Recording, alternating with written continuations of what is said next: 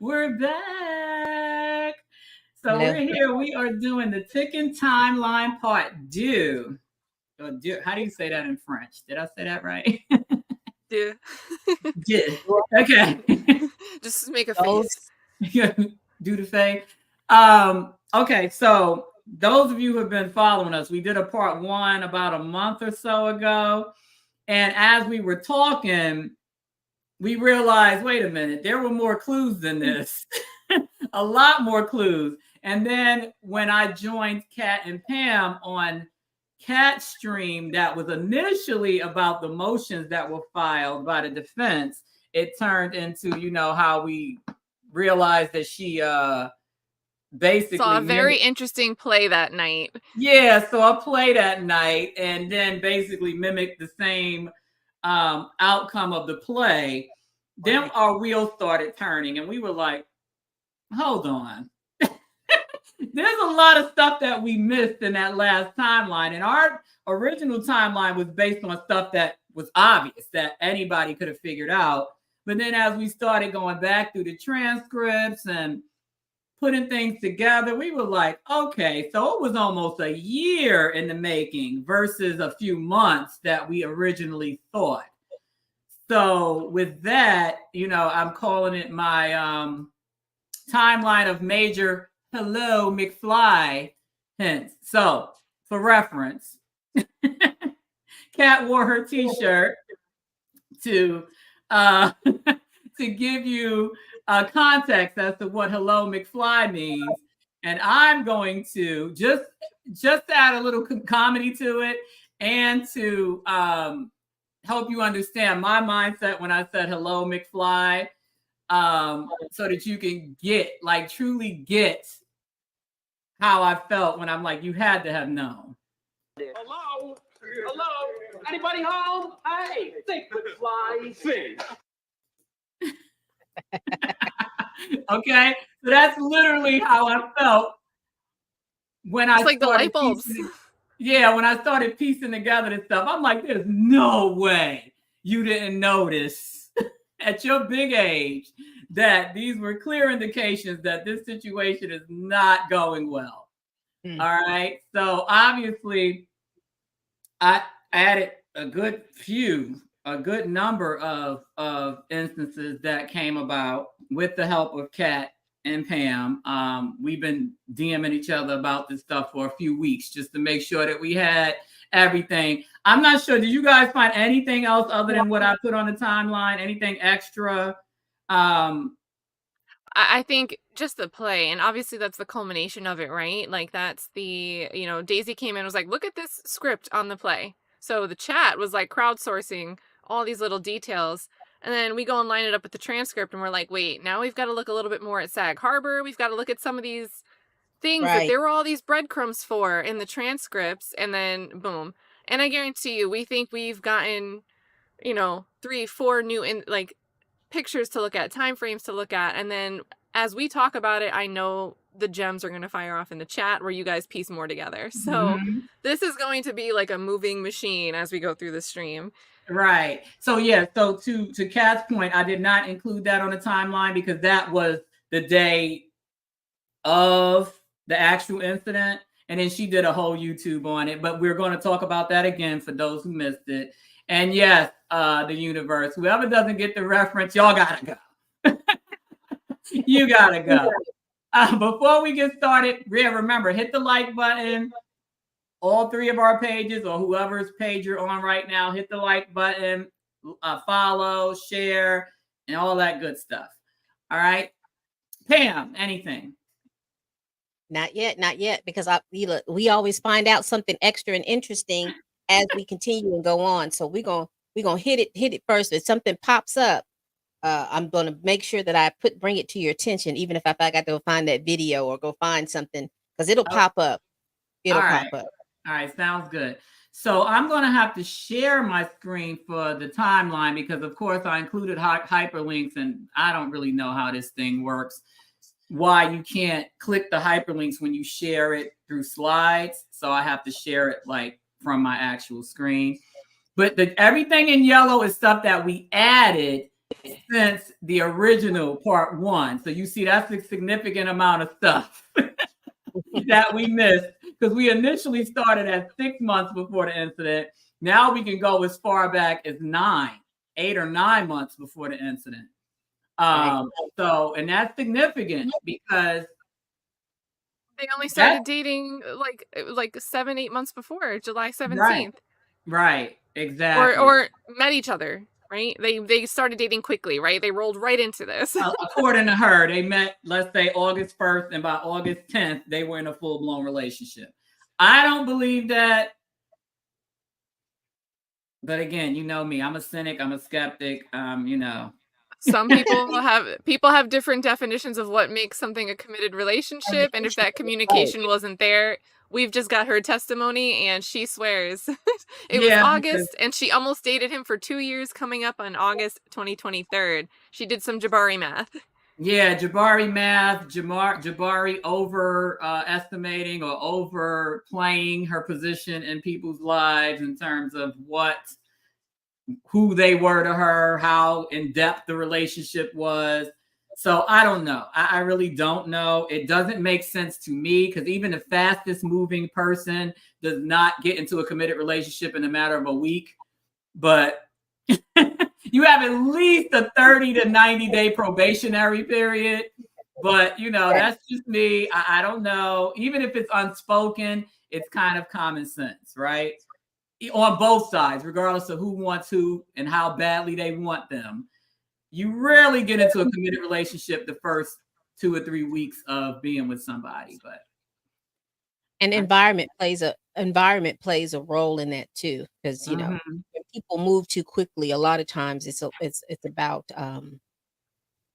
some sort of I don't know if isolation is the word for it, but when you're not in your comfort zone, more to say, people seem to rely very strongly on another person because they're in a situation where there's just nobody else there at that time to be able to bounce other things off of. So that's the only thing that I can think of.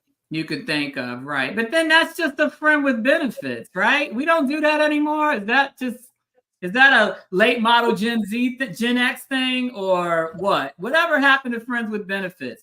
Why can't we just be friends that occasionally, get it in? Like, why do we have There's to a lot of people that will say they're fine with that. They'll act like they're cool with it. And then when they're in it, they keep pretending they're fine with it. But all along, they really want a commitment that someone else may have already told them, hey, I'm not looking for a commitment. Right. But the person sticks along like, that's fine. And it keeps rolling and rolling and rolling. And they're really the whole time, their whole goal is that commitment. And then we end up with a lot of trouble a lot of times. Because you see that person the way you want that person to be, other than the way the person actually is.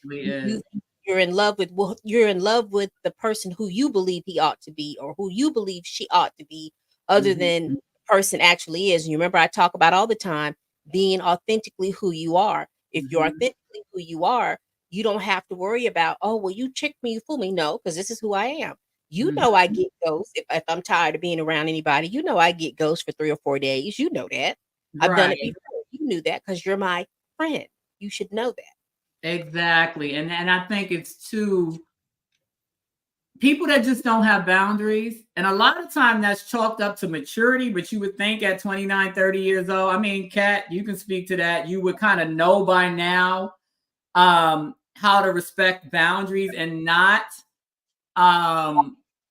feel like you're going to reprogram somebody. People are who they are. It's up to you to either accept the way they are, or obviously people change. You can change, especially if you want to stay in a relationship. You're going to compromise certain things, like I'm late all the time. Okay, I know this person doesn't like tardiness. I'm going to be intentional about not being late. Things like that. I don't like to go to the movies, but this person likes to go to the movies. This is something they like to do. I'll make more effort toward going to the movies. Things like that. But if then you end up liking to do it, right? It ends up being fine. Right. But then there's certain non-negotiables. And that's where we have an issue because, having standards, my generation, if you look at discourse on X or even like some of these podcasts that come out, sometimes it's controversial for someone. Oh, text messages leaked about someone's relationships. This happened with Jonah Hill and Sarah Brady. It looked like he was being so controlling and mean because he set forth what I characterize as certain standards. I'm not comfortable with certain types of pictures, or, you're just in a bikini. And like, yeah, that might sound controlling if you frame it as her posing like in a photography shoot for her surfing. She has brand ambassador deals. But if you went to her Instagram, it was actually just close-ups, point of view of just from like middle of her waist to middle of her upper thigh. And it was just a thin bikini line. So it's like, all right, you get some people defining standards as something that's blasphemy and that it's controlling to have in a relationship. And I diverge from that. I feel like that's more common in my age group, that standards are looked down upon. I feel like I diverge from where the younger generation below me is trending on that. And then it must be shocking. It seems shocking to you because you're like, no, it's normal and it should be okay to not want to be, stuck with somebody where it's not going to keep moving in the same direction. It should be okay to break up with somebody. Exactly. And not have your entire text exchange put on social media. But that whole thing with her releasing those texts, that was playing into that Me Too nonsense. You know what I mean? And then it didn't go the way she planned, because you're like, these are not unreasonable requests. And it clearly was something you discussed way before now. But because you're not together, you're going to try to make this guy look like some old crotchety controlling. You know what I'm saying? And he had a new ring on his finger and a baby that was just born with a new girl. That's when those were released. And then that's one thing, right? That's PR issues. That's social media attention. But you get into the realm of what happened with something like Jonathan Majors. And now you have the state coming in. You have them trying to prosecute Jonathan Majors. And then they're taking that same play-in on the Me Too and saying, well, we're going to take Jabbari's desire for a ring on her finger, and we're going to retrofit that to our theory of this case, that there was abusive behavior, a pattern of abuse. Right. So that's a whole nother level to take it to, because now that's not just someone on social media posting something and trying to get, people like, oh, girl, it's okay. Sorry you went through that. This is a government body weaponizing that in the criminal justice system. But there's political, this is an election with the press. I'll say that again, Pam. I said it's one thing to be the government body, but also then to be in collusion with the press. Yep. Well, it's an election year. Anything goes, right? You got the presidential election. You got a lot of mayoral elections happening, gubernatorial elections, DA, because this is his 4th year. Everybody's trying to, advance their own career at the expense of other people. Because you see this in almost everything. It just happens that we got Jonathan Major caught up in the matrix too, right?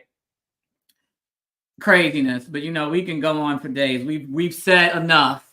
And the core issue, and why we have this on our screen right here, is journalism used to connect these dots. It used to follow the timeline. It used to do the look back, the trace back. Where did this all come from, and how did we get here?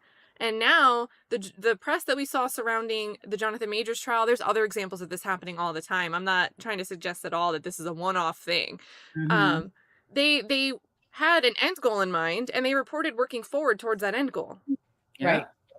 Yeah. And the end goal, the verdict, wasn't the verdict that they were working towards. And they still tried to make the verdict a split verdict with two parts that were acquittals on the intentional stuff. They still tried to roll with that momentum as if it was what they always predicted it was going to be. Exactly. It's just nuts. And so many reverse people of what they should be fell doing. for it. So many people fell for it, and it's scary to me that so many people don't understand basic charges and what a conviction of those charges means. Because that means this can happen to you, and you don't even realize that it's not that big of a deal. Because they won't until it happens to them. Yeah, I'm thinking about too. It's interesting when I look at the media now, because now all of a sudden, I said it before, we get this kind of media because we have so many corporations owning media companies now.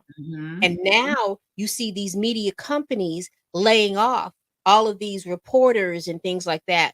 Now, all of a sudden, you hear them talking about, because I did a video about it, Now all of a sudden you get the importance of being in the courtroom and reporting the stuff as you see it, not sitting down with your report already halfway written, and then you're just going to be plugging in the little different things to fit this narrative that you put in. Now you see the importance of going to court and reporting the information as it is and putting it out there so people can make and informed decisions about what they see or anything like that. Because you're giving us factual information, not this narrative that you have put forth, and you continue to roll and run in. And then when people start reading the transcripts, shout out to Kat and shout out to Danny, when you start reading these things and you start seeing was reported, that's not what you see. All of a sudden, the only thing that you're hearing about, and you have our community, Danny, ranting and raving about somebody talking about Coretta Scott King when it quiet as it's kept and loud as I'm about to say it, most of y'all didn't respect the woman in the first place. Hank didn't respect their legacy. So all of a sudden, and I was in the gym the other day, and one of the songs on my playlist is You Make Me Better by Neo. And there's a part in the song that the guy says, you need to be my Coretta because I want to be a king, something along those lines. And I was so ready to post that snippet with the song, and I said, no, I'm not trying to reactivate this bullshit again. There's another one that's partially viral. He's younger, he's up and coming. He's more of a writer producer that started doing his own music, and it's called Up Like Coretta, and it's got like millions of views on YouTube. People quote the bar. It has Paige. What's her name? The girl, she's in the show Power, the Power Book 2. She was dating Tariq and they put her in witness protection. She's really pretty. She's someone's niece. She's someone famous's niece. So, but she's in that video. Like, it's not just a nobody type of deal, but it's like Up Like Coretta is the bar. Right. And this is not the first time I've heard several hip hop songs that mentioned her, but when I heard that when I was working out, I was like, here's another one. And this dates back to like 2006.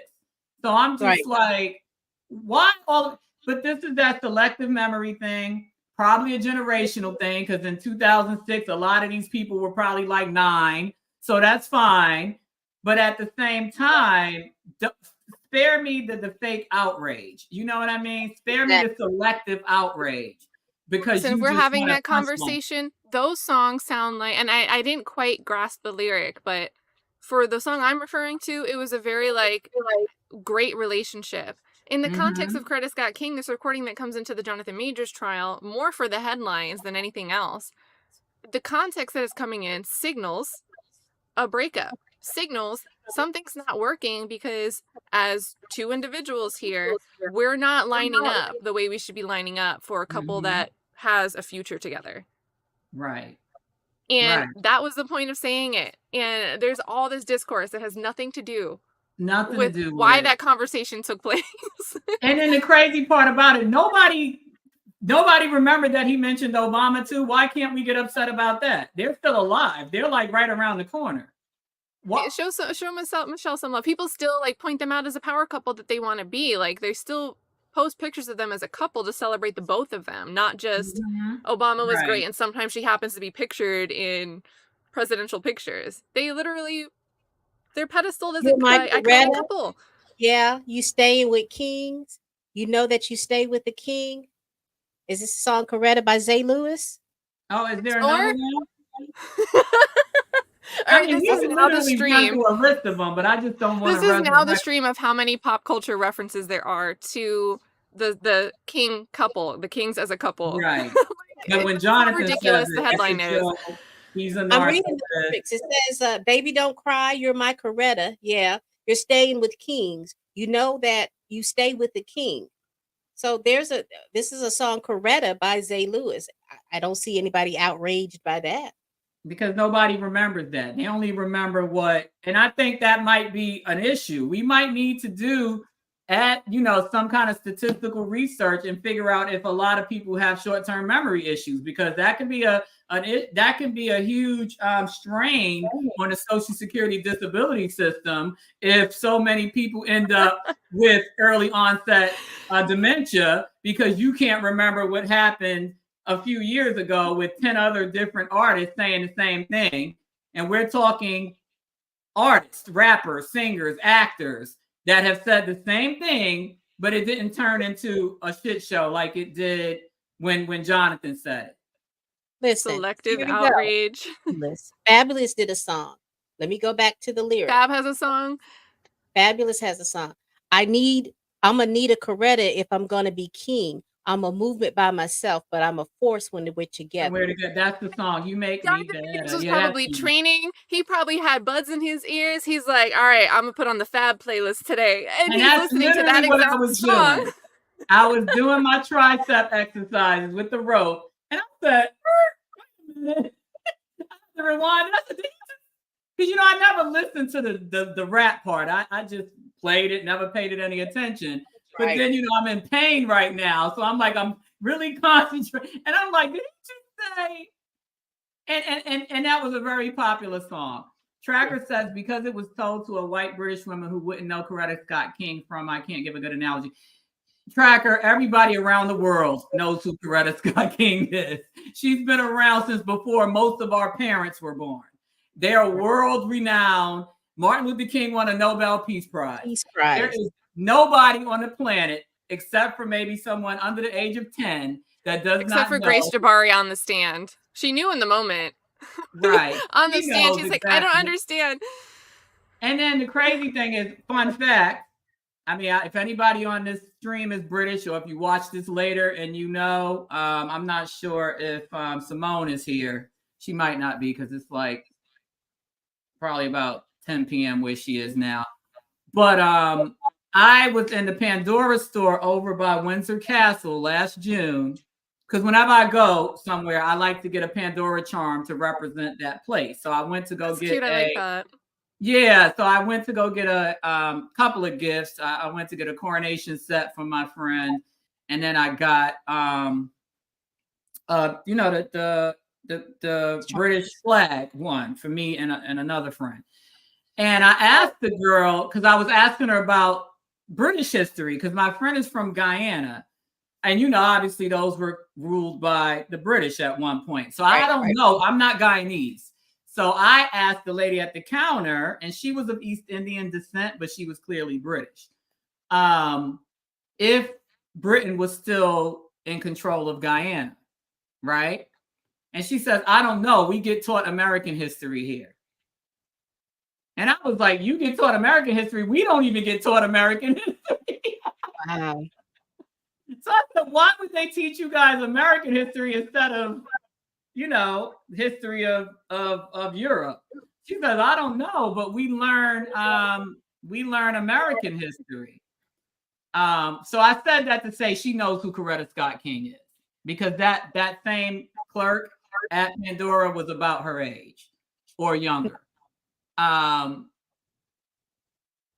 Exactly, Belvex. Martin Luther King is a worldwide role model, right? He Right. If he was still alive, he'd be about 98. So everybody knows who he is, just like they know who Malcolm X is.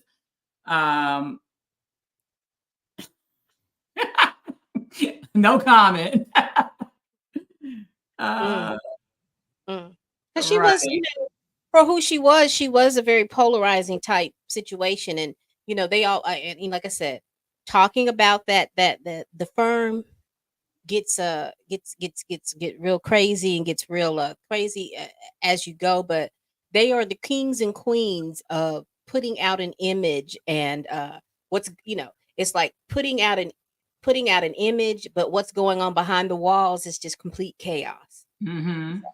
Right. Exactly. Well, we already know that, right?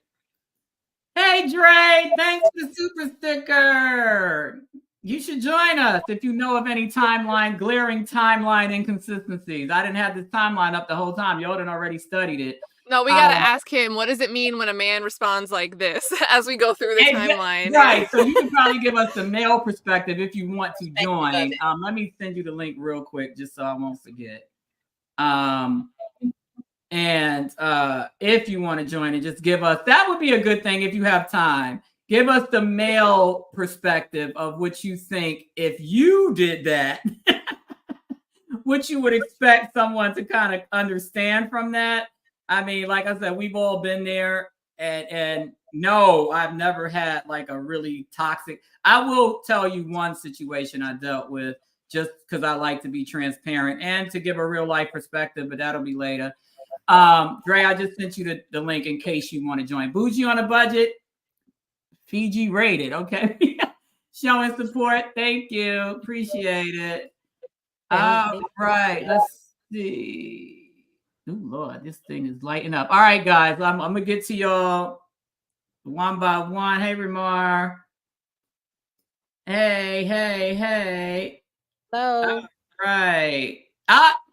It's something to consider, kind of like how the drink champs and all those people get together and shoot the shit. Maybe we can too, That right? podcast. Yeah, that's a podcast. You could do that. That would be cool.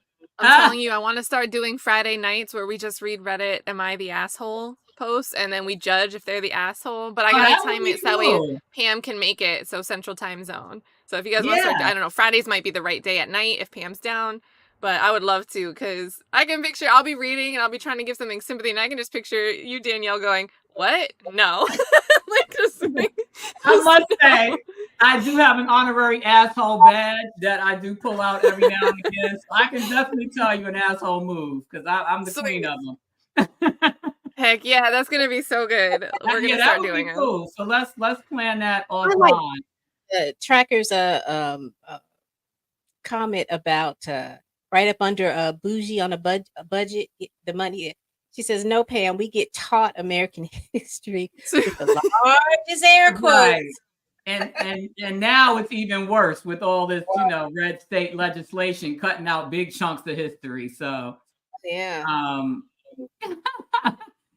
She didn't even know her own fiance, who she was supposed to have kids with, graduated from Yale. So who knows?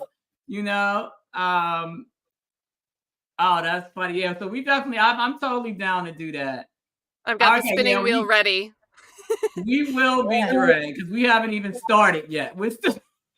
All right. So we've got 30 minutes to speed up on this timeline, and then Dre's going to come in and tell us about it.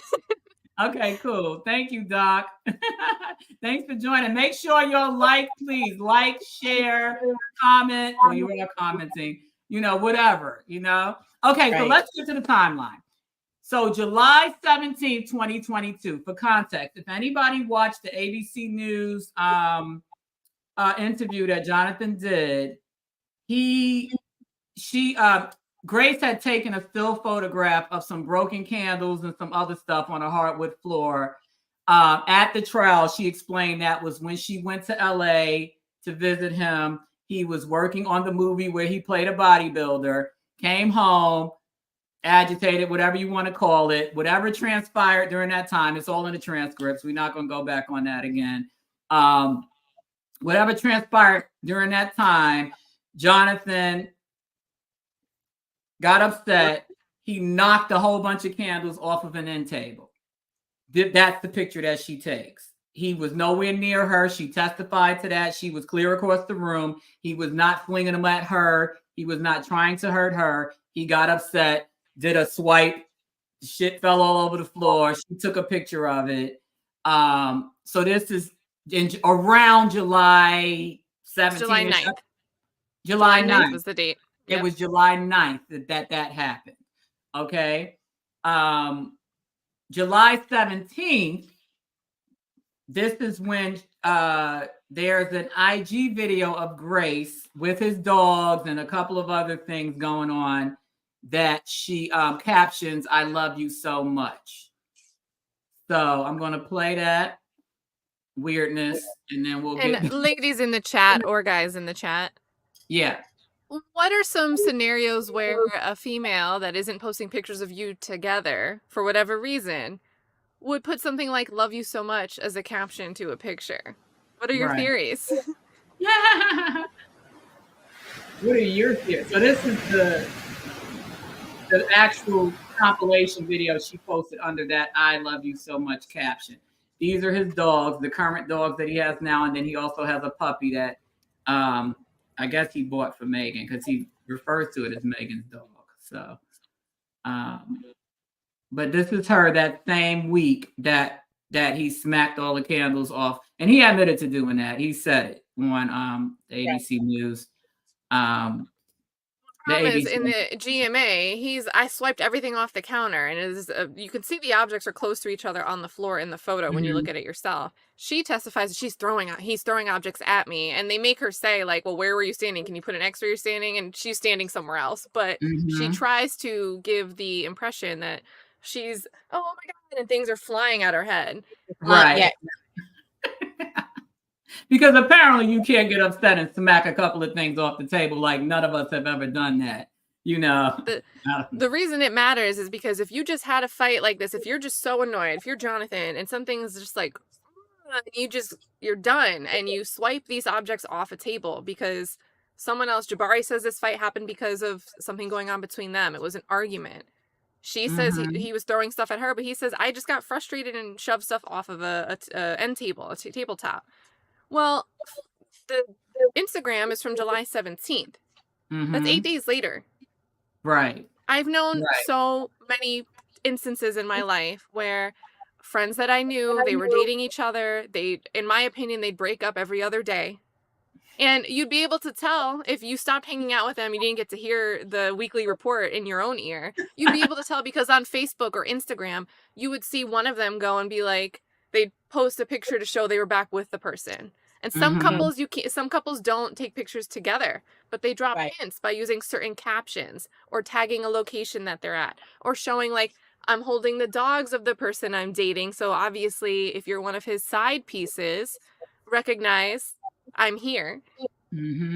So to me, it's very suspicious that we don't have her ever caption photos this way or compiling videos showing Jonathan Majors things, except in this moment, a few days after a fight, she's showing, I'm still here. I'm still here. I'm still here, bitches. Yeah, like that. Yeah. She definitely loved the first class ticket because that was, I think, highlighted when she started describing their life when she got to New York, right before the actual incident. With almost like she was a kept woman. Oh, he gave me his credit card, told me to use it for groceries and this and that and da-da-da-da-da. And you know, he didn't want me using my own money, and you know, that kind of thing. She started trying to create the narrative of her being this kept, you know, house. Oh, we talked about having children and the names of our children and getting married, that whole thing. Mrs. Majors, all that. So right,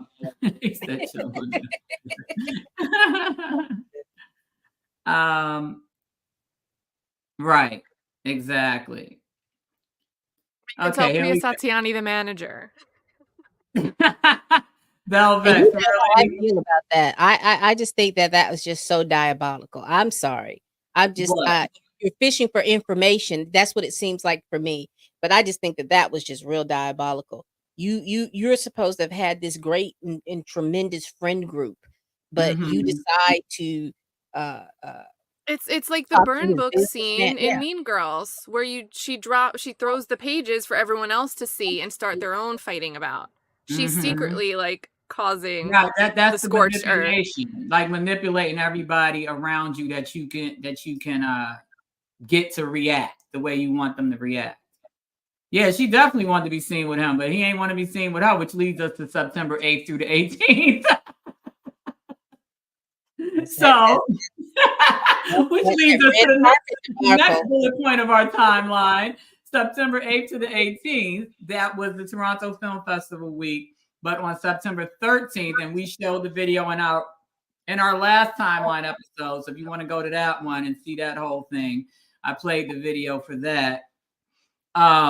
This is where the first and only time that you see them together in the same moment for the public to see. First and only picture of them in, you know, a public arena where everybody can say, okay, that's Jonathan and his girlfriend because they're holding hands, right? But in that same video, in part one of the ticking timeline, you also see him wring his hand off of her hand right after the picture is taken. So go back to that and look at the body language. I think I looped it twice and then I actually pointed that out. in that video. So this was a hostage taker situation. That body language was not good. That body language, and I'm so glad that the camera person, whoever that was, got it. captured that moment, because that body language was not good at all. Look at his face. Just look at his face. He's looking like, he looks tired. I can't believe she showed up and grabbed my hand, and because she started walking past at first, and then she kind of pulled back, I guess, because somebody was like, "Oh, get a picture," because she walked past him, and then she doubled back as if someone said, "Oh, come back, take the picture." So, and his face is like, look, definitely go back and watch that because it's very telling. So again, you see him walk, but it is very telling because there's a portion of it you see him having this big smile, and then when she pulls up, you got that stone face. Yeah. It was almost like, damn, why'd they tell her to come back? And then after he wrings her hand off of his, you can kind of see where he whispers in her ear and kind of like scoots her along.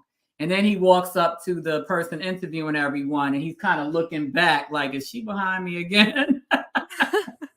First he does a face like, whoo, and then he kind of looks back just to make sure she's not lingering back there.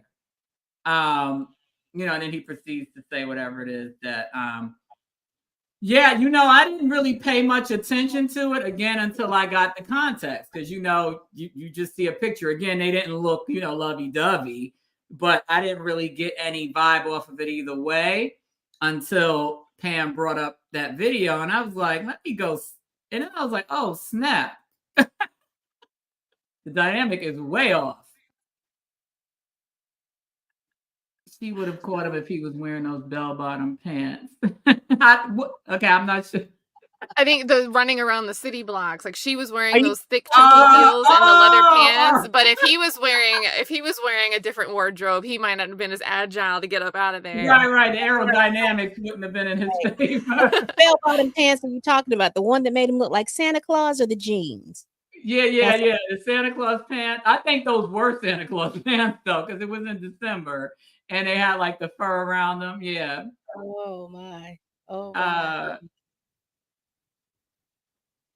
Ida, I don't know. I speculated that it appeared to me that it was a last minute kind of, well, I'm coming. I don't want you to come. Well, I'm coming anyway. And he gave up. You throw your hands in the air. Right. Because I think all of us know a couple that is like that, where they can't go somewhere without each other. And if you've ever been over at their place while they're getting ready and one wasn't going to go, but then the one decides they want to come, it's like they have to fight before they go out and do anything together. Like that could have been what they were like. Right. And I can't be late to this event. I don't want to get there and have an attitude or be flustered. So just whatever, just let her be. Because she doesn't look like she was prepared at all. She had on no makeup, hair wasn't done. Outfit looked like she just took something of his out the closet and threw it on. No bra, no, shoes. She just did not look like she knew she was going to a red carpet event.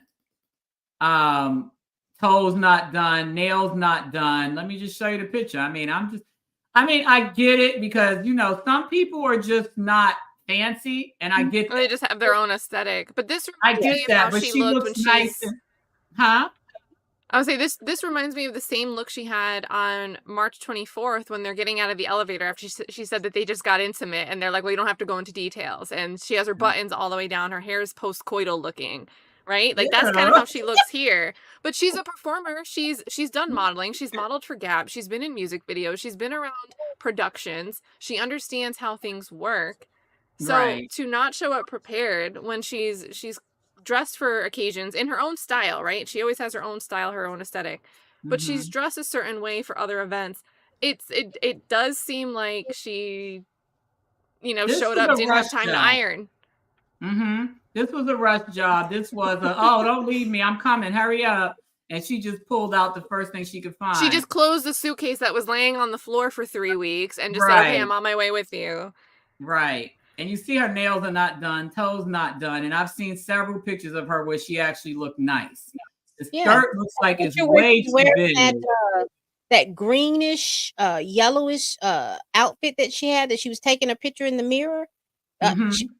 She Right, looked her done. nails were done in that picture. So she definitely knows how to get dressed when she wants to. But if you look close up, she has not one stitch of makeup on. Nothing. Nothing. That one's too big. Nothing. No eyeliner, no mascara, no blush.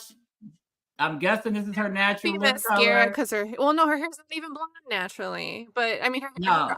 her eyelashes look black to me. So Blackish hair. I guess that's lip gloss. Hair definitely not done. No bra on. I probably don't even have any drawers that's on. probably normal though. Who knows?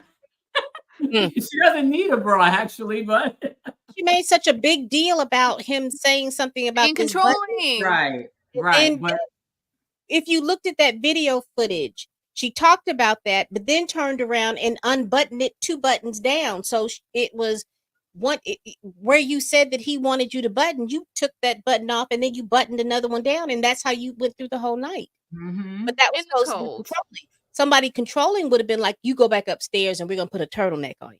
or maybe he just realized, what am I arguing about this for? There's no Get her. cleavage. There's no cleavage. What do I even care for? I have more titty than she does. Well, Megan wears revealing outfits Very. in a classy way. Right? She always looks good. Right, but the You titties know. are always out. So I Yeah. don't know. Yeah, and even at the trial. So I'm almost wondering if she said that because she saw Megan sitting there like that, because almost every single day of trial, Megan's cleavage was out. And I think that was strategy.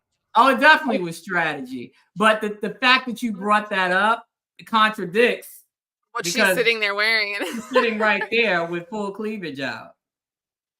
So yeah, I was a little confused by that too. Yeah, it's definitely Canadian New York. Yeah, Toronto is New York. It's literally It's a on shuttle the other flight side. away. Not even you can like walk if you feel like it. The Niagara Falls is like on both sides. Yeah, it's on both sides. Let's see. Probably, and she probably was already sauced up.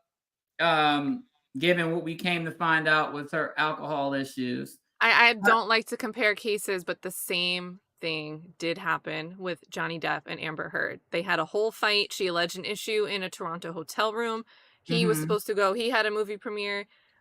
She wanted him to stay in the room, and there's a recording of it. It's the very first video I have on my channel. I only created the channel I have because I needed to host an 18-minute video with captions put to it. And in it, she's just like, no, baby, stay. Why would you leave? And she's freaking out. And then he gets so drained, he goes into another room and closes the door. You hear him get away quietly on the phone. He gets distance from the microphone. And you hear her pouring wine. You hear her talking about some type of pill. Xanax? Oh, Xan. She leaves that. She's like, I put them near your door. So she realizes that he's like not going out anymore. And she's just like, drink some wine, take these pills that calm you down so you don't want to go out and have energy to go party. And it's like, I don't know what it is about these big events, but some couples, they get together and they act like they're built for it, but they don't like seeing their other person out there getting attention from other people, especially in the professional world.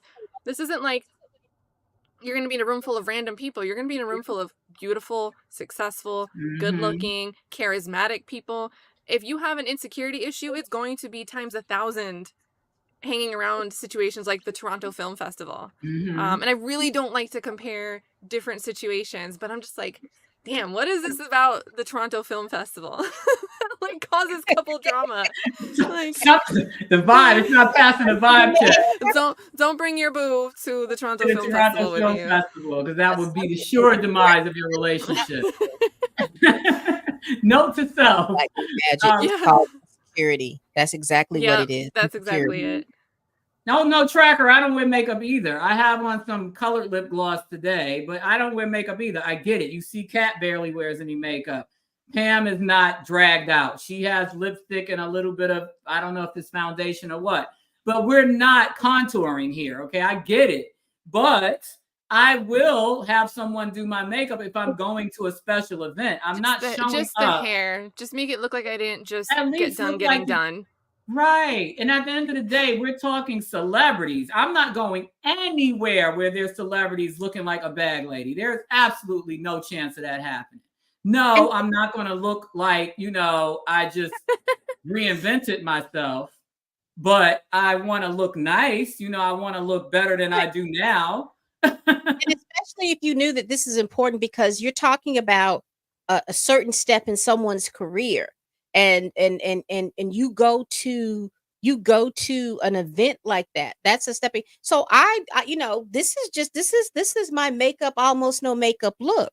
But if I'm going to something like that, my face, like you said, I'm going to get somebody to beat my face to the I'm goal. beating my face. No, I'm not going to look like a totally different person, but I'm definitely going to look way better than this. I'm not going anywhere near a celebrity event like this. Like I'm the help. Like, there's no way. Of course I'm sassy. And then I'll get home and wash it all off. But yeah, I'm not gonna, go. As soon as this stream is over, baby, the face routine it picks up. Oh yeah, I'll be right back to it. All of that. Yeah, I mean, there's a time and a place. Well, and don't forget, she claimed those toiletries as lost, damaged. Like, she claimed expensive toiletries, like someone that has an actual routine for things. Right. Yeah, see, and that actual routine thing, I know a lot of people poofed on that, but for someone that does wear and stuff like that, if you had all of the stuff that you said that you had across your face and your neck, scratches and stuff like that, as soon as you would have put that toner on with that little alcohol or whatever's in that toner, you would have felt that. And I've said that before, but a lot of guys don't get that. They're like, makeup, poof. But if you're listening to someone talk about a makeup routine and putting on makeup and taking off makeup, you've got to figure out, is it alcohol based? Is it oil based? Is it water based? What did you use on your face? Because if you had all of these different things, as soon as you'd put that toner on there with that alcohol in there, baby, even if you wax or something like that, you put toner on your face, that stuff will sting. So those things may not sound important, but for someone who wears makeup, it's an important distinction. It's one of those minutia things that we think about that, again, like I said, it's just that little bitty thing. But if someone would have pressed that, I think if she would have pressed it in a different way. I think she knew. We saw the vitamins in the bathroom shelf, and then we finally saw Lucero's body cam, who took more of a vantage point. He looked around the bathroom more. We only saw, like, if you look at that Lucero body cam, the medicine cabinet is like a circle-shaped mirror window that opens outward. And it's open in a way where the mirror is facing where the closet door is. But he careens, he walks up, and you can see him holding the camera out in front of the open medicine cabinet door. But he never careens and turns around in a way that it shows what's in that circular-shaped medicine cabinet. Right. Let me ask you something from that vantage point. Could she have been using that mirror to see who was coming and going from that vantage point? Great point. Right. So she knew when to play dead. Yeah, if she was laying down, the mirror would have been right behind her head. Right. But she heard him too. But she heard him, but then she didn't hear anything.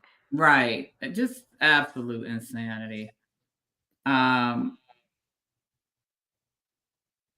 why were you passed out? Yeah. Because that's in that whole thing, the only thing that I think that I really, if there was something that I wanted to have come in that didn't come in, I do understand the arguments and stuff like that. But I really do think that those text messages that she did that night, those 766,321 that she sent out, trying to get the attention. See, no one ever mentioned, because you hear the 911 call. Why? That's the only little thing that kicks based and bothers at me. I received because of the fact that the 911 call was precipitated because he had the text messages showing that she had made reference to pruning herself from the timeline, and how all of that got poof.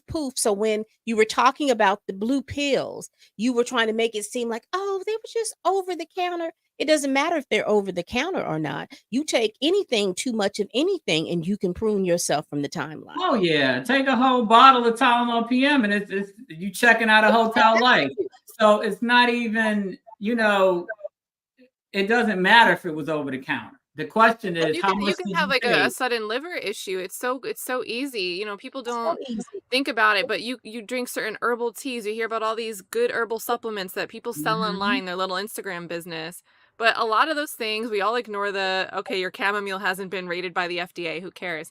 But some of those herbal Thank you. teas, the mixtures can trigger if you're also taking like a Tylenol, Oh something with yeah. acetaminophen. It can also trigger, I don't know, HDL is not that's like cholesterol stuff, right? But there's something in your liver that can be triggered by that type of stuff. Oh yeah. Just by things that you Absolutely. might do on the daily Liver basis just failure. to deal You with can go into cramps liver or failure.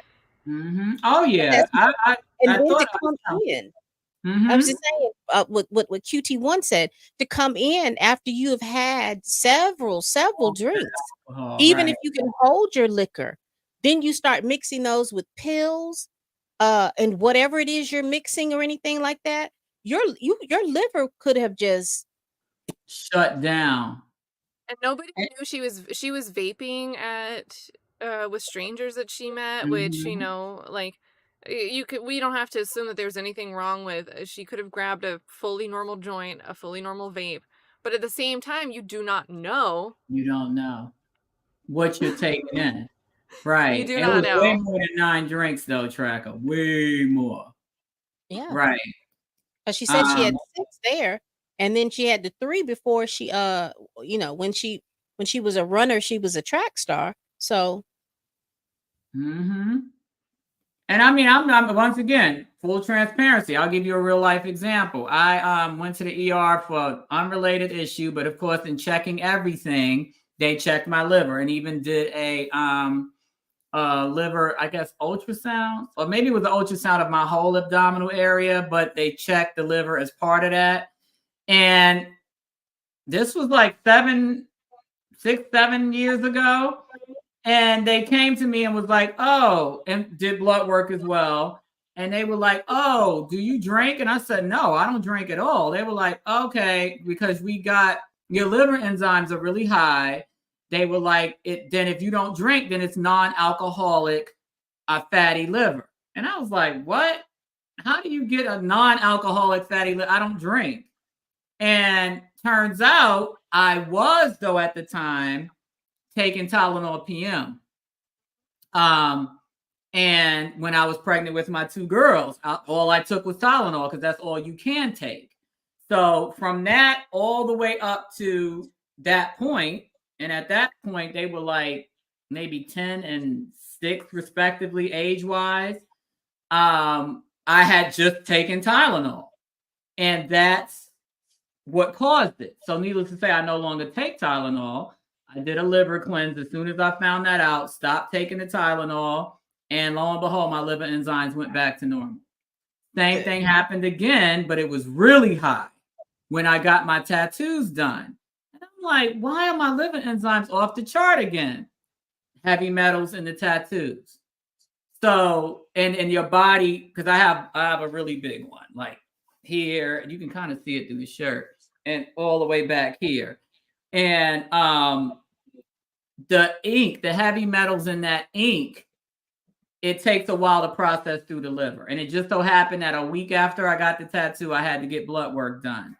And same thing, it came back super high and off the charts high. And I was like, yeah, I think it's the tattoo. So we waited a couple more weeks, did it again, and it was normal again. So it has cumulative effects. Because yes, if your levels take time to get back down, but if you keep stacking up with daily behaviors, it keeps staying up. That's why they tell you to space out certain medications, certain, even certain sports drinks that are really amping you up, creatine powders. You're not supposed to just drink that all day. But what do you do when you're hungover and have a headache? What do people look for? Tylenol. They want strong painkillers. So if your body still has alcohol in it, if you have enough to have a hangover and you wake up with a hangover, you're not 0% blood alcohol content level. And then you're grabbing something like, this is like, guys, please don't try to take pills with alcohol. You can do it once. You can do it once and, it won't make a difference. But the problem is it's cumulative. You think, oh, I did it once, it didn't affect me. You won't know it affects you until you have to work it way back and try to reverse it. You have to we know Grace Jabbari was looking for stronger painkillers when her head hurt. So we've established that she likes painkillers, and we all know that opioids they will they will tear your liver up. Drinking to the point, drinking until you exhaust yourself and knock out, fall asleep, wake up with a hangover, start your day by taking a painkiller, wait till you can start drinking again. So you're doing that all day. Yeah.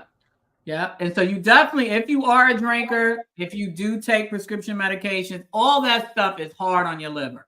If you get tatted, I like tattoos. No, I'm not a biker babe. I won't be having, sleeves and, none of that. But I do like tattoos. But you must know that with the first month or so after you get them done, it's going to mess with your liver. So you should probably get a liver cleanse. Same thing, weight loss. Right. I did lose weight. All that stuff. Go to the gym. All that stuff affect. We always go off topic, right? So now we're over here talking about livers. Okay, but have a living trust and take care of your liver, people. Do the occasional liver cleanse. The one I like is I do sublingual drops for I think 30 days. A 30-day sublingual drop thing I do once every quarter or so. Just, all that stuff, especially if you take a lot of medications, whether it be necessary or because you have, pain or whatever, and you take Tylenol or ibuprofen, you definitely need to be cleansing your liver periodically, because if you do drink, that just compounds the issue, and can lead to other stuff. Yes. Yep.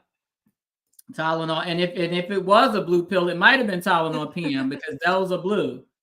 Especially when you don't have a job.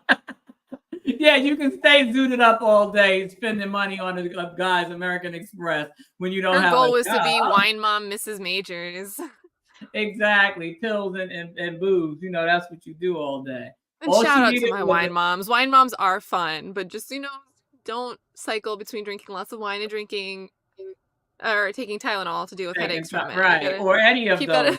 Right. Naproxen, all that stuff. Moderation.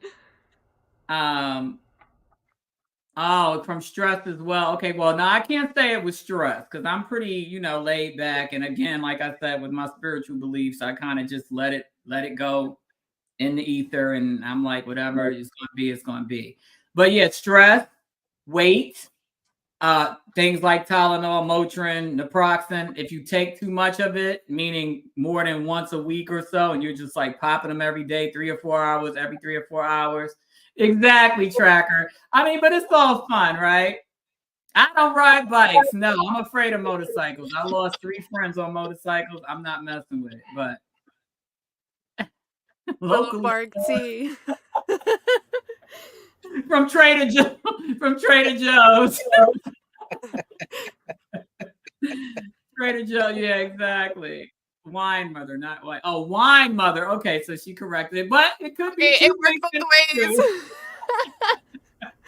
2 things can be true at the same time. All right, let's go back to the timeline because we just always go off the rails. I don't know. Sorry, my dog's barking. So if you hear him, there have been wine involved at this September red carpet thing, the Toronto Film Festival. So wine could have been related. We don't know. Yeah, because she seems like she does. Well, we already know that she likes to drink, so that's a foregone conclusion. Her eyes she doesn't like to waste, because that testimony. We opened the bottle and I didn't want to waste it. Like, girl, that is straight alcoholic 101. Right, and we'll get to that soon. Exactly. I don't want to waste it. Like what? You're not poor like us. We don't have to, conserve wine because we don't want to waste $5. I'm sure you could afford to waste that bottle, Grace. Okay, this dog is driving me nuts. Let me text.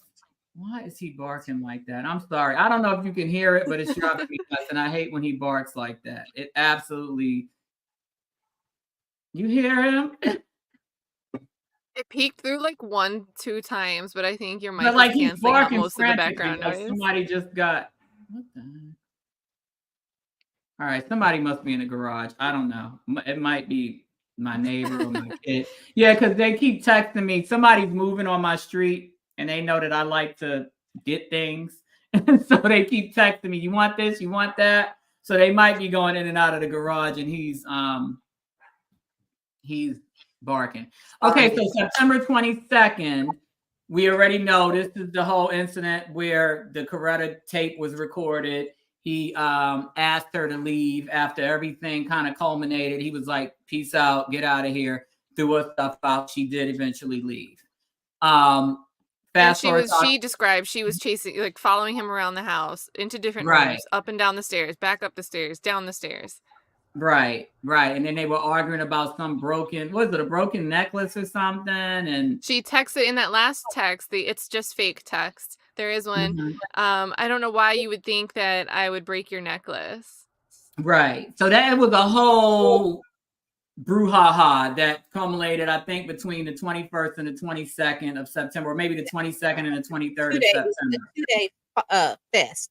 It was a 2-day fight. It was a 2-day throwdown. So it started with her coming home drunk with the other girl named Grace, basically embarrassing him in front of his trainer. Wait, it was her other friend Grace? There's another Grace that's in their crew on Instagram. Well, the girl that she got drunk with at the pub in London's name was Grace. I don't know where she came from. That's one of her like long-term friends. There's a Gracie. There's another Grace. So that's her. That was her that ended up having to leave with the trainer once the food got there.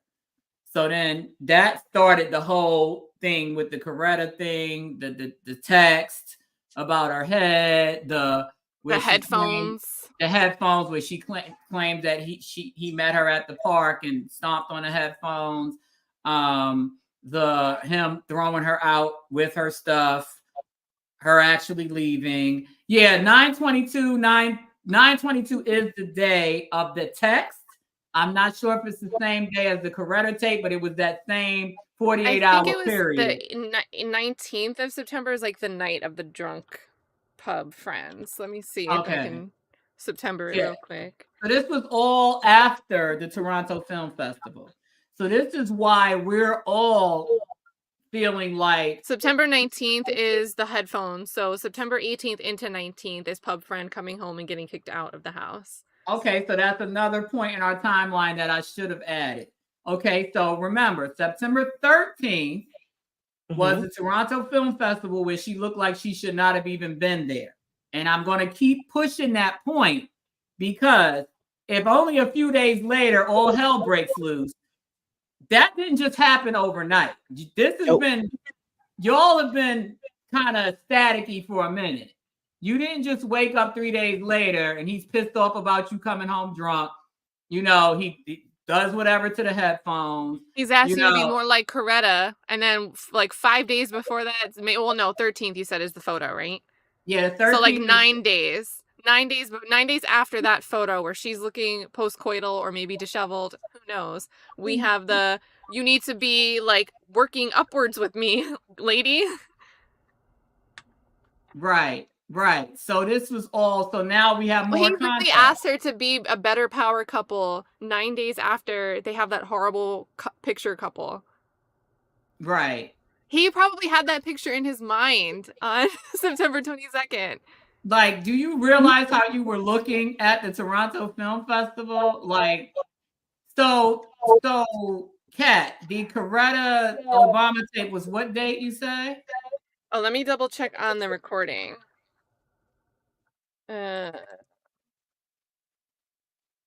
So keep in mind, September 13th, red carpet picture.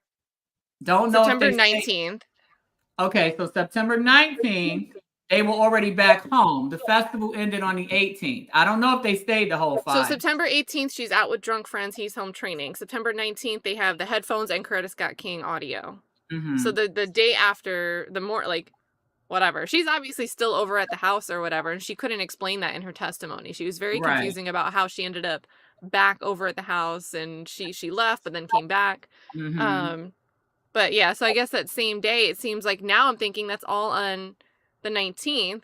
She was in and out of that house, then came back because she was talking to her friend and tried to record. That all happened in 24 hours. Right? Like, why don't you bring your friend back with you when you weren't out drunk? This is just a few days of just theatrics. Basically. Basically. But you didn't notice that this relationship was probably doomed, right? Right. The headphones he probably paid for, so hey. Well, not for nothing, but if he has someone looking at like the Lipstick Alley, that picture was probably, if not posted the same day, probably posted the day after. Mhm. That one of them looking disheveled, you know. So a few days later, he's probably thinking like, I'm on the internet looking a hot mess with this girl that people are now realizing I'm in a relationship with, and I'm not in a relationship with, and now this makes October 11th so much funnier. What we're about to get to. Because this is where this is my point.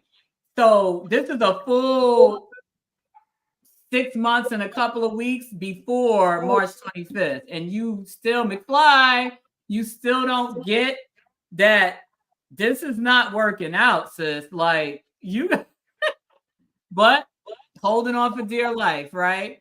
Yes, we're doing investigative journalism with receipts. Yes, we are. Let's see, Callie. Okay. Oh, wait a minute. Yeah, there were two. That her and her friend. Grace and Gracie. Someone posted spot on if he wasn't in fake trouble. I'm not sure what that means, Hazel. Go ahead, Pam. You said Grace and Gracie. Grace and Gracie. She calls herself Gracie too. So yeah. Denise, no, he wasn't saying the necklace was fake. He was saying in the text he was referring to, was it Kat? Because I'm information overload right now. He was saying it's all fake, the suicide. No, they didn't. So it's just fake is the first thing under a block of tons of it's all blocked off. Text that we the first thing you're able to see is it's just fake. And the only additional context we have is from the Good Morning America video. He's like, I thought everything was good. We had broken up, but then we talked about it. And so she came over. She stayed the night. We woke up in the morning. I thought everything would be good. Everything was fine. Got it. And so I looked at my phone. And they cut out the whatever it would have been that she was blasting off to him. That was about the head thing, right? The text about her head or whatever. And no, that was further down. No, that was another. That was the same. That incident. String. Yeah. Mm-hmm. All right. Yeah. So okay. So so October 11th. So again, this is what 2.5, 3 weeks after the whole thing in London, where he eventually tells her, "Peace out, you gotta go," and she goes. He has an interview with Men's Health magazine, and on Twitter, and that's in part 1 of the ticking timeline. I post a screenshot. The actual reporter, she tweeted that after the interview, Majors contacted her and said that he was very single. Okay. That was very funny timeline. So that was very intentional. Oh yeah, because you knew she's going to see it, and it was tweeted. It was tweeted. And why did you go back? And you know what I'm saying? So I don't know. Maybe they were talking about something else. And he's giving this interview knowing that picture was out there of them at the Toronto Film Festival. Mm-hmm. So then he does this major interview, and it seems like he was like, oh my God, while the question came up in his head, he's probably like, because he knows Grace Jabbari is sticking to him, trying to make sure the relationship keeps working. There's already indications up to this point. They've dated for about a year. They've known each other about a year at this point. And there's multiple indications that there's been separations. Do not forget that in June 22nd through 26th of 2022, when she is at the Glastonbury Festival, she tries to make it seem like he was controlling and latching onto her and like basically trying to smother her while she was trying to be at this festival she goes to every year with her friends. But then she flubs. She trips up on her own words because she testifies that he gave her radio silence for days. She couldn't even quantify the amount of days that it was. Right. He stopped talking to her at the end of June. Then we get to July. They spend some time together. She does that I love you so much. Then they're breaking up again during this multi-day fight. Then they get back together one morning, and there's a weird text message thing. Then in October, he finally goes, I am single, because the whole internet sees him with this hot mess. And he's like, the And they're personality isn't worth dealing with this. Right. Poor thing. Timelines. I mean, and you know what? No. Backtrack. But you want to know something? We're actually doing a public service to all you young men out here. correct. And women. And y'all just can't get a hint. And it's no fault of your own, because a lot of how we process relationships is based on who we were raised by and what they taught us. A lot of us, didn't necessarily have father figures in our lives. Even if you had a father in the house, a lot of times fathers are hands off. They just come in, drop the money off, go back to work. A lot of them are not involved in teaching us as girls how to navigate relationships. My daughters, they have that. Thank God. I tell them from a woman's perspective, but you need to hear it from a man's perspective too. If he does this, that's what this means. If he says that keep it moving. If he don't, do not cast your pearls before swine. They have that. Thank God. Because I can only say but so much. I don't want to project my own insecurities onto them. I don't want to project my own damage onto them. So I'm glad that they have a man that can say, this is not right. I get it. You love this person. You're in love with this person, but this is a sign. You need to keep it moving. You know what I mean? Or put him on ice, or dial it back a little bit, so that you don't get hurt, Yeah. And you also have to understand that I talk about authenticity all the time. We as women will love who we think a man is supposed to be or is going to be, instead of loving the man that you see. Mm-hmm. And that's where you get caught up, because love potential. You can't love potential, and you can't love who you think this person should be. If you marry a police officer, you know that police officers at some point are going to put themselves in some kind of danger. You can't marry the police officer thinking, oh my gosh, he's such a hero, and then get mad because he goes to work. Right. Those things don't match up. You can't, you have to see who that person is and figure out if what he does, does it hit your red flag or your non-negotiables? If it does, we as women have to understand, stop with this scarcity mentality, thinking that, oh, if I don't get a man, or if I don't have this man by this age, that's scarcity mentality. And that's why a lot of women are in relationships for over a long time with people who they really aren't compatible with, but they're scared, because women are trained to believe that if you don't have a man, your life is a certain way. Right. Anybody, whether male or female, woman or man, girl or boy, however it is you identify, everyone should be bringing value to your life. Mm-hmm. You should be sacrificing everything of who you are, what you do. You shouldn't be doing those types of things. And this is just a hint of like this relationship. If you should be able to say enough is enough and it be enough. I saw somebody say earlier that she's a linger and a clinger. I would probably agree with that, because there's a lot of us that linger and cling on to something that we know that's not working. Right. And I think a lot of it too is that we're programmed to think that by a certain age you have to have this, that, and the third. And that was true, in earlier generations, even in mine, being a late model Xer. I'm going to keep saying that because I'm a late model. Okay. You get taught, oh, you got to have a baby by this time. I was in my 20s when I had my first kid, right?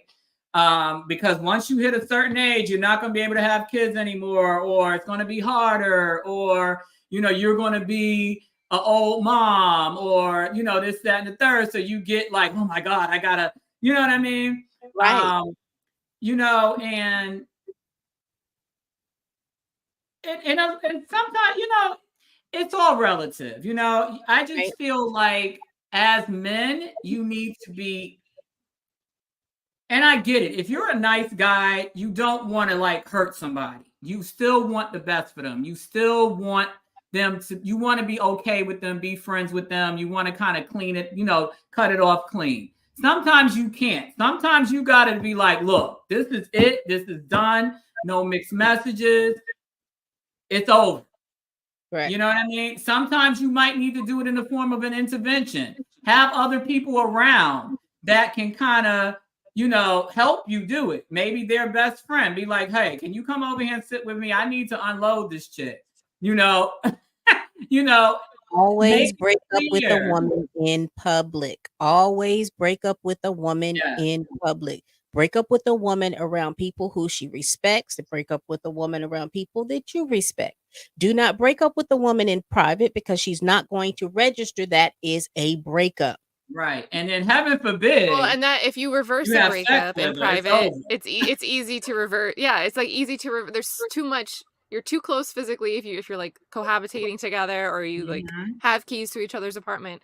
But then there's the other issue of like, if you don't tell somebody else that this breakup's happening, you don't need to deal with the shame of, oh, we got back together. It's like some people are fine breaking up and getting back together and everyone can know about it. But a lot of people don't want to break up with someone publicly and then get back together with someone. So that kind of like public knowledge, or at least one person knowing, gives you some accountability. Could give both individuals accountability to stay separated. And that could end up being healthy. You guys can both work on yourselves and then maybe come back together down the line.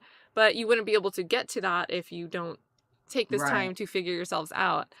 And I was staring off into space because I pulled up the other Grace.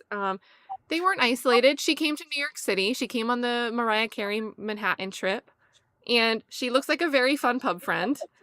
I sent it in the private chat. But, these are just like real people that don't really have anything to do with this. But it shows, the context shows that even though Grace Jabbari isn't letting these tagged photos be shown on her Instagram, they're out there, and she was able to continue partying with these same people she claimed to be isolated from. Right. It's bull. You got to use the trigger words to make things sound worse than what they really are, right? Yeah. But the moral of the story is, if you need to break up with somebody that you know is not going to go down easy, you probably need to do it in a public place with one of your friends, one of her friends, so that everybody's on the same page and there's no confusion, regardless of what the boo-hoo crying and everybody's hearing and seeing the same things, so that there's no questions, Thank you, Caliber, for the super chat. Yes, she did take his kindness for weakness. And a lot of people, kindness for weakness, his predisposition for depression or sadness or isolating, or, she knew the trigger points and she would push them and then used it against them when she realized that the relationship was going down the tubes. She started documenting all of his weak points so that she could use it as, ammunition against them. And she did. Thank you, Black Girl Magic. Alabama. I don't know what this was about, Tracker, because these quotes, these comments are going on. Where's it laid? Yeah, I'm missing context here. Would you want to get to a psycho gentleman? Maybe because he's a little too churchy, but he was a rising star. Too churchy for Tracker. Well, I'm a churchy type too. Now, I'm not the 4-day-a-week type church person. I prefer a 90-minute, Saturday session. But like that distinction, because that's two different lifestyles. The 4 days a week and 90 minutes, as you say, it's two different lifestyles. 4-day-a-weeker. I'm a recovering Pentecostal. Recovering, almost like you have to recover from that kind of life. Let go of, not psycho. Okay, got you. Okay, would you want to let go of a gentleman like Jonathan Majors? Right, exactly, because he's truly a nice guy, above and beyond. And I think most people. We're gonna start selling merch, and it's just going to be Post-its with sticky note on the fridge on the shelf where she keeps her. We're done. Probiotics. We're done. Oh man! Or stick it on her 200. Or stick it on the liquor bottle. Stick it on her favorite liquor bottle and be like, I'm out. Nice knowing you. Oh yeah, definitely. Yeah, he was funding her life. He was at the end of the relationship, the actual Yeah. end. He was funding her life. She said that. He was even Let's funding see. her exit because, like, her tickets, her trips, or like her career was funded. He's helping pay for Everything. her tax liens, paying for her travel. And Mhm. if you ask me, I don't know what his tax situation's like, but unless he's stupid, he can't just go and expense work expenses that aren't his work expenses. So it's not Right, like he can even get a write-off for that type of thing. right. Unless he attributed But she to had like a helping. 20,000 pound tax bill, right? That's insane. Ain't no way in hell. Ain't 20,000 pounds worth of coochie on this planet. I mean, that's what That in would have American somebody. dollars. That's almost what 27, almost 26, $27,000. In How US, do you yeah. amass a tax bill like that? Probably not paying because when you work on, I guess they have the same system we got. If I were a movement coach, I'd be 1099. When I do my real estate stuff, that's 1099. So if you don't report that 1099 income, or you do and you owe and you just never pay it, you don't, come up with a payment plan or whatever with the IRS, it's just going to be lingering over your head. Well, that's the problem too, because that 20K would be income for her if it was being paid. You'd have to also treat that as income. Right. Well, I don't know. If he paid it off for her. So Yeah. like that, let's say the only thing you ever work on is 1099. So either you don't report it and your employer does, and the IRS catches on and then sends you a notice saying that ABC Corporation reported that they paid you $60,000 and you failed to report it. But You the owe bank us. will report it. It doesn't even need to be the company. The bank will say this is everything pinged over a certain amount, or multiple repayments that accumulate to a certain amount. Now they will. Or you did report it. TurboTax says you owe 20 grand, and you like, I'm a file, but I'm not paying that shit. And then the IRS sends you a letter. Oh yeah, TurboTax just transmitted your return, and you owe us 20 grand. If you don't call them and set up a payment plan or whatever, you get interest and penalties, just like anything else. She never should have gotten to that point because, guys, as far as I'm aware, her type of work, she was always freelancing. She was never an employee of a dance studio. Here. So for years, and she described herself as freelancing, didn't she? So she knows that same language. So it's not like she just, I quit my job and moved to New York City, January 2023, and I don't have to figure out how to do this freelance thing. No, she's been doing it for years. So if you have enough income where you're expecting a tax bill and you have to hit someone up like, oh my God, help, I need to pay for this, you don't just not know that that's on the horizon. Right. Especially if you're in if you get into the whole start your own business, be a business boss, and you don't really realize what that's cut out, because everyone pitches start your own business. It's not cake and gravy. But if you're freelancing for 6 years, you know, and like I said, I don't know what the tax laws are in UK. It could very well be US taxes, because remember, she worked on Ant-Man. She worked on a couple of US productions.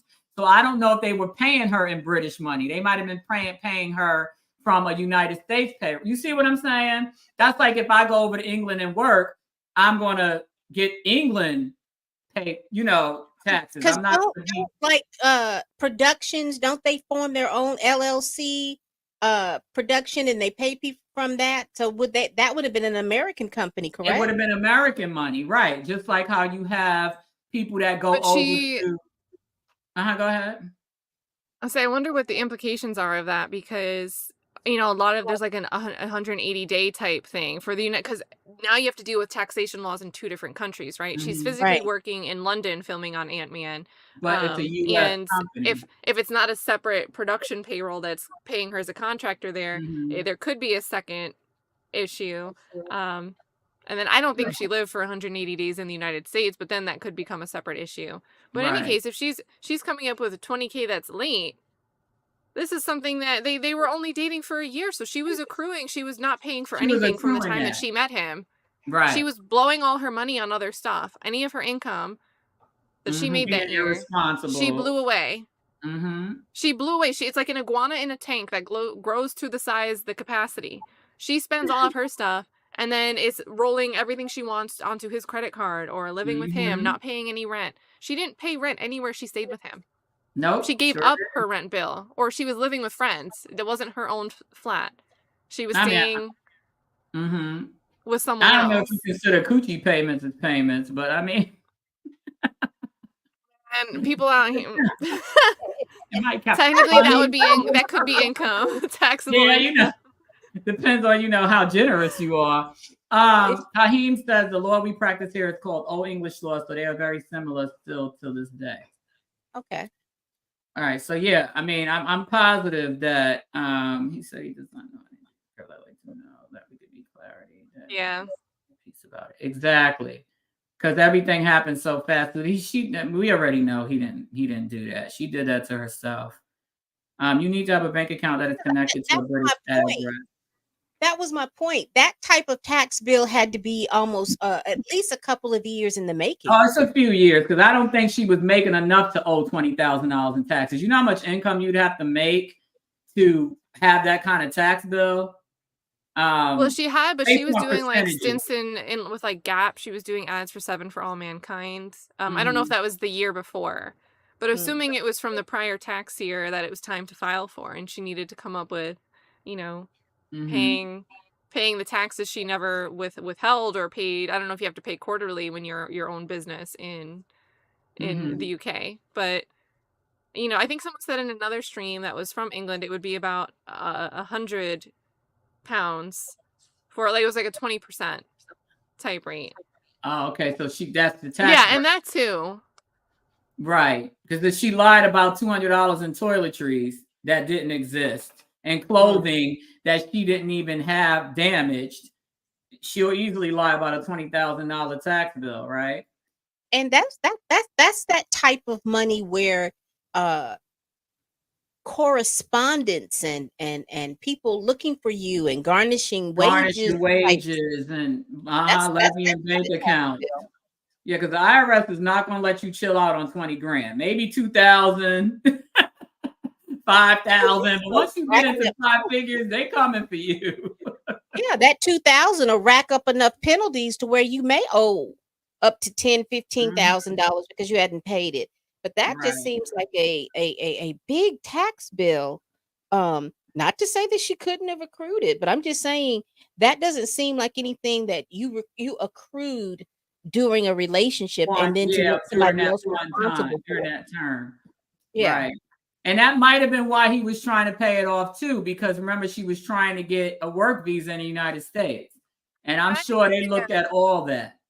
So imagine living like party life. You're going on vacations with your friends. Your friends are being paid to come fly with you. You still blow through all your money. And then you get a pro bono top ranked attorney to help represent you. Well, because you falsely accuse your ex of intentionally abusing you. That's that taker mindset, that entitlement, that no. I know if you have a high child support bill, it's difficult for you to get licenses in some states. Oh, no, they will suspend your license. They will suspend your license. They will suspend your passport. You go in that airport, you're getting snagged right at TSA. So, yeah, they don't play here in the United States when it comes to child support. And I'm not sure that they would take away your passport if you owe taxes, would they? That I don't know. I've never had that. Thank God. Never been in that predicament, but I think it would be hard to get a work visa though, especially if it's IRS. And I think it's IRS. I don't think it's British taxes. I think it was American taxes because she did a lot of American projects. Yeah, her parents seemed like they weren't very pleased with her. They did not look impressed at all. During her entire testimony, they were like, no emotion. They just was sitting there like, oh my God, this child. Her parents and her sister are attorneys. Yeah, they are. I don't know how good of attorneys they are. I mean, attorneys are a dime a dozen. That doesn't mean they're millionaires. I mean, clearly, if she's a freeloader, maybe they're not. Because she seems to have made a big deal out of everywhere that they lived, as if she's never lived anywhere nice. And she even said that when she referred to the place they stayed during Pubgate.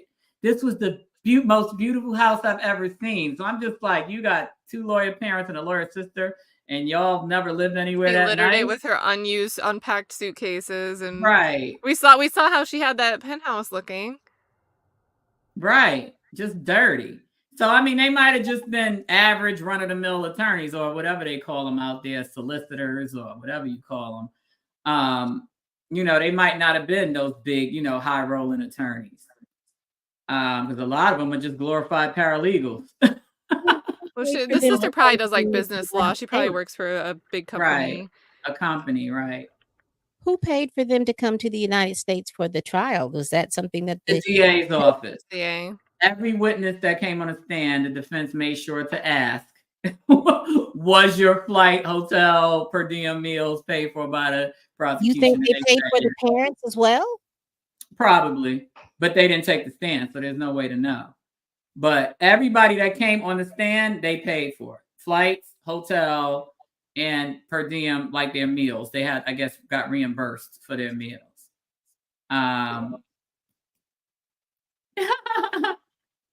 Yeah. Somebody said, the universe says they raised that fool. Embarrassing. Yeah, and it's probably one of many things, right? Because the defense did bring up the fact that, and it got objected to, but the defense did bring up the fact that they had an issue with her drinking. So she probably is just like, about the ex-boyfriend.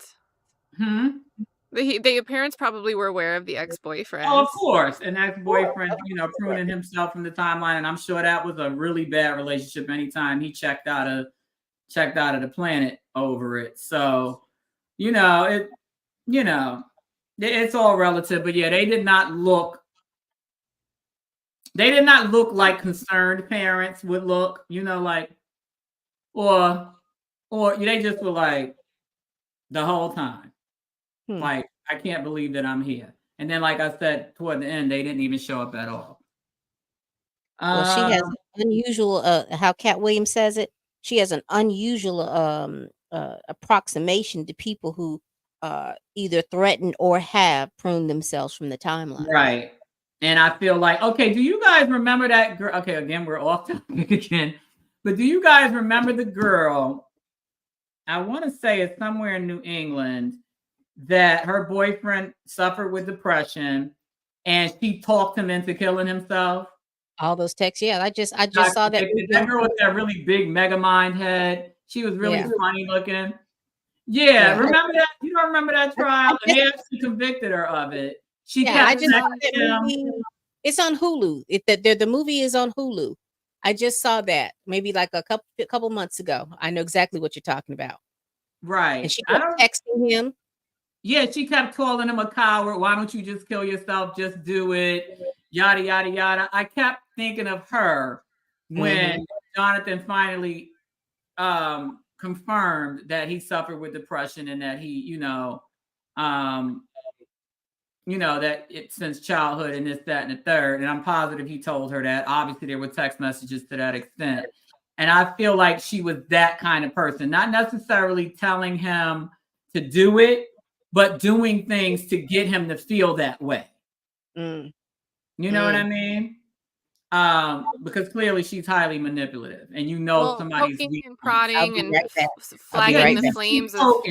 Right, because what's going to get him to go off the deep end. If you get someone depressed and stressed out and worn out and exhausted, they're not going to go leave the house and go do something else. They're going to stay up under you all day. Up under you, right? Exactly. Denise says her parents were so happy she was able to snag majors and just waiting for her to mess up. Yep, and I'm sure they weren't happy with him being black either. That's another thing, but that we don't want to go off the deep end with that. But I'm positive they weren't pleased with that, just from a cultural standpoint. They're probably like, she didn't check off every box of being like the worst daughter ever, and now she gets this black boyfriend. That just, and now we're going to have to, deal with that. So Flavio just sent me on Twitter, on X or whatever, this, I'm going to link you so you can get right to the tweet, or like he tweeted it. Okay. Just posted it.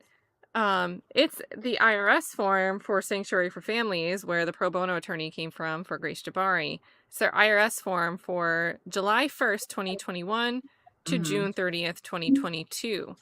Their net assets or fund balances increased from 17 million to 27 million. Their Mm. contributions in that 1 year period went from 23 million to 32 million. Hmm.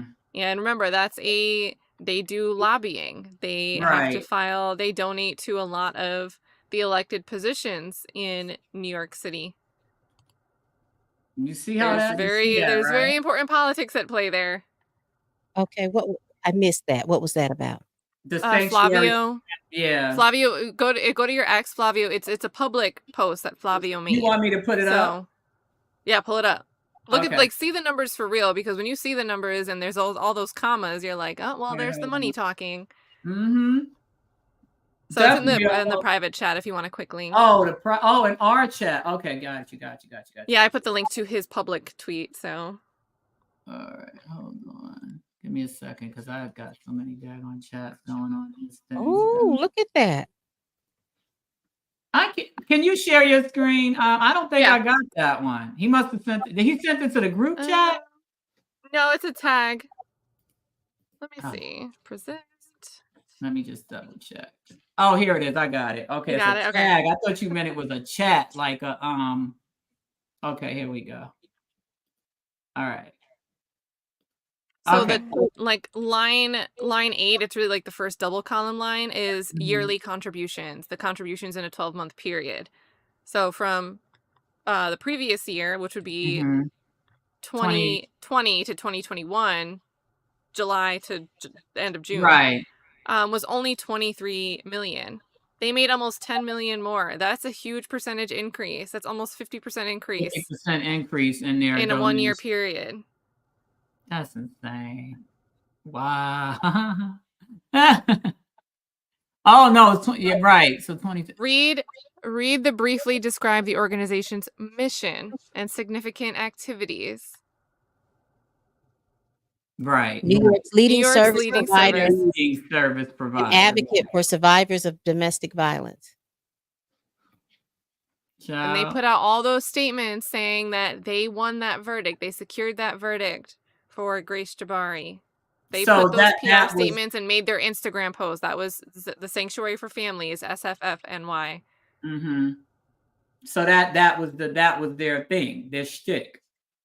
That was their money getter. This organization helps get politicians elected in Manhattan, in New York, other places in New York.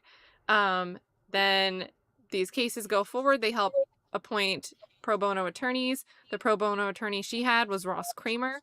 He was the one making the statements that the DA already told me, without even investigating what the NYPD detectives found, that there will be no legal repercussions whatsoever for my client, for Grace Jabbari.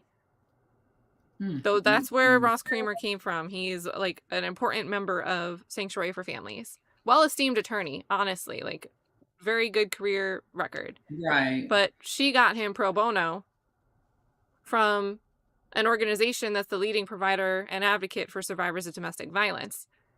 Grace Jabbari gets all the bells and whistles. Why would someone that doesn't need the bells and whistles get the biggest platform and support from someone?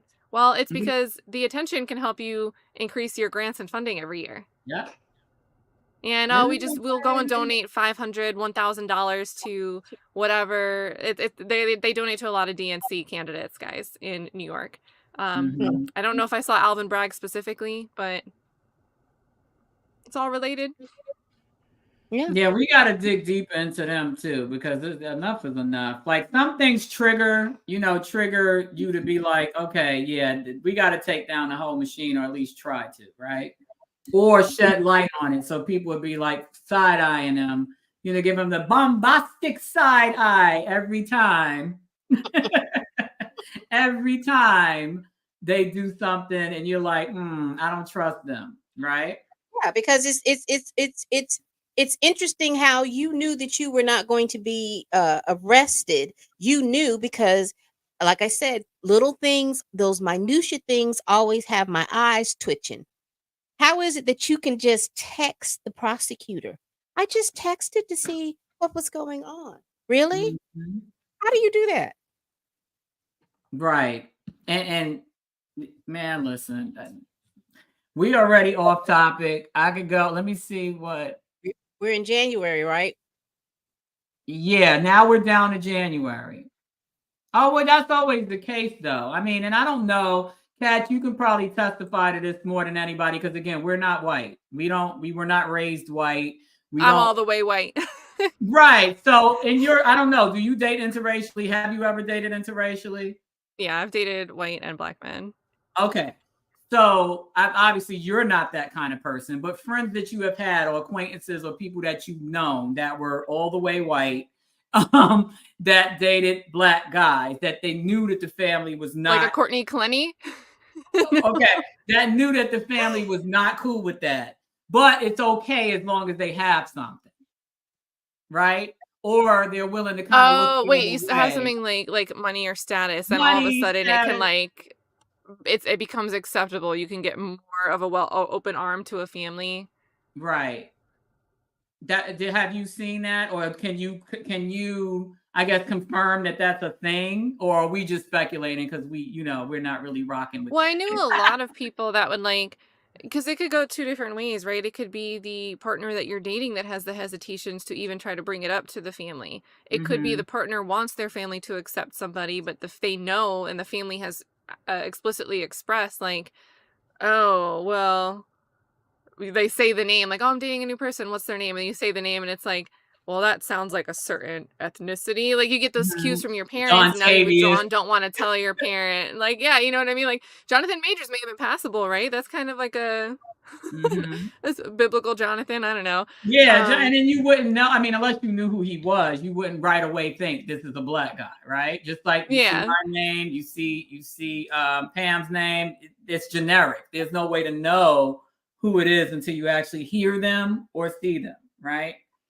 Yeah, so I think Um, there's two sides of that, right? There's the when the partner's the one that has the hesitation and it might not even be founded or known. Like the parents have no awareness, they mhm, haven't spoken on it, but the person perceives that it would be an issue for mhm. maybe valid reasons or maybe just they feel shame about who they're dating, right? And that's very Right. different than someone loving the person that they're with and the family just happens to have their prejudice going into something and that partner feels like, well, no, this is who I'm dating. Like those are two very separate types of Thing. dynamics and honestly two different types of personalities, two different character sets.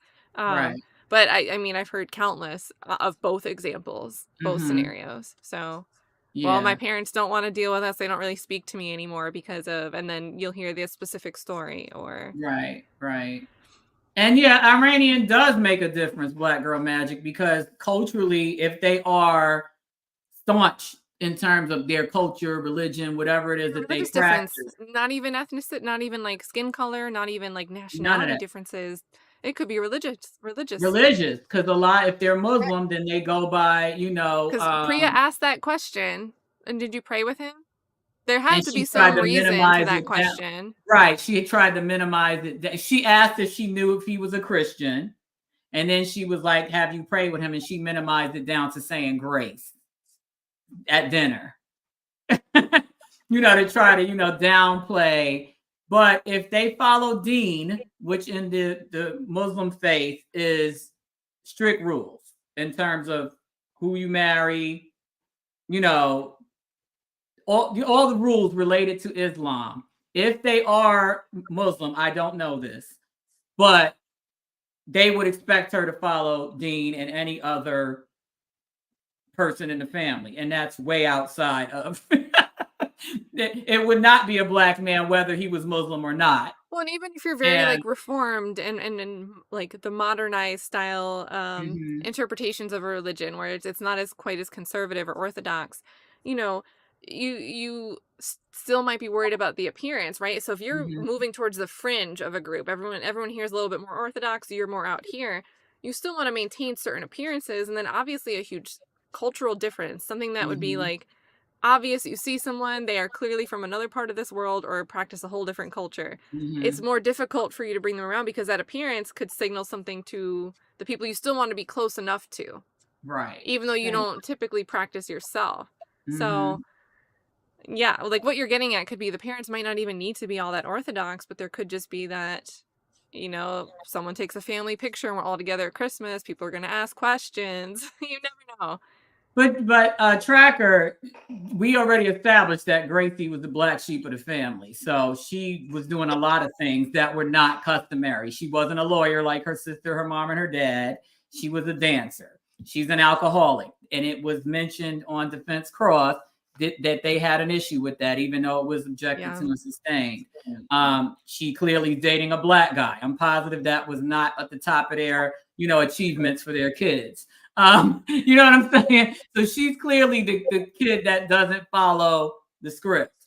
So, we can't really go by. And she, for the most part, she dressed, I don't think she had a style, with the exception of showing her non-boobs. So, I mean, I can't really say. What she wore to court was a little. She had she's on. a little quirky in her Yeah, style, very but frumpy and quirky. Yeah, right. I mean, it just depends. I mean, she obviously did not wear a hijab or, none of that. They weren't those kind of Muslims. But I mean, even the ones that don't wear the garb, they still have certain rules for behavior and dress and, things like that. So I don't know. Like I said, I don't know if they're Muslim, but I'm just saying that to say, they spent the holidays before the incident, they spent with her family. I know somebody was asking about Thanksgiving at his mother's house. I don't think they ever did that. Right. I pray he gets rehired by MCU. Boho baggage lady vibe. Exactly. Yeah, it's some kind of it's a quirkiness about it, because when I saw she, coming out, and also when you look at her coming out of the court and everything like that, when she came from her arrest, I did notice that she went from being this very bleachy blonde to this very dark-haired, almost appeared like a woman of color type I look. posted that the first day she came on the stand. I posted it. I said, "What?" And that's why I and a media source mistaked her sister for her, because her sister looked how she used to look, and then she came on the stand, dark hair, dark eyes, dark skin, and I was like, "Who's this?" Yeah, because she was blue-eyed at one time. I thought she had blue eyes. Yeah, but now they make contacts where they look real. So I don't know if the brown eyes are fake or the blue eyes are fake, but she had blue eyes in the Toronto Film Festival picture. So I don't know which one were, but she did not have blue eyes on the stand, unless she was drunk or high, because I did, again, full disclosure, I did date a Caucasian guy whose eyes were blue, but they would get dark. They would go from ice blue to from a distance not looking blue at all. And he would joke around, "It's because I'm on coke." And I would look at him like, "Are you?" And I did date a white guy that was on coke. So I'm saying that to say I think he actually was on coke. Your pupils dilate, and so your eyes look dark. You can't see the blue. Yeah, right. You can't see the blue. It's just a rim of blue. So from a distance, they look dark. So who knows? She might have been on a booger sugar when she was on the stand. I have no idea. I am reformed now. I have been reformed by mainly the political climate and, honestly, responsibility to my daughters, because I feel like, there's too much going on out there, and I'm sure Kat can attest to it. It's too much going on. I used to work in nightlife. There's a lot going on out there. Yeah, it's too much going on, and I feel like at this juncture in history that kind of dating it's going to cause more harm than good. It's unfortunate. This is just where we are historically. I don't know who you're dating now, Kat, so I cannot attest to what your experience is, but I know from a Black person's perspective, too much can go wrong now that we as Black people have to be careful. And it's unfortunate because you eliminate a lot of opportunities for love that way, but your freedom and your criminal history have to take precedence over your desire to be in a relationship.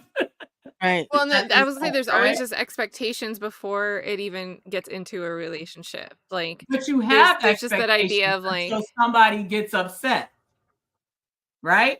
You can sit there all day, Kat, and say, I know you're a black man. I understand what goes on in America. And you know how if we go out on any keeping given it day, Courtney Clenny, and Courtney then the Clenny on that whole shit, podcast. right. I mean, you saw the movie Get Out, right? We thought the girl was good. We thought she was cool when she defended him when they got pulled over before they got to his parents' house. And lo and behold, you know, so it's kind of like, you know, it's just Sitting there, the mom was like ready to. yeah, thing with the cup. Yeah, it's You're just, fine. So glad you're finally here. We've been waiting for I this. voted for Obama twice. Like, you know, all that. And then you still end up, you know, bent over a barrel. You know, so it's kind of like it's a rough thing to navigate now, and it's too much. And then it's Y'all, ahead, let's Pam, go I'm back. sorry. Let's stop for a moment because Daisy has done some investigative work down here in the comments. Okay, hold on, And wait, we gotta we go need, back.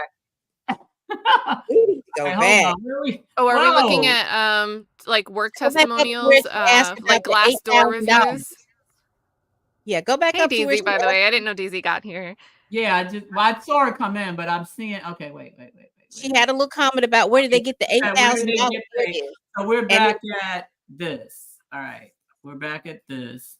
So yeah. she says, where did they get the $8.8 million from?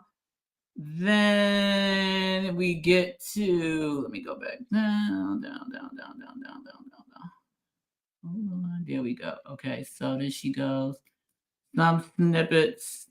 Programs are not effective because clients are cherry picked for them. The ideal client will always receive certain types of service, while there's a glass ceiling. This sounds like Glassdoor, like not like Trustpilot, like stuff like that. Like you know, where like people that used to Yeah, work there can come in and be like, "Listen, this was not gravy." right. So Mm-hmm. this is about this sanctuary for families. So they're cherry picking the people who they want to be the face of their company. Right. Mm-hmm. And they didn't have enough options, so they picked Grossy Jabroni with the help of the Well, I VA. don't think they even picked Jabbari. I think they picked fighting against Jonathan Majors. Right. Yes. Right. So and him being I a know big she wants to wear black that as a man. badge, but she wasn't the prize in the eyes of Sanctuary for Families. She was the means to the end. Right. Exactly. And he didn't even get convicted of what they wanted him to get convicted of, so it didn't even work. Supervisors and senior staff were more concerned with their and sanctuary's image and accolades. I can see that, particularly if they're coming from predominantly rich families. They want to be seen as the heroes or the their image and stuff like that. Oh, what's her next thing? See, then their clients with supervisor often berating staff along the way for their own personal gain. Come here to get abused by the same people. Oh, Daisy. Wow. Daisy is out here. Tracker said Daisy for the homework. All right, so the next thing is there is no real DEI as they claim. The board is filled with rich white folk, and the few POC are just there for them to say we bring in. Right. Oh, the tokens, as my grandma would call them. Oh, diversity. Well, you know, you got to hire one of each group so that you can say that, you know, you're representing or, you know, whatever. But then treat them like crap. Don't give them the good positions. As traumatized people in need of rescuing, whose stories were material to be shaped for the sanctuary's narrative, rather than people who were experts in their own lives and cases. And see, this is the stuff we need. Y'all go to school for journalism 4 whole years, but I'm gonna tell you, I've worked for media entities, and that's not what sells. We already know that. I'm not telling you anything, you know. But the thing is, these people are being told what to report. You don't have autonomy. You don't have the freedom to do it the way you want to do it. And if you do it the way you want to do it, You're liable to be blackballed. You're liable to not be given certain stories. You'll be sitting there doing the local cherry fest instead of doing, the real news. So you have to basically play it the way they want you to play it if you want to get the good stories. And that's unfortunate because your creative license is essentially snatched away. Right. And that's why so many corporations are buying them up, because then, they can wrangle in the journalists from writing right. Wrangle in the independent ones. This is gone from the days. Again, I'm not the lower half of the Gen X. I'm on the upper side of the Gen X. But this was a mid model. This is back. I can remember back in the 80s when you would have these journalistic exposés. They would come on TV and they would come on that, because 60 Minutes used to be set up that way. You could come in and there would be this journalistic expose about something. The New York Times and other publications, Los Angeles Times, those would be the places, these big publications that would have these exposés. And now all you see are fluff pieces. And even if you see a title that sounds good, by the time you get into the substance of the article, what? And then it's a lot of copy and paste. Everybody's saying the same thing. Everybody has the same thing. Okay. Oh, so we read that one. It's crazy because if you put it as a nonprofit and something that's meant to do good, you can't criticize it, right? You're supposed to be able to be like, unless it's like unless you're a mega church, then it's like not cool. It's not okay to criticize what you might be doing with donation funds. Like it's at a certain point when you have like a rich pastor driving a Bentley, you can criticize that because you're asking for money. But when it's a whole organization, everything gets siloed. It's really regulatory capture. You don't really know who's responsible for managing it because you've got different parts moving. Oh, we're good. We're just doing great things out here. We're the leading advocate. Right, like the Red Cross during I think it was the 2011 Haiti earthquake. Right. All that money they got, and that lady said out of her own mouth. I remember, I'm still working on my PhD. I took a break. But I remember one assignment that I did, and I had brought that up because it's law and public policy is what I'm working on. But I brought that up in terms of ethics. We were talking about ethics versus morals, and how ethically, and I actually provided the reference for it. I can't find it now. But the actual president at the time said out of her own mouth, we got, I'm just throwing a number out there, $40 million in donations for Haiti. We were never planning to rebuild the country when they asked her what happened to the money. And to this day, 13 years later, it's still in shambles. And you know what? Here's the thing about that too, that people don't understand and know. The Red Cross did a very good publicity to get money to them. But what they didn't tell the people was that the money that they were donating to them only goes for a certain thing. They only have a certain narrow function. So they can get you food. They could get you some water. They can find a loved one or whatever that is. But as far as them, they were proposing like they were going to help them build houses, like they were going to help them do those types of things. And they never were going to be able to do that. That wasn't even in their mission. That's not even in their mission statement. But they took that money knowing that they were not going to be able to do that. And to me, ethically, you need to tell the people what it is that you're capable of doing. But you were setting it up like, oh yeah, we can help. We'll be out here looking at building that. You were never going to be able to do that. That's what they were going to need. No, but correction, they were able to. They never intended to. Right. You have to understand, 40 million in the United States is not 40 million in Port-au-Prince. Okay? Right. You can literally rebuild an entire town and then some with $40 million.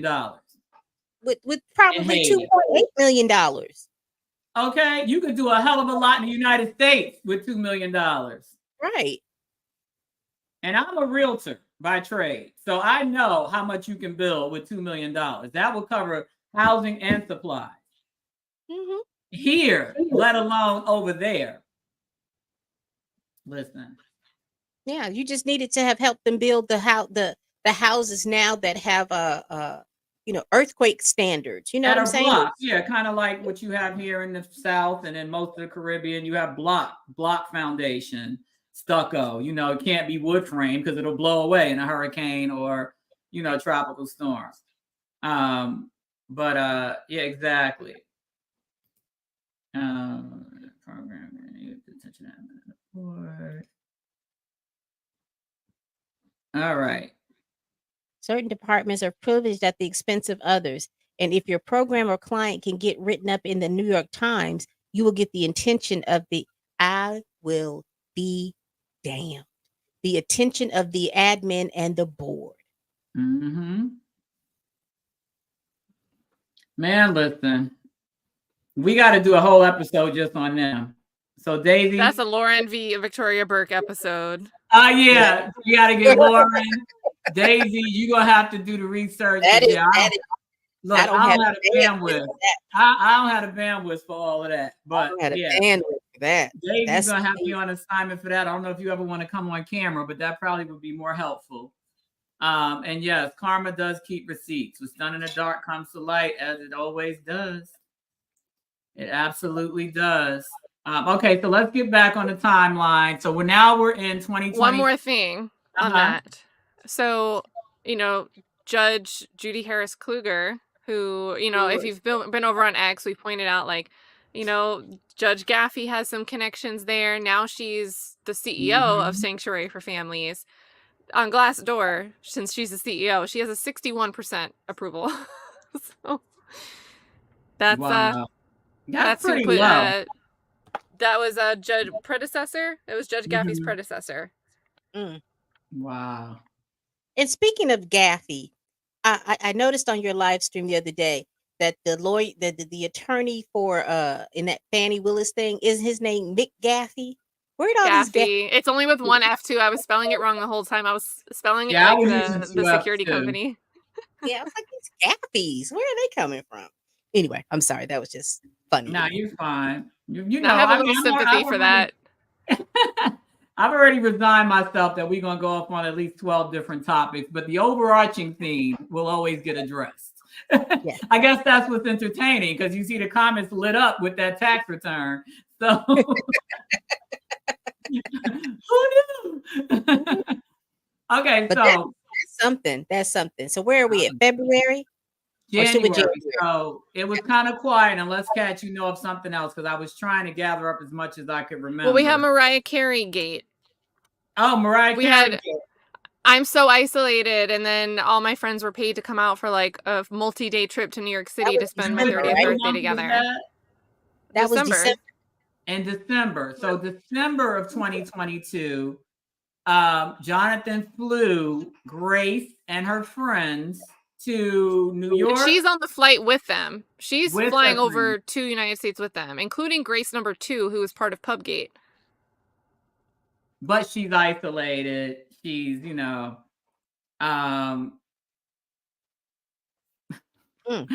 the fact that he had to pay her friend. Come hang out with her. Please hang out with her. She's on top of my nerves. Wasn't it Pam? I think was it you that had the snippet of video where he's actually in the limo with them at some point? I've got it. Give me a second. I can pull it up. Okay. I got to make sure I mute it though, because Mariah Carey probably doesn't play with that. Right. We don't want to get copyright. I already got snagged for copyright on the Valentine's episode, but they kept it up. So. See. I know I titled it Isolation as my Isolation. Cute, scary, the ominous music in the background. Hold on, I'm still getting text messages about furniture. Oh my Lord.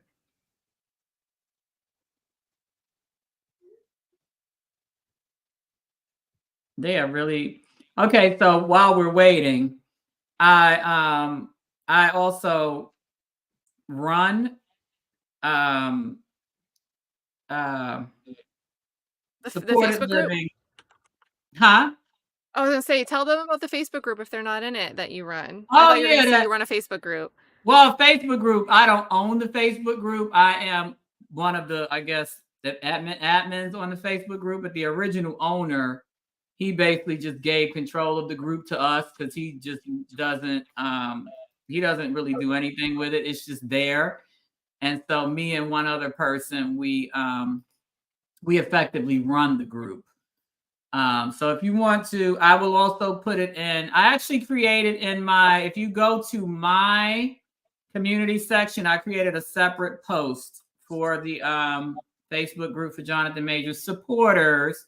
Please answer all the screening questions and agree to the rules, or else you will not be accepted, because we do not want bots joining the group or trolls. Not that it's foolproof, but at least if we know it's an actual human trying to join that actually agreed to the rules, when you do get banned, you will not be surprised. That's in the chat. That's the Facebook group. I don't know why it's still showing up as a number, but it should have an actual name to it. But yeah, all these text messages I'm getting from my family that set the dog off. One of our neighbors one of our neighbors is moving, and he's like selling and or donating a bunch of furniture. I run a nonprofit where I have community residential homes and supported living homes for disabled and elderly, developmentally disabled and elderly and disabled adults. And so I'm always looking for furniture for obvious reasons. And so now apparently I can't even park my car in my garage anymore because I just got a text asking which car to leave in the driveway. So I guess that means there's no room in the garage for both cars anymore. But yeah, they're killing me with all this stuff. What is this? No, I don't want that. Interesting. All right, Thomas. Yes, Denise, please join. It's a very positive place. Like we said, I don't know if you were on the Valentine's Day episode that we did, but it's a very positive place. It's one of the only, I want to say only, because I'm in at least 100 different Facebook groups. I'm not active in most of them, but that's primarily because they turn into a gender war / toxic everything under the sun type of environment, and I can't stand those discussions. And so I don't participate in most of the groups I've been a part of in the last 10 years. Yeah, because I think that was part of my distaste in Facebook, because you would join, like, let's say, a natural hair community, and now it turns into a sex, everything about sex, and it just turns crazy. Yeah, it's a mess. It just turns into a big mess. And then it's like, I thought I was here for natural hair. Why are we talking about graphic sexual things or gender war stuff, like I said? Or it's just never continues to be positive. And I said that to say, yes, Denise, I just posted the link again in the chat because for some reason the first link didn't have the actual name of the club on it. This one is super positive. I want to say only maybe once a week we have to give somebody the heave-ho, and it's like one person. It's never like a group of people, or, it's a very positive vibe.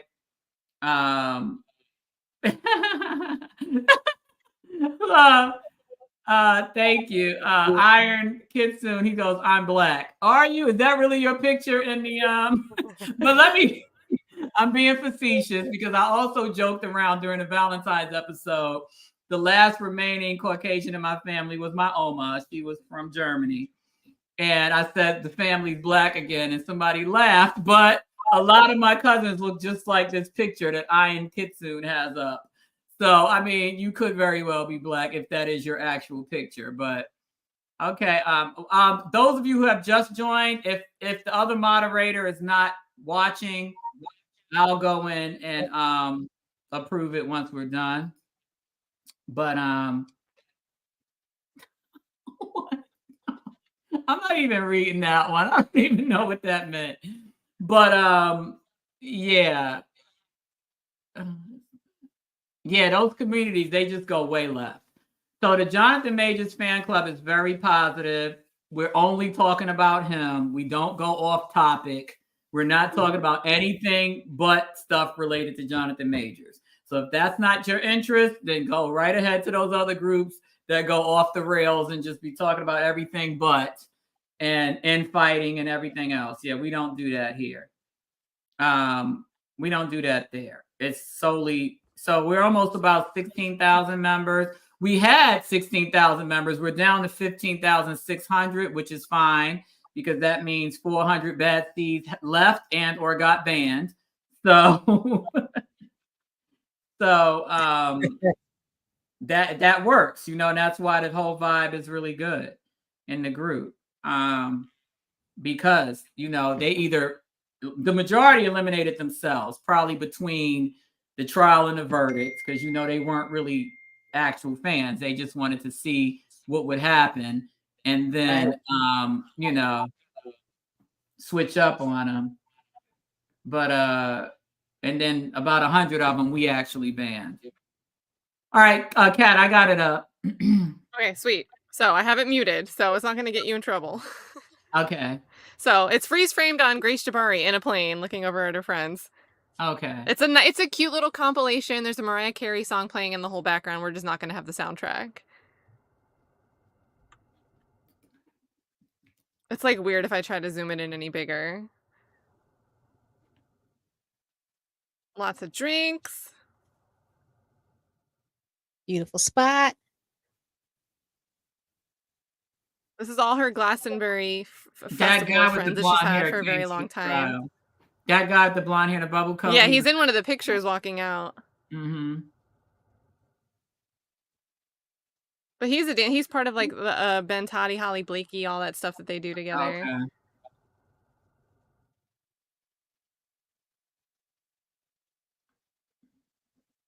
They are close to that stage. Oh yeah, so he got her $1,000 tickets. Okay, Jay. And then we're gonna see, like, I think his hand at one of the times. Finally, Jonathan Majors has a hand appearance. See, he's never on camera. He's very careful about that. Right there, I think that's his hand. And you see him in the cut in this limo scene. He's gonna be, if you guys can see my mouse, he's gonna be back here. So Grace is gonna be sitting over here, and he's gonna be sitting right next to her. He's gonna have like a white hat on, kind of looks like a sailor hat he's got going on. But to me, this is so small. But her facial expression to me, he's looking the other way, and it looks like she's like at him. Let's see. You must have been like, oh my God, what did I do? What did I get myself into? Right. Like, so she's here right now in the frame. If I go, she's here, this little, her nose, like, and then she like leans in at him. Her jaw's like jutted out, like, Jonathan. Her friend looks fun. I think that's the other Grace. Maybe. By the way, I think this is the other Grace. That's what she looked like in the Instagram. Let me look at her again. I think this is pub friend Grace that was being fun right here, I think. Oh, that one. Okay.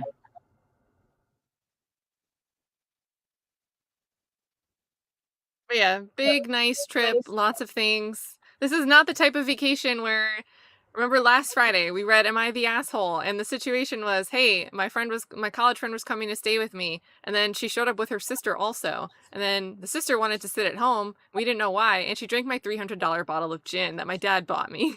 And then they said, when I asked, hey, you should pay me back for that, they're like, well, we'll have no money for the rest of the trip if we have to pay for a hotel. This is not that. This is not that type of bum travel situation, frugal travel situation. Like, you can travel really cheaply and smartly and eat snacks without eating out.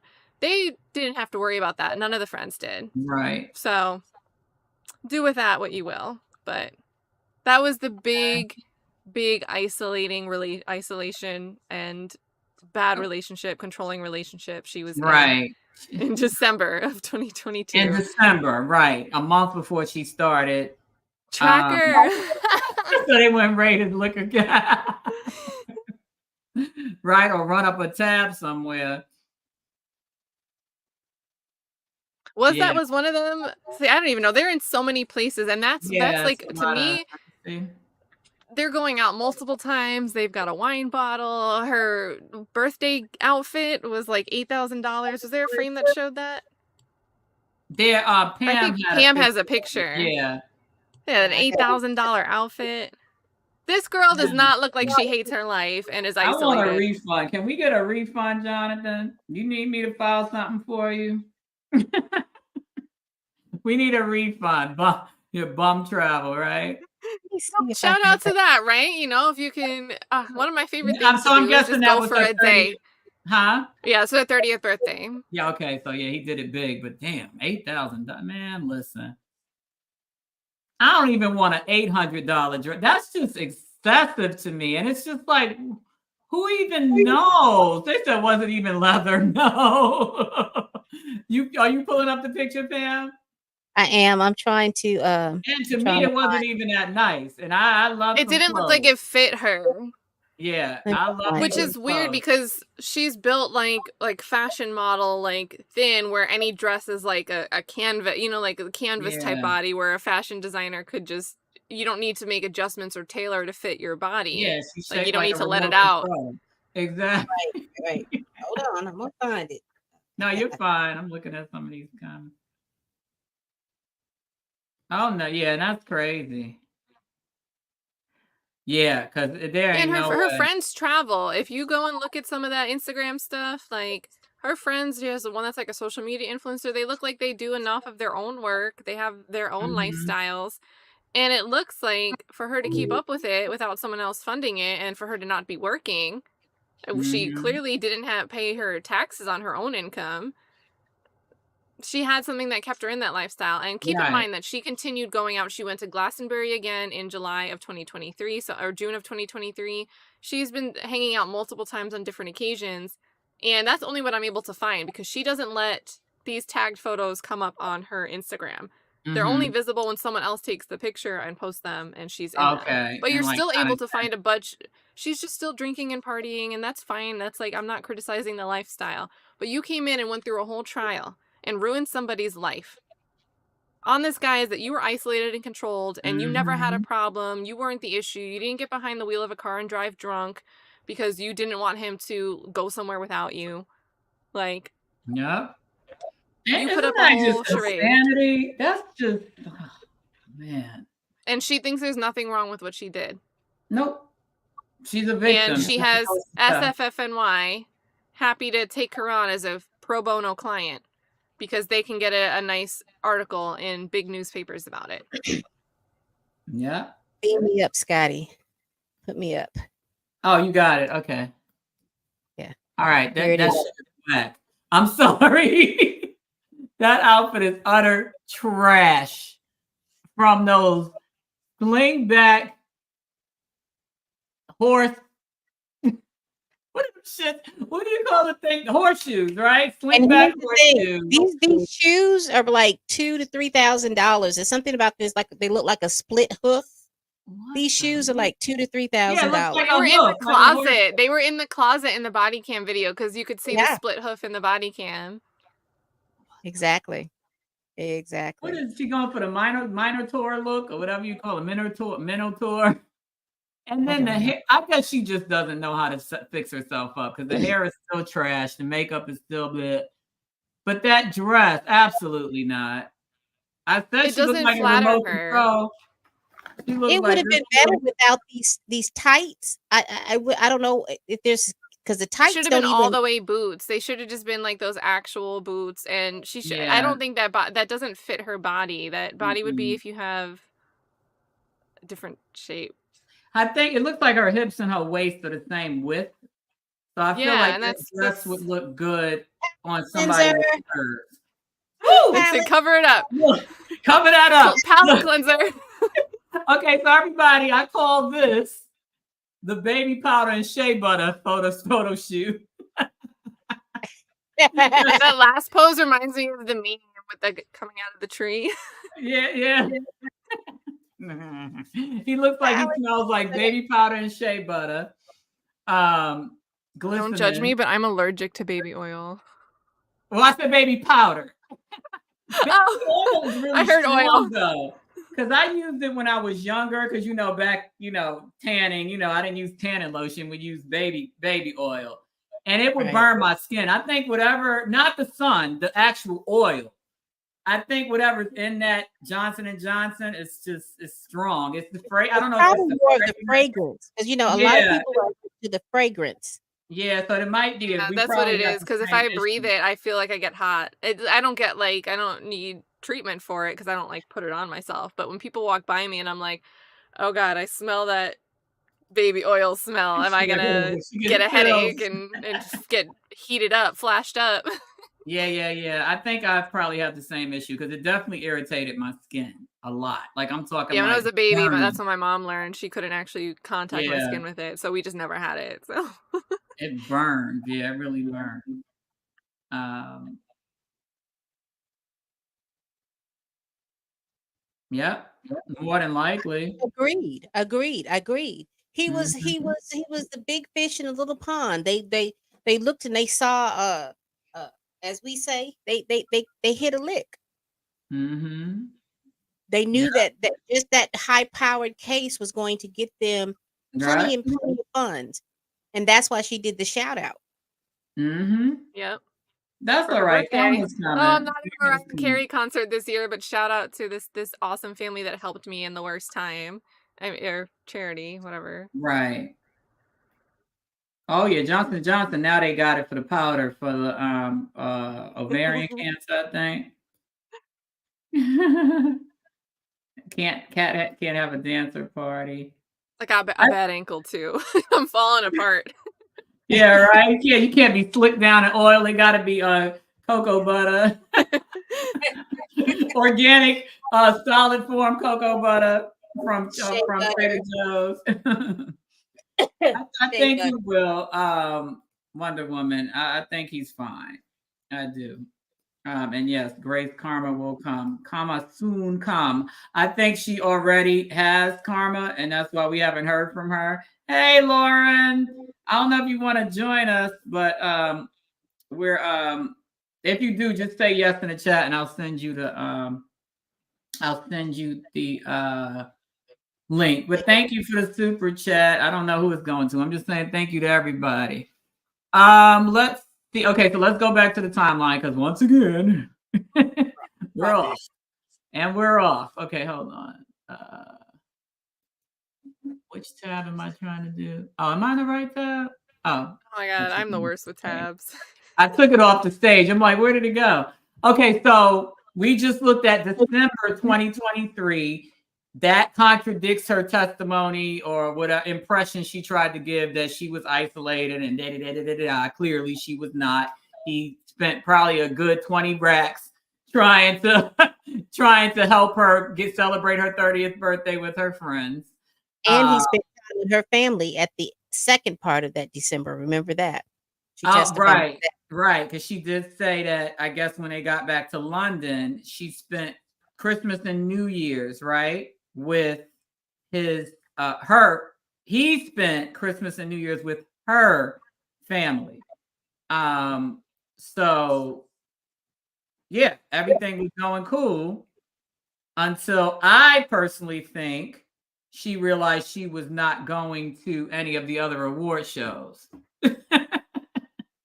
And then she started confiding in Jonathan's friend and talent manager. So this was I'm about to click the link for that.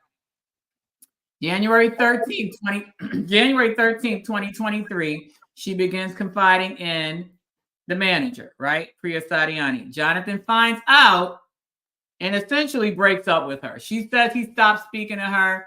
I say it was a breakup because that was a pretty long ass time to not be talking to somebody. And as you see in the areas that I boxed off in red, she was talking to Priya about the relationship. Turns out Priya had no idea. So then she told Jonathan what was discussed. Sorry. The defendant, they asked, what did the defendant do in response to becoming upset with you? He just texted me saying, Priya told me everything that you kind of told. Why is this doing that? Come on. That you kind of told her.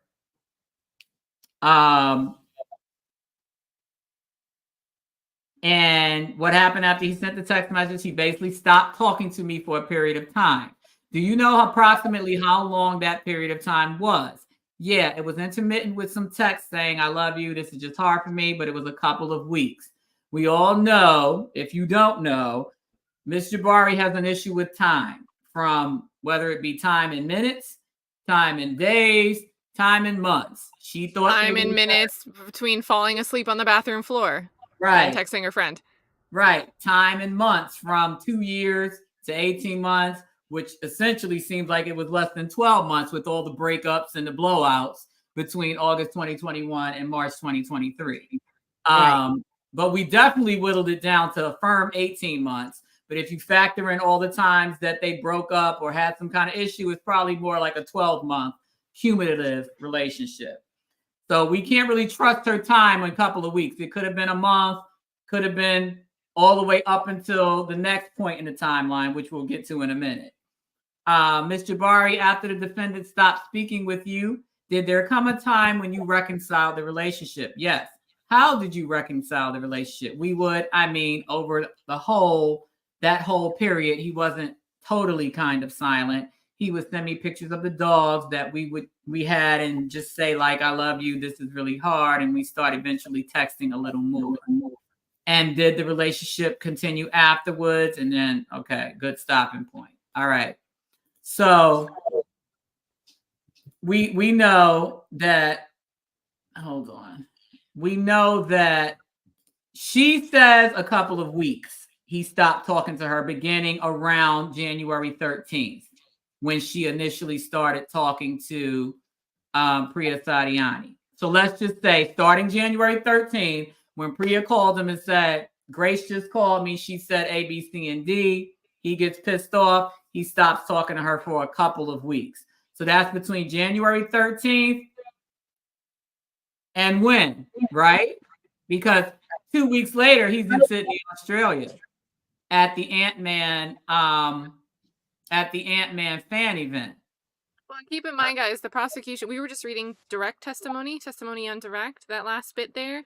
And the prosecution doesn't probe into this further. They don't want Grace Jabbari, they don't at least show that they want to know more context about that time frame or what that meant specifically. And typically, if you're not asking questions about it, the answers wouldn't be advantageous to the case you're trying to make. Exactly. Okay, so 2 weeks after he stopped talking to her, because remember, it's a couple of weeks, he's in Australia, February 2nd, with Paul Rudd. And those, if I'm not mistaken, that's where the baby powder and shea butter pictures come from. The blue sleeveless top. Okay, so fast forward to February 18th. I put February 18th because I'm going to show you the article really quickly. He interviews with The Guardian. From LA. So he's in LA. Presumably Grace is not there. Because remember, he stopped talking to her on or around January 13th once Priya Sadiani revealed that he had told her all this stuff about Jonathan and what he was doing to her or whatever. So I'm feeling like it was more than a couple of weeks, more like 4 or 5 weeks. And in the interim, he goes to Sydney. He comes back around February 18th. He's in LA with his daughter. This is in the actual article, because that particular day he was flying his daughter back to Georgia for school. He brought his daughter to LA so that she can come to the Ant-Man premiere. The Ant-Man premiere was on or around February 17th. So the next day is when this interview takes place. This is the interview. So if you look here, it says he wakes up on the day of our interview lying next to his 9-year-old daughter. The premiere, if I'm not mistaken, was February 18th. So the next day, this is the morning after the Ant-Man premiere in Los Angeles. Okay, they have just ended the premiere of Ant-Man. And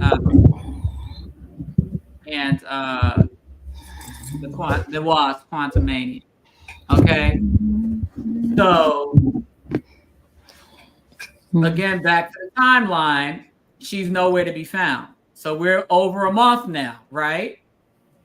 And Sundance happened between January 13th and February. It was like the end of January, right? Sundance of 2022. Right. Double check. I actually have there was another award thing, because that's where he was wearing the Santa Claus pants that I was talking about. That was in December, somewhere around December. So if you look at this timeline, right, January 19th was the Sundance Film Festival. She's not there, right? And she gives that weird, dejected type of "I was supposed to be there."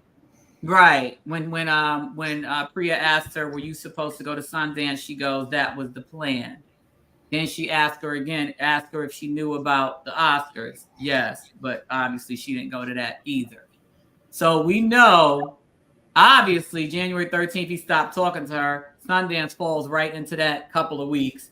Then you got February 2nd, where he's in Australia.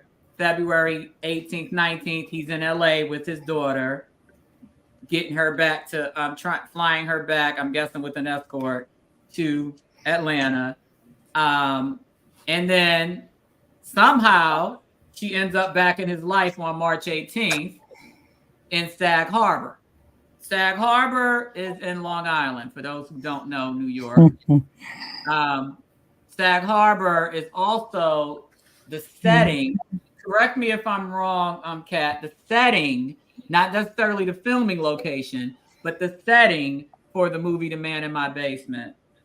So I don't know if he was out there for that because that's under his production company, or if they just were out there. Keep in mind, so Sag Harbor, Long Island, yeah, traffic can suck, but you can do a day trip there, and it's not a big deal for you to get a house out there, right? So even if he was there, whether he was there for work or for recreation, if she decided she wanted to, we have from testimony that they went out there together. And she wasn't drinking at the time. This is the transcript here. He drove. Yep. They went to the car. And again, it's like one of those things where even though they're filming, so that film, if they're gonna make it look like it's in Sag Harbor, he could have been there for another reason. He made it. Right. He might know, hey, this area looks really cool. I learned about it while filming. We should go spend some time out there, right? So this idea of work could be in his head even if he wasn't there for work. And well, he was there writing poetry too. So I don't know what the correlation was with the poetry and the Sag. Maybe he used it as his muse. I have no idea. Or it's just his way of decompressing and dealing with his emotions and not taking them out on someone else, and that wasn't okay. But the point is they get here, they're at this point in time, and they get into some discussion, and the transcript reads through it, where they're talking about Jabbari not working. Right. And the idea of her wanting to plan the schedule around where he was going to go. And this is where the timeline becomes an issue, because if you're having an issue where you want to be around somebody while they're traveling, there's precursory context to that. Something is prompting you to have a concern. So we know they were separated for some time. They have this big Mariah Carey birthday party the end of December. We know January 13th, we have one time frame. She asked for the 20,000 pounds for the tax money on January 25th, 2023. He's in Australia at the beginning of February. And now, don't judge me for it, but Chillmonger did the sleuthing and figured out that Cleopatra, what's her last name? Cleopatra Coleman, yeah. Coleman, I don't know, sorry. I just know Cleopatra. But Chillmonger had her Instagram up. She lives in the land down under. She lives in Australia. And they're over in Australia around this time, where you guys in the chat can tell us, how is he looking around that time period? like shea butter and baby powder. And at home, he has someone that's not working, not getting their visa, that he's broken up with several times. They haven't been speaking. She hits him up on January 25th after they haven't been speaking, asking for help with the 20,000 pound tax bill. So somehow we get fast forward to, that's crazy, right? That's why. And this is just over a year of them They met in August of 2021 at some point. And we're only entering January, February. It's a year and change. And she's hitting With this a man whole up lot of after they've fallen breakups. out, asking for 20 pounds after he just paid for all of her friends to come out. Mm-hmm. So then we fast forward. He's traveling. He's with his boy Michael B. Jordan. There's probably ladies all around them if they were promoting a film. We don't know who could have been there.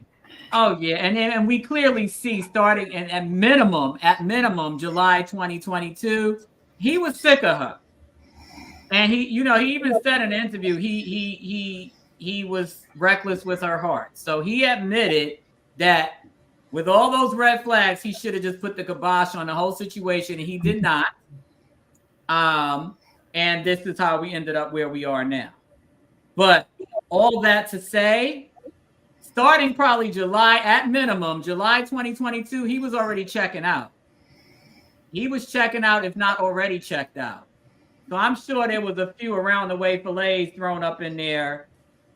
And then Cleopatra was just the final, the final act. Let's go back to February. Pull your timeline back up. Yeah, go back let's do February. Okay.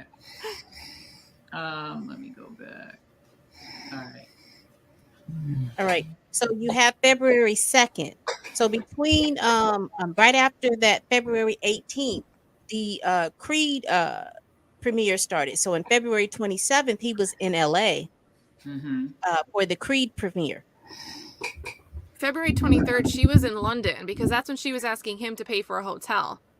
Okay. To me, it seems like she was crowd surfing whenever she wasn't able to stay with him when they were breaking up or he was traveling. Because we don't have clarity on the penthouse. Like she kind of shows up in March and is supposed to be tasked with decorating it. We see her suitcases sitting there, never unpacked, and it's already they're just torn through. Right. Because they bought it like that, but like she doesn't change it. She says she doesn't like the taste of it or whatever. So Pam, your timeline, if he's starting new promotions and she's hitting him up, she's in another country. They weren't talking for a few weeks. They're physically not together. How do we get where we get to the end of February going into March? Right. Exactly. Right. So needless to say, March 18th, Sag Harbor, he basically told us, stop trying to plan your life around my schedule. I'm not telling you what I'm doing when I go to Rails. Be gone. She tried to drive home drunk, even though she claimed she didn't, but she never got anywhere. Needless to say. Back, Kat. You said when he was in, she was looking for a hotel at what date was that? February 23rd. That's when she messaged him for help paying for a hotel for a few days. Because February 15th, he was in London at the Creed premiere. He's doing a lot of traveling between. Priya might have been saying she wanted to come stay near him, maybe. Because she evades that question a bit. Priya has to ask it several times. And she finally says, well, there may have been a few days when he paid for a hotel in February. I can't remember. But Priya's question is, you asked him to do it. And finally, her answer says that he ended up doing it. And it was her requesting for a hotel stay for several days in London, starting with February 23rd. Okay. You remember she gave up her place in London somewhere in between that period of time and then March. And if you look at her, if you look at all the friends' Instagrams, she's in group pictures hanging out with several friends groups on different days in that time period. That January, I'm not sure about the specific dates, but winter before she ends up coming over to New York in March. Not sure tracker, but she wasn't there is the point. She wasn't there. That's the point. She wasn't with him. She showed up somewhere around this March 18th time. She showed up in March.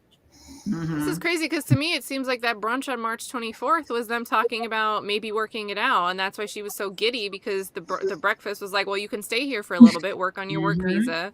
Don't pull this thing that you pulled on Sag Harbor 6 days earlier, where you had to take a whole bottle of wine to the beach and drink and text your friend Holly. Complaining about it.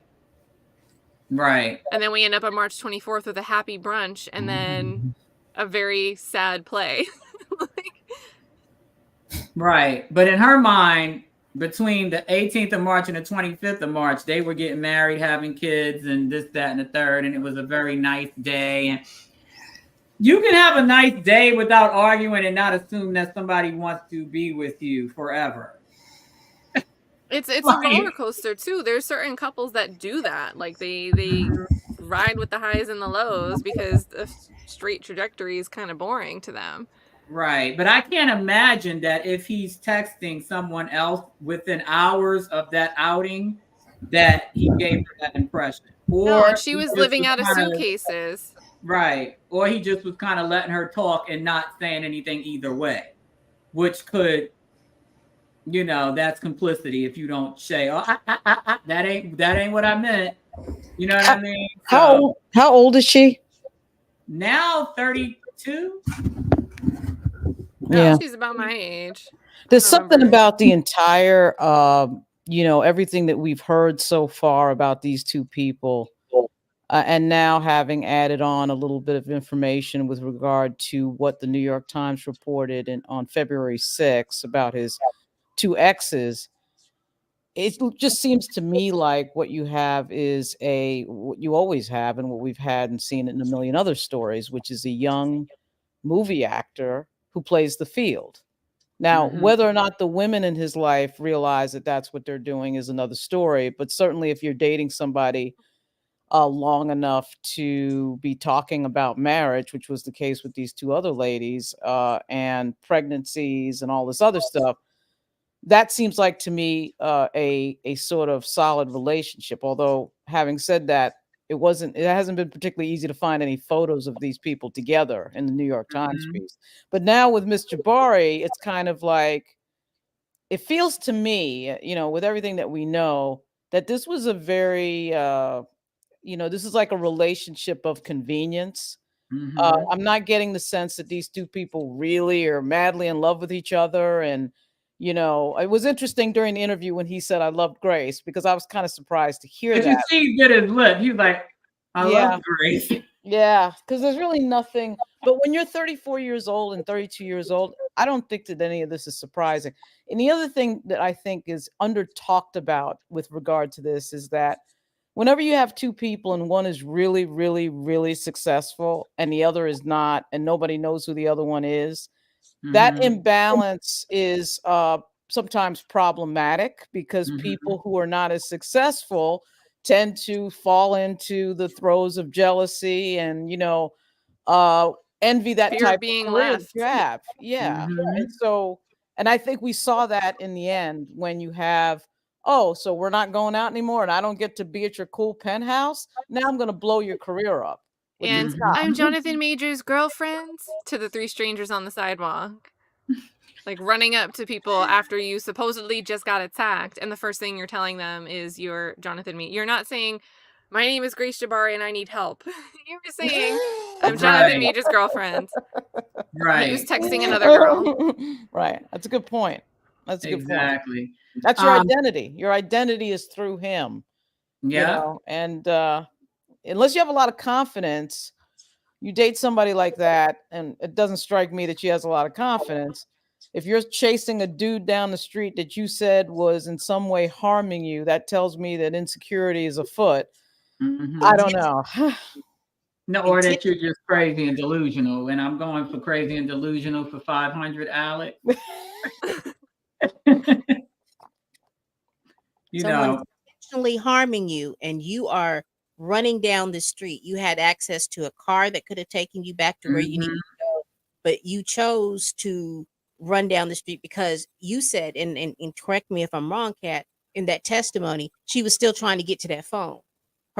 She said it. She said it at least 3 different times. She said, I was trying to get his phone. I was trying to see who he was texting. All I want to know is who that woman is. Yeah, all I want to know is who he was texting. And then in the second car, she says she struck him with the right hand because she didn't want him to leave because he was trying to leave the car the second time they were in the car.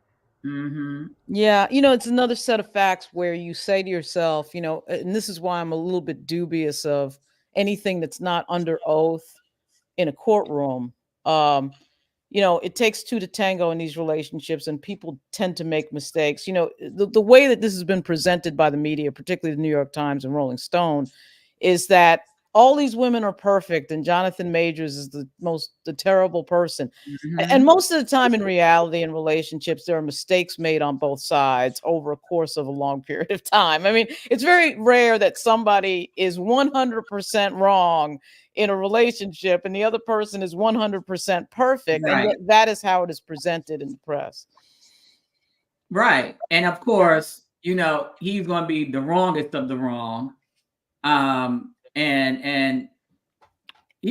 Man, listen. Well, that goes to the fact that when you have a media environment where there's a group that's not sitting at the table, for so often the group that wasn't sitting at the table was women. So all the stories were told from the male perspective.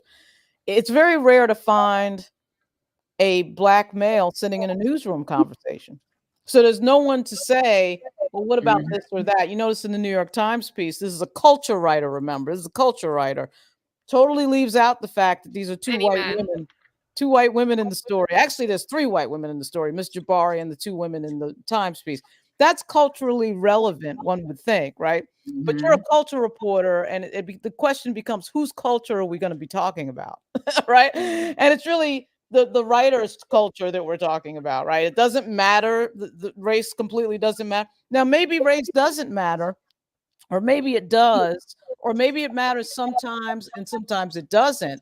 But I'm not sure how it could not matter at all, particularly when you have the New York City Police Department show up at Mr. Majors' residence and arrest him after he called the cops, which is a fact that I still can't get over, as you can see. Yeah.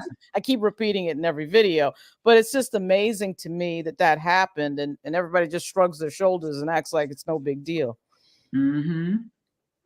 Yeah. I was saying they don't include statements from, sorry, Danny. No, they're wearing blinders. So they want to see what they want to see. We're going to ignore everything else. I like to use the analogy of the Wizard of Oz. Pay no attention to that man behind behind the curtain. You're supposed to see everything, but ignore it. Right. You only supposed to focus on what I want you to focus on. And I'm telling you, I'm the Wizard of Oz, even though you clearly see me behind the curtain manipulating the works to pretend that I'm the Wizard of Oz. But you're only supposed to, it's insane. And I say again, with as much information as we have, and 3 out of 4 of us, 3/4 of us grew up way before the internet was a thing, way before Google was a thing. You can be 40 and remember not having Google, not having the internet. Right. And the idea that we have so much information and are stupider than we were, more gullible than we were before, let's say 1995, not even, because even then we didn't have Google, we didn't have good search engines. So when did a good search engine come out? Maybe 2000? Remember Ask Jeeves, the little butler guy? Ask Jeeves, remember about.com? Yeah. Like, we have within seconds, we can get billions of hits and know nothing. We'll believe the first headline we see. Well, now we're entering the era of willful ignorance in terms of the media, because frankly, it's almost as if fictional writing has taken over when you see some of the things that are left out. And once again, if you put all the facts into the story, you may come to the same conclusion, but you may not. But I don't know how you leave things out, like the injuries to Mr. Majors being chased down the street by Miss Jabbari, block after block, Mr. Majors staying in a hotel up on 77th Street. That is not the behavior of somebody who's aggressive and controlling, as defined by Alvin Bragg's office. So that just doesn't make any logical sense. And we can prove those things, unlike some of the things that we're seeing now in the New York Times and we've been seeing in Rolling Stone. We can prove definitively that Mr. Majors spent his night at that hotel. We can prove that Ms. Jabbari chased him down the street. There's nothing to talk about. Like, these are things that are not. Yeah. So I don't understand how that doesn't get reported as time goes by. And to me, that's deliberate. You're now deliberately leaving things out so that the public doesn't know the entire story. That's a problem. Does it not scare you? Because my thing is, if that could happen with this, when all you have to do is Google what information you feel like is being left out or that you have questions about, and you just choose not to do that in favor of just going with whatever somebody else tells you, that's scary, because this is literally, and I hate to, I don't know if you want to call it oversimplifying or exaggerate, but this is literally how the Holocaust started. No, obviously there was no Wi-Fi and and internet, but it literally was people just believing what someone said, finding a little confirmation bias, and sitting back while X number of million of people were obliterated in a matter of months. Well, it's historically relevant that dictators always usually go after the press first when they're trying to take over a country. Because once you control the hearts and minds of what people think on a subject, you can get them to do anything, as you saw at the U.S. Capitol on January 6, 2021. I mean, it's sort of like, so on this type of thing, it's so connected to the history of the United States, particularly as it pertains to Black men. And it's such an easy play, right? You just have the vilification of a Black man, the vilification of a Black, you get people just forgetting. I mean, when I look at the headlines of the pieces tell the story. When the Times piece says women say plural, and then you go read into the piece and find that some of the women are, he yelled at me on set, or actually it wasn't even yelling. He had a disagreement about a schedule, and he told me that it wasn't working out, and he was taller than I was. That's what they're counting. Yeah, I'm 5'3", he's 6'1". Okay, you and about half of America. Right. So I just thought that was strange to me. And I'm kind of, a little bit suspicious too of, I talked to 20 people, we talked to 20 people, we talked to 40 people. For 4 months, 5 months, we were investigating. Right, we're 4 or 5 months, but I don't mind the 4 or 5 months. Till 2 days after the sentence gets postponed. What I mind is out of 60 people, we're hearing from 4, 5. So what did the other 55 say? Did they say nothing? Did they say John Majors is the greatest guy? What? So you don't really know that. I don't know. I'm suspicious. I'm very suspicious of press, as you can tell, because I've watched these people up close, and I'm just, when it comes to Black men, they have a special kind of bias that shows itself. And actually, we've seen it with white men as well. We've seen it with Andrew Cuomo. We've seen it with Al Franken. So, I mean, I can't even say just Black men, but yeah, it's unbelievable. They ran out of white guys. So now we're going to just run through all the Black ones now. Remember Matt Lauer? They got him. They got both Cuomo brothers. Yeah. They don't. Different too. If he had I can't think of any story. And there are couples out there that it's well, I guess it wouldn't even matter. I was gonna say a white man dating a Black woman, but even a Black celebrity dating a Black female celebrity. Like, how often do you see these types of news stories when there's a celebrity, someone assaults someone, there's a DV arrest? I can only think of the Kevin Porter situation, and they didn't want to talk to Kaiser. Kaiser had to go on like TMZ Sports and the Roland Martin show to be heard because the New York Times didn't want to interview her. That's right. Why didn't the New York Times want to interview her? Same with Priya. Why isn't that front and center on, it was basically, it came down to TMZ and Roland Martin, right? Yeah, that's what I remember. And there's one, they didn't do any videos with Kaiser, but I think that they tried to talk about Kaiser and how the doctor had to come out and make that statement. We never released anything to anybody. Right. So it was a sports-driven written news article. Right. That's right. And that was it. That's right. Frankly, the fact that Rolling Stone and New York Times has not just done a simple mashup of, these are the cases related possibly to this with regard to Jonathan Majors.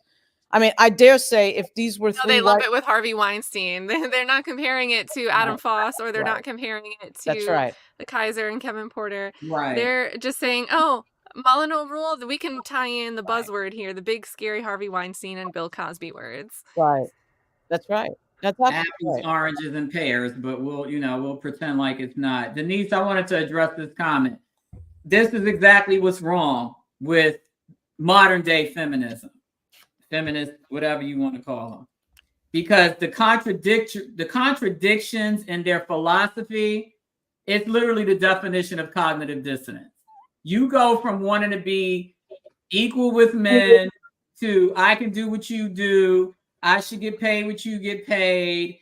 I can have it all. I can be a mother, a corporate mogul, a CEO, a this, a that, a that, a that, a that, a that. To the minute somebody wants to break up with you, now I'm back down to, oh, I'm weak. He's strong. I'm not the same as him. I don't have the same emotional and psychological fortitude as a man, but any other time you do. And this is the problem. This is the problem. You can't have it both ways. You can't have the same size balls as your husband and then turn around and say that it was a power struggle. Like what? Like I'm confused. The power dynamic was imbalanced now that we're getting divorced and I want $100,000 a month in alimony. Like, which one is it? I thought you made as much money as he did. You know what I mean? Like, it's crazy. I mean, it's just wild business out here. And I'm just sitting here like, I'm just glad I don't have sons. I'll say that until the day I die. I'm just glad that I do not have sons and that the daughters I have are nothing like this at all. They have a healthy the culture. That's where the culture comes in. Mm-hmm. The whole damsel in distress thing, the magnetism is for the white damsel in distress. The media is the one that comes in capes for them. They come and save them off whatever balcony they're damseling off of. They don't come and rush to the rescue of, like, I just can't think of examples where Grace Jabbari someone else was a Grace Jabbari positioned by a domestic violence advocacy group, a pro bono attorney. Statements in all the media before she volunteered for her arrest. The way she was photographed and positioned as like soft and delicate and traumatized on the stand and needed to be protected. I can't think of a single example of a Black female that was dating a celebrity, right? It's some type of celebrity status that was in the news where there was that same type, I'm going to call it coddling. Yeah. It was the sellability of the damsel, the meek, quiet, tearful personality. Right. But that's what sells, though. But that's exactly what sells. And you saw that tax form that we saw. They got at least what, $8, $9, $10,000 from selling that image. 10 million, yeah, an extra 10 million, right. Yeah, and not only that, I think that there's something bigger afoot, which is that every study shows us that women effectively control the buying power in most households. And if you think about, if you were marketing to that, what would get the attention of women readers in your typical magazine? It would be these types of topics, right? So there's that, I think, going on. Certainly a lot of women, specifically white female writers at particularly the New York Times, who would appear to be extremely focused on the subject matter without any sort of question from any other quadrant of anything about any other issue that might come up. And false allegations is one of those issues that we know over indexes for Black men. So, and again, Alvin Bragg ran on that. He ran on this restorative justice plank, in New York. And I'm thinking, this is what you're bringing. You're bringing the Adam Foss case and the Jonathan Majors case and the Kevin Porter case. There was no Kevin Porter case. And really, there was no Adam Foss case. I would argue that with Majors, at least on that one, they had somebody that could say there was some injuries. So I would argue that you couldn't confirm exactly where these injuries came from. And when somebody's out drinking all night, you might want to suspect that one of the sources of those injuries could have been their night drinking, right? So, I mean, I don't understand why that never. So it's a reach. These cases are a lot of bit of a reach. So that's scary to me because it's a throwback to another era of justice in the United States, or maybe it's the current era. Oh, I mean, it's been happening since Emmett Till, right? You You serve a majority Black neighborhood. That's the store. That's where your store is located. 90% of your patrons are the people in that Black neighborhood. You're used to dealing with Black men on a daily basis. But you on one today, a 14-year-old oversized Black boy comes in, allegedly flirts with you, wolf whistles, touches your hand. You're in a bad mood that day. So you decide that you want to run, tell your husband, and instead of course correcting and saying, all right, he did this is the population we serve, have a talk with him next time the kids come by and leave it alone. You sit there on the back of the pickup truck or in the pickup truck as they go and kidnap this boy from his family's home. Right? And then you keep riding the story out instead of, once again, correcting course and saying, all right, we ain't got to do all this. I just wanted you to scare him up a little bit so he won't come in here and do this again. Right? Yeah, I mean, to say that this is not over prosecution, particularly for a first-time offender, and that this went into a courtroom, I thought was noteworthy. And I can't believe nobody's writing on that. Nobody's asking any questions about that. Mm-hmm. The justice reporters at the New York Daily News and the New York Post, of course, is conservative. What is the New York Times doing? Nobody's asking, aren't these prosecutions a little bit more aggressive than we saw with Robert Morgenthau? Nobody's asking that. I mean, like that question is never coming up in an editorial meeting. Well, because it's going to go against the agenda. Why would you ask that? That's going to throw everything off course. Why is Grace Jabbari texting ADA Kelly Galloway when she sees her name in the paper that she has an iCard out for her arrest? Right. Like, to me, when you just said, like, and it's a totally different accusation, right? But with Emmett Till, with her name's Caroline, right? Mm-hmm. She was able to run right old age of 89 and did not serve one day. She was able just to run and be like, I might look bad. This might look bad on me, so I have to run to someone else and tell them something, and they have to go clean this up for me. And Grace Jabbari just runs and texts ADA Kelly Galloway to the point where Kelly Galloway's like, girl, you can't be texting me. You've got to go through your attorney, and your attorney has to communicate with me because you're like a witness, like, like, she should have never had that lady's number to begin with. Right. But that's what I was just going to say. That seems like something that has been set up because I've said it before. Where did you get her number where you felt comfortable to text the district attorney about something? I bet it got in her hands when she was at Bellevue Hospital. You think? Yep. When exactly did she text Kelly Galloway? And whenever she said that she read the new, I'll pull it up in the transcripts to get an exact date, but it was when she was searching herself online and kept looking up her name and saw the articles coming out that there was an iCard out for her arrest. So I think it was June. Let me double check. Wow.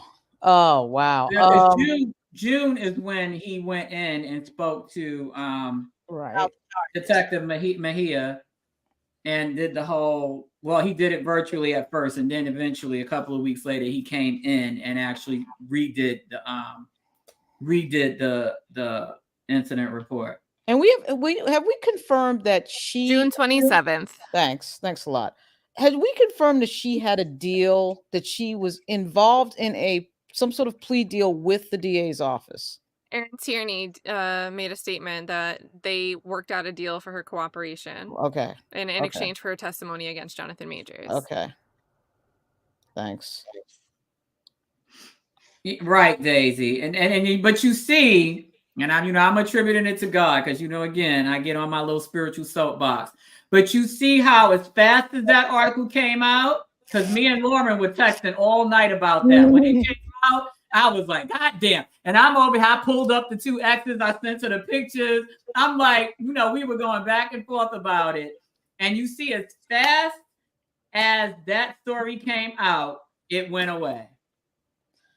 Well, and effectively, it would be a feeding frenzy. Don't forget, there was Rolling Stone and Variety that said, hey, even though the Messenger is reporting that she's supposed to be appearing for arrest, we've confirmed that that's not true because the DA has said previously that there was no iCard and they weren't going to charge her. So Rolling Stone and Variety, who are like supposed to be hand in hand, they're getting direct reports from, or to me it seems like direct reports from the prosecution on what's going on. Right.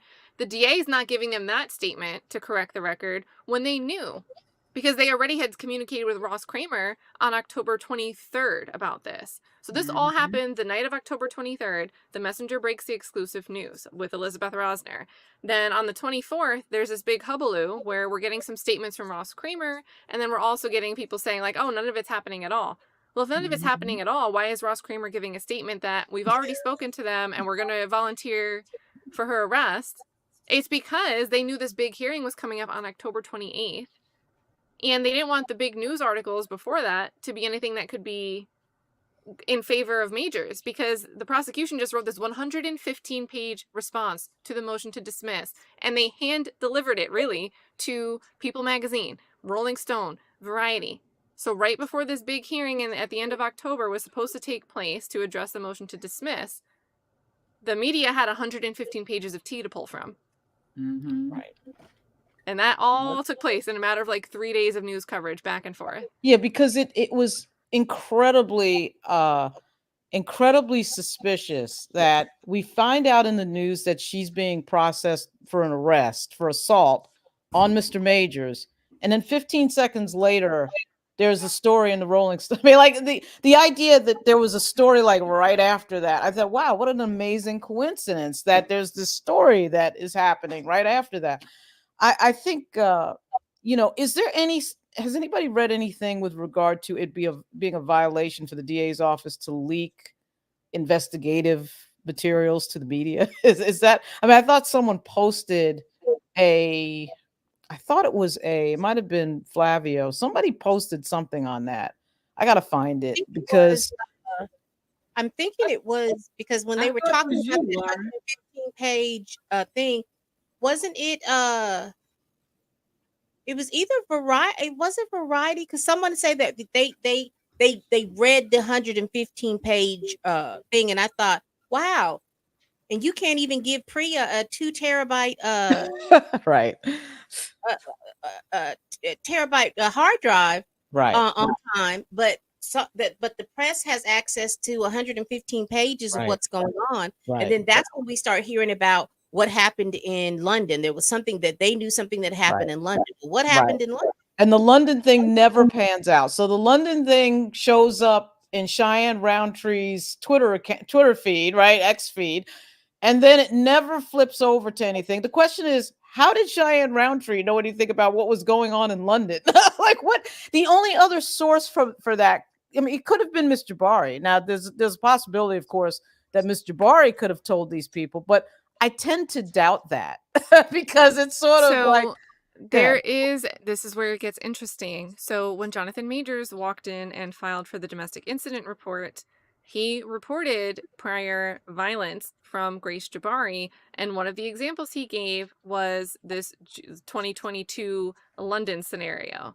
So it wasn't a well-publicized article by any means, but people are wondering, once they had the chance to look at this domestic incident report, oh, well, how can we reverse engineer Jonathan Majors saying that Grace Jabbari was actually violent towards him on an occasion in 2022?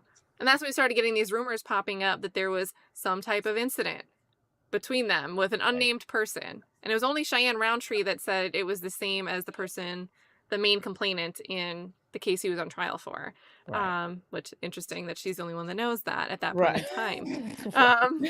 But other people are like saying it happened at Molyneux Stadium, because I guess there's a Molyneux Stadium in London too. But people were also they could have been reading about the Molyneux evidence packet in New York and just trying to Google what Molyneux was. So these journalists are just writing, it happened at Molyneux Stadium in London. There was a lot of misinformation because people were trying to take a lead that they got from a little detail from somewhere and turn it into something else.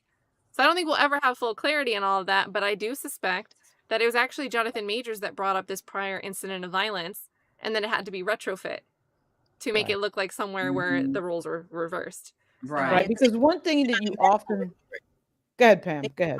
They were talking about this medical report that everyone was trying to get, because they were saying that there was this incident in London and there was this medical report. And I remember Cheyenne had reported that, that the police were saying that there was an investigation going on, but I don't remember anything after that particular point.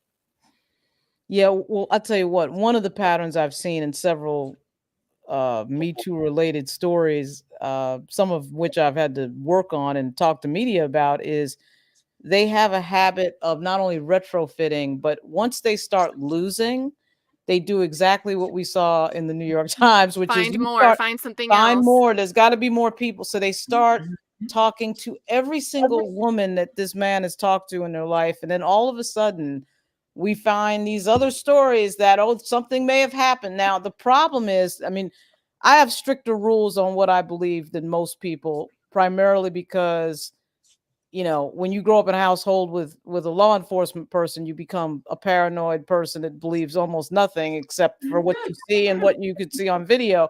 But when I see something where we're talking about things years ago, we don't have Mr. Majors in the piece. No disrespect to Priya, but we don't have Mr. Majors in the piece to tell his side of anything, right? So it's just a one-sided story from someone. It's not to say it's completely lying. I'm not saying any of that, but I'm just saying I have a problem believing that two people who have some sort of alleged physical altercation, that just happens out of nowhere. Someone just walks into a room and then something magically happens. That's generally not what happens in real life. What happens in real life is that two people are having some sort of problem that goes back and forth and has a ping-ponging effect or not. What also happens in real life is that when people are telling the story, they make themselves the perfect hero. They're not going to self-deprecate and say, yeah, but I did do this thing to him right before this happened. That's not going to happen. So with all the deference given to one gender, and I, as a woman, I totally understand this given the history. We understand this given the history, right? Women have been ignored on this issue. Domestic violence is really important. It hasn't been dealt with. This woman, Judy Harris, has spent her entire life working on this. That's commendable. That's great. But I'm not sure that the answer is to go into fantasy world thinking that one gender is always wrong and the other gender is always right. It's just one of those it's an all or nothing approach. It's either you ignore it or you go off the deep end and just start believing everything, even though there's obvious inconsistencies in the entire. Well, even the Emma Cooper who said, okay, well, we had this altercation, this physical altercation where I have injuries because of a mailbox. He pushed me into a mailbox, right? You're saying the incident is being pushed somewhere outside in a public place. And the context she gives around it is she was trying to stop him from his pruning from this earth thoughts. So he's having according to her, he's having these thoughts of unaliving. And somehow he's outside. Maybe they're outside already, but if you're talking about being near like a mailbox, you're near a residence, right? You're somewhere. You're in motion. You're in movement. If he's trying to get away from you, that's the vision I'm getting. Well, Kat, that fact right there, that this was a conversation around something that involves suicide, would tell you that it's an emotionally charged moment in that relationship. And this is not to in any way, explain away anything that may have happened that may not have been right in terms of somebody hitting somebody. But that tells you, that setting tells you that this is an emotional moment, right? And so I just think that I had a problem too with the piece. I haven't done a video on it yet, but I just had a problem with the piece. I'm not sure, I don't know, but I can't, there's no way of me knowing this, but Jonathan Majors needs to understand that when you have a piece in the New York Times where you have two women who have dated you, so they have a great deal of they're people who are going to be seen as valid. They've had a intimate personal relation with you. You need to be in that piece. You need to call that reporter up on the phone and say, this is my side of the story. You have nothing to lose at this point. It would seem to me that this thing is at code red in terms of communications. So putting your lawyer, even though your lawyer might be the best lawyer in the world, is never going to equal having the two human beings in the piece. You've got to show up for that, and you got to show up in a big way. Right. And I thought it was interesting the timing, because we were hearing about keeping that information under lock and key, but all of a sudden there's this end round, and now we see this place. And I've always said in all the videos that I said, there's always either there's a hearing or something, then there's stunts and shows. Right. And it never stops. It's always stunts and shows that always around this. And that's what I was thinking. Now, wow, how did they get around? I guess that they talked to them and they asked them if they wanted to say their names, but that was still information that they were talking about suppressing, but it comes out. And like I said, there's always some kind of stunts and shows around this. It's not right, and it's not a coincidence. I mean, it's exactly what your spidey sense is telling you, right? All of a sudden, something good happens for him, and then 24 hours later, we get this blockbuster piece from the New. It's like, are you kidding? So when Priya filed that, when she made that filing, and of course, when Kat, you read the filing, I was sitting there listening to the reading. I thought, wow, this she's got some case in here that might. I don't think this judge would ever flip anything, but it's not completely off the table, right? So, and then all of a sudden we get this New York Times piece. Like, it's like the timing, a piece that, by the way, could have come out months ago. They said they had the file. They said they had these people back in April, May? Right. Unbelievable. But you, like I said, but you see, as fast as they came out, nobody really retweeted them. Nobody repeated it. You see it on Google here and there, but it's nothing updated, because I think people are at the point where it's you got the side where nobody gives a shit about this anymore, which can be a good or a bad thing. You have the people that shared victimhood their whole identity is another segment. Right. And then you have the people like us. You have the apathetic. And then you have the people like us that are like, are you kidding me? Like, seriously? And a lot of these people don't have real world experience. Like, they've never been told by somebody that they did something wrong or they did something harmful to people. So they think whenever they feel pain, whenever they're teary-eyed, they think that if I'm crying, someone did something wrong to me. Well, guess what? I'm a crier when I'm mad. Yeah. So if I'm crying, it's probably because I just yelled at somebody. Yeah. I don't feel good about yelling at somebody, so maybe that's why I cry. Well, but I'm about to really crash out, and you probably need to move. That's like sensible. Like, that's an acknowledgement of like, hey, just because I'm crying doesn't mean I deserve someone telling me I'm 100% right. Just because something upset me doesn't mean that I'm a victim of something. You have another segment of society that are significantly older than you and even older than me that, again, suffer from cognitive dissonance. And they understand, they know exactly what's going on, but they want to pretend like they're sitting on this high horse, that they've never experienced life, that they don't understand the dynamics of situations like this. So they want to get on social media and act like they're holier than thou. They've never heard, seen, or experienced anything like this. They can't relate. They don't get it. They don't have sons, fathers, uncles, brothers. You know what I mean? And they're going to sit here and pretend they're somebody that they're not. And I'm seeing that want revenge against someone that hurt them, and they're going to transfer that to the person they're looking at in this news story. Exactly, because they can't deal with it in their personal lives. And so they're going to basically project onto Jonathan's situation what they probably should have been dealing with in their own situation. Oh, definitely. I mean, we saw that this morning in The Root. I used to write for The Root. And,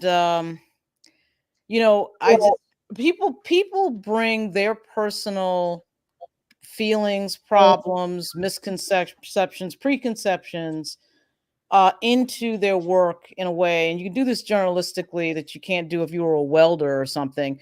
You bring it in and you just want to apply your thoughts and feelings onto everybody else's life. And it just doesn't work that way. It doesn't work that way. It's not realistic. It's kind of like, again, back to Pamela's, because we still have to do an episode on that with the gender war stuff. You have grown women, 40s, 50s, 60s, subscribing to this, oh, I don't do 50-50, or, you don't go these places on a first date. No, and damn well you sitting right there at Red Lobster as you're typing this. You're sitting right there at Olive Garden as we typing this. You're sitting there taking care of a man as we're typing this. But you want to get on social media and pretend like you have these high standards, because what you're doing is you're creating a narrative of what you wish you could do and say.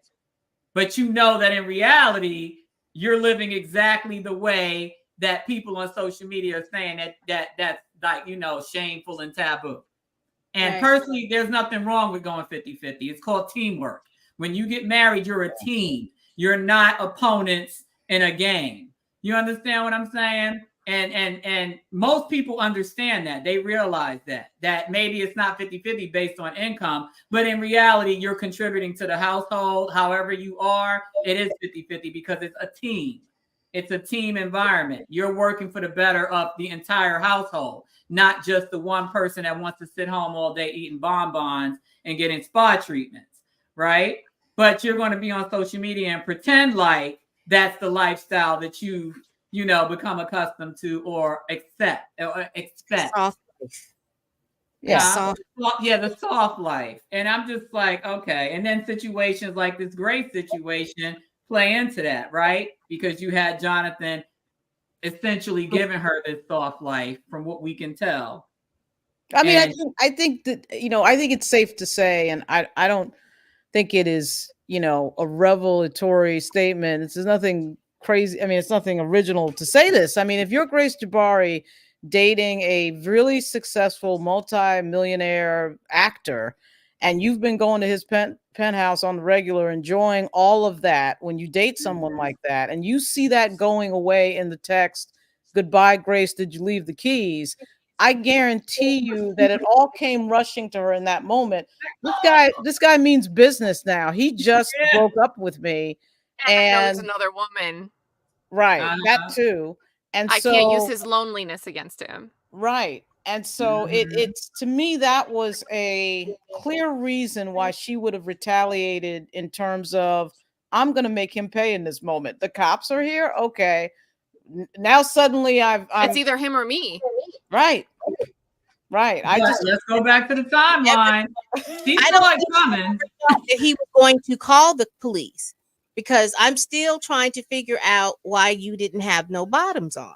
But Because she thought he was going to come home. I don't think she thought he was going to call the police, and I've said this several times. She You didn't. see these types of dynamics, so this has worked for you in the past.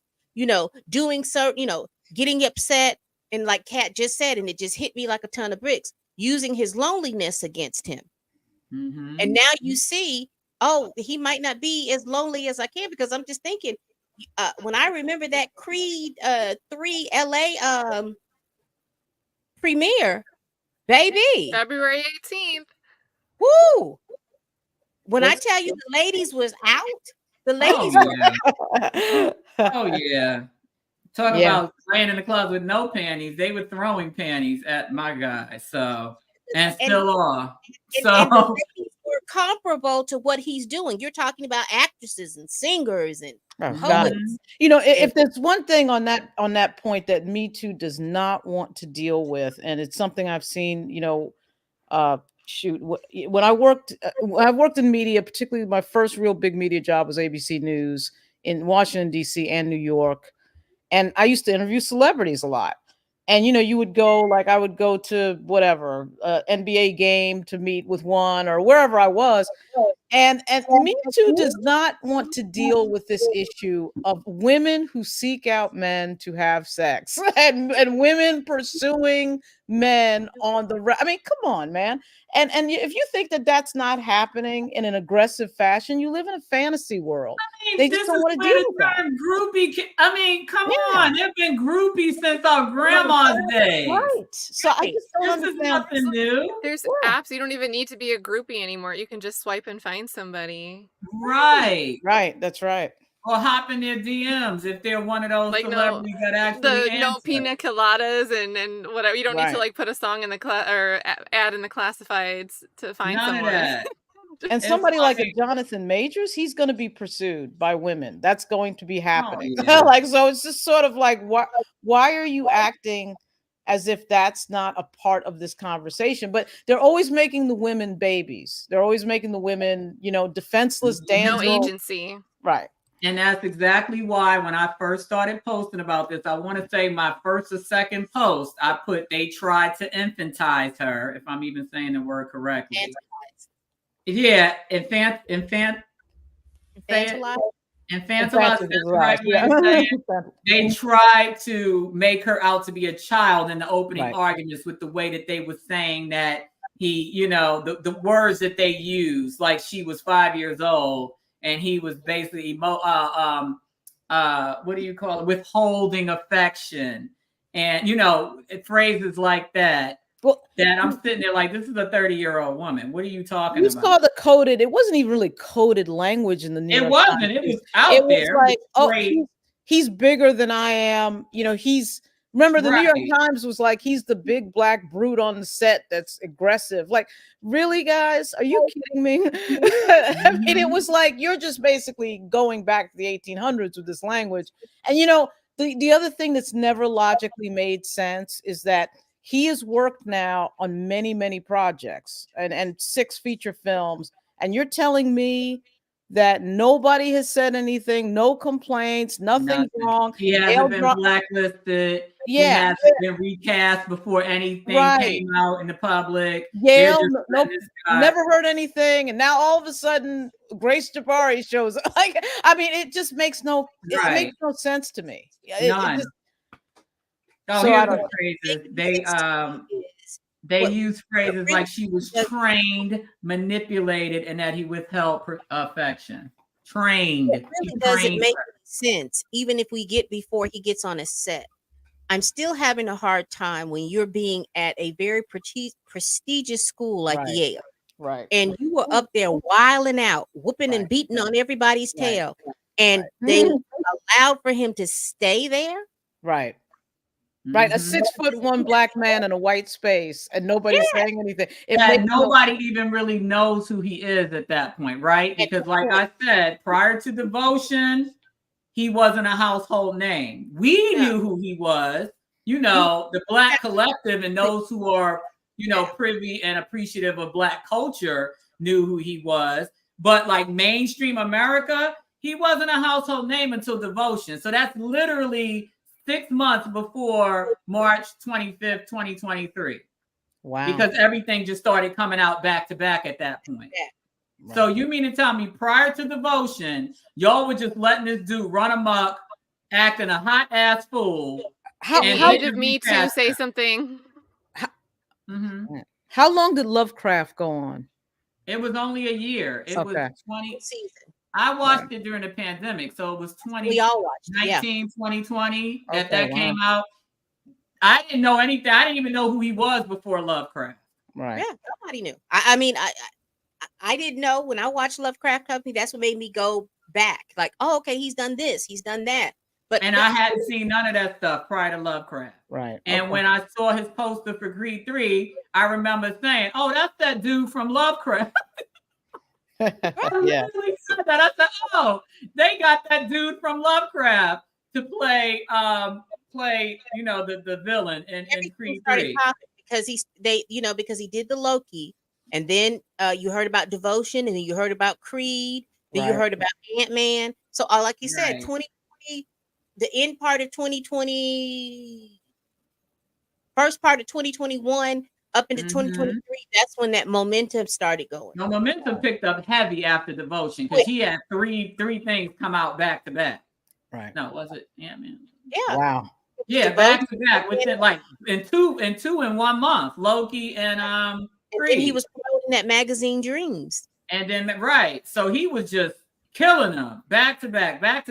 And then Loki. Did you say we said Loki, right? He was doing Loki in 2020. So it was just back to back stuff. Wow. But like I said, prior to Lovecraft, I did not know who he was.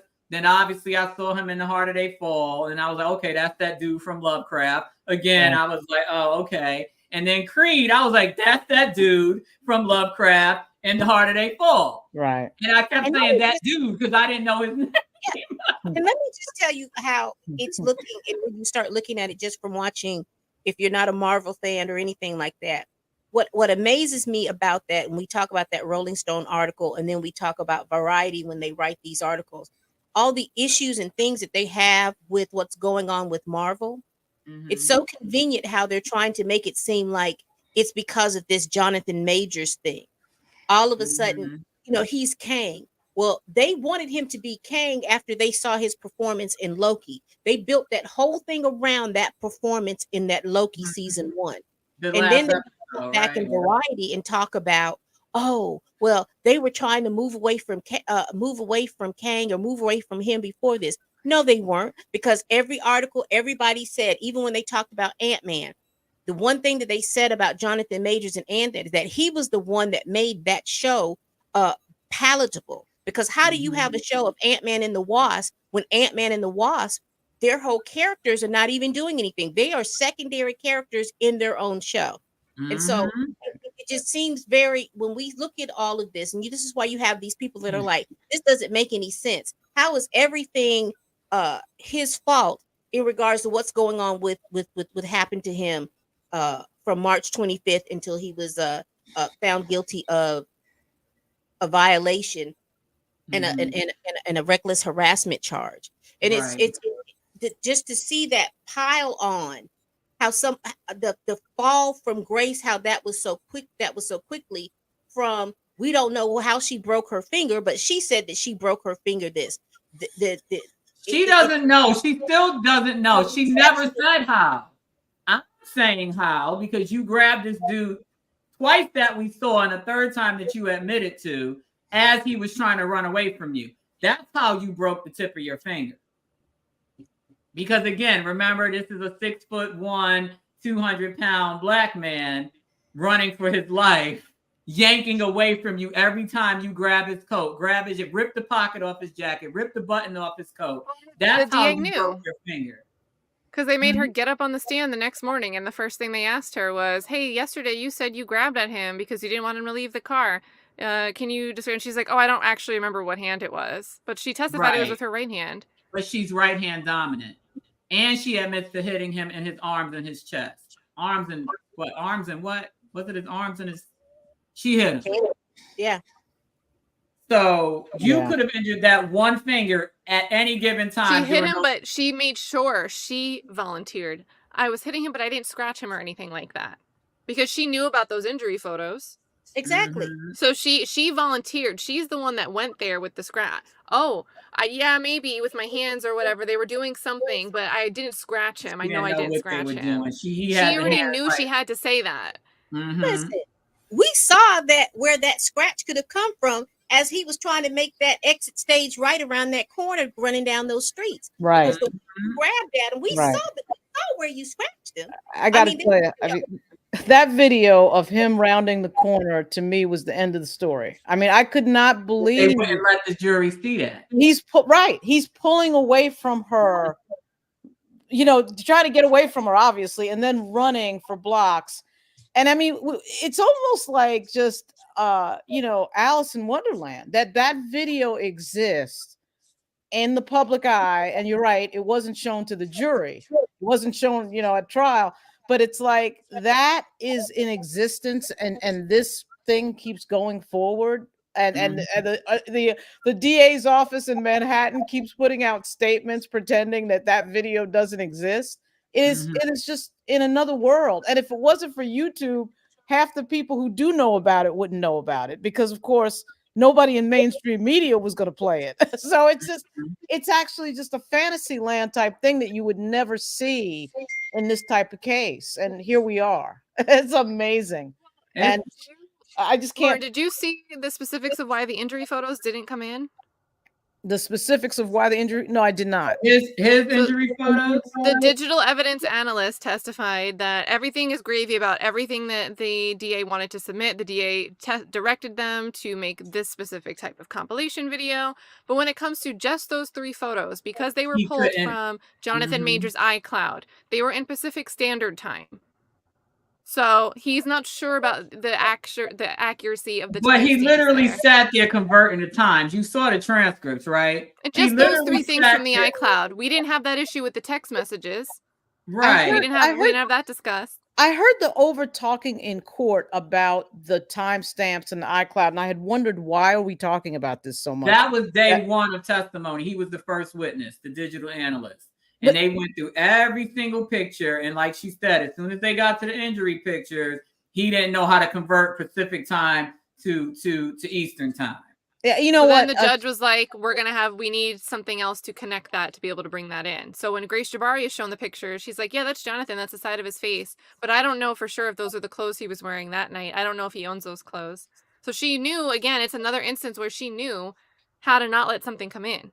You know, I got to tell you something. Shout out to Fahim Carter and Caliber out there, what they're writing, because, you know, I was a history major in college at American University.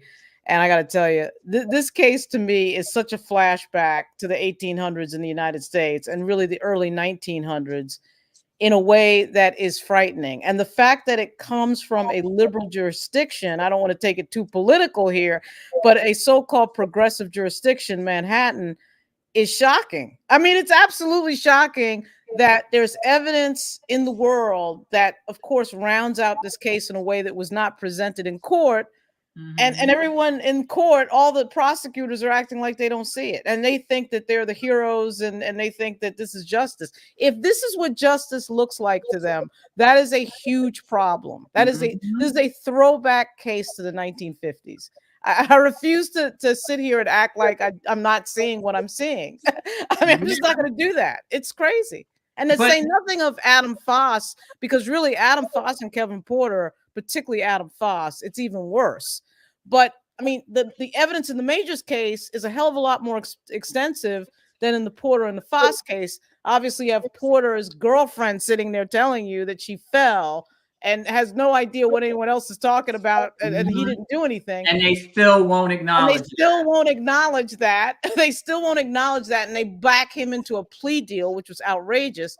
But the Majors case has more evidence than the other two put together, and it's incredible. And it's nowhere near as severe as what. Right. That's right. That's there right. Was like if we take cross-examination out of the story, that case was pretty much talking about stuff that had nothing to do with the 24th and 25th. You're talking about Majors? You're talking about the 20? Yeah, right, so right. The evidence wasn't really evidence of anything. It was stuff that they were introducing this as background information. Well, so much was like the domestic violence expert, right? So it's like, we're going to talk globally about sexual assault and domestic violence and what victims do. I'm sitting in the courtroom going, and why are we talking about sexual assault when this is not a sexual assault case? So it was almost as if she wanted to put it in the air, you know, the sort of language, you know. And I thought, wow. And of course, you know, Priya Chaudhry could not get the judge to agree to not have her testify. So she's testifying. And I'm sitting there thinking, okay, if you let that testimony happen, why not have a historian come in and talk about how Black men have been treated for the last 405 years in the United States? Like, if you're going to do it that generally, then why not go all the way? Just an expert on false accusations and bad witness testimony. Right. Yeah, but you see how he brought in the point. He was like, have you ever dealt with anybody that experienced trauma from being falsely accused? Right. Were you there that day that he asked her that question? I don't think I heard. I think I would have remembered that. I must not have. Yeah, it was the last maybe 10 minutes because the judge was like, how much longer do you have? And he said about 10 minutes. And he was like, okay, we're going to break here. And then the next day when they brought her back, he was like, I'm Seth. He was like, nah, I'm good. She can go home. Right. And she was looking like, huh? As soon as she sat down, he was like, I'm good. We don't need to do anything. Well, I mean, else. It is pretty amazing to watch Kelly Galloway and the gang talk endlessly about you know, details and, you know, I guess sort of sociology around misogyny, patriarchy, obviously sexual assault, sexual violence, and then not say to themselves, wait a minute, if that history matters with regard to women, which it does matter, then why doesn't race matter? Why doesn't race history matter in the same way? So if you're going to get some general witness on the stand to talk about all this stuff, how does it not work for Jonathan Majors? It made no sense. That made absolutely no sense sitting there. Because it's not going to work for the agenda, you know. This is unbelievable. Unbelievable. Oh, listen, but you have to understand, Manhattan is an island. You got your white Manhattan, and then you got your Black and Hispanic Manhattan. I'm from the Black and Hispanic Manhattan, which is known as Harlem. Okay, so that part of Manhattan, you don't have to worry about leaving because they don't give a shit about that part of Manhattan. You know, now, you know, the Chelsea, the Midtown, the Upper East Side. Or you can run up to three strangers on the sidewalk and tell them you're Jonathan Majors' girlfriend. Exactly. I'll just come outside of the housing projects that I grew up with and just yell down the street, I'm Jonathan Majors' girlfriend. You know who Jonathan Majors is? Get me robbed quick. Like, thanks for volunteering all that info. Y'all get robbed before they call the police. please. Like, Telling all your that friends means this you got house is so money. nice. There's so much stuff in the house. Right, exactly. Wow. It's craziness. They'll probably rob me and then help me look for my own shit. You know, And the be other thing like, I wondered about a little bit was that, you know, how obviously the case had a gag order. Obviously, did not include the documents moving from the allegedly moving from the DA's office to the media. So when there's a gag order, obviously it only means that you cannot speak on the case publicly. But I Mhm. wondered, did that include? I mean, there's got to be something with regard to the DA's office, if in fact this is what they've done. We can't inconclusively prove this is what's happening, but it seems pretty obvious that they move their documents to the media. And if they did do that, is that a violation of something? I don't know if it Well, is or it's not. definitely a violation. So I'm feeling more along. They couldn't have moved the documents because remember, those are the documents. If we're correct, those are the ones that the motion was filed to keep sealed. Well, but right. So I don't think right, they handed them anything. I feel like somebody in house. You see what I'm saying? Well, a Molyneux witness that comes in and swears their testimony, one would think that obviously was under seal. One would think that only who could have possession of that other than the DA's office. Right. Now, the witness could have, you know, the other possibility, of course, the witness could have given it to the media. So the two girlfriends could have given it to the New York Times, you know, potentially. But it seems to me that I can't imagine a judge putting a protective order on that in retrospect. It had to have first been given. Like, if something's already given to the press and the press is talking about it, how could it then go into the it might not be admissible in front of the jury, right? It might not be publishable to the jury. But to put a protective order, you know, one of the grounds for issuing a protective order, you have to show that it's justified to deny the right to the public to see what's going on. You have to have that transparency. That's why you have press attorneys showing up in the Jonathan Majors case, representing 19 different organizations, saying, you need to give us access to this stuff or explain a damn good reason why you're not. Well, one of those reasons is whatever it is that you're keeping under seal, it either can't have enough information that would be for the good of public safety, or it's too prejudicial, or some balance in between. So if something's already publicly known, you can't come in and say you need to keep this sealed because it's a protective safety issue, because it's already out there. You can't like put the toothpaste back in the tube or whatever. Right. I can. So it's one of those things where it's like there must be something, and it could be a balance of both, right? Maybe the media, the journalists had said they did this investigative work. Maybe they learned of who these people were, but they didn't want to give a statement to Rolling Stone in completeness. They said, hey, I talked to you. You can like publish a little bit of this.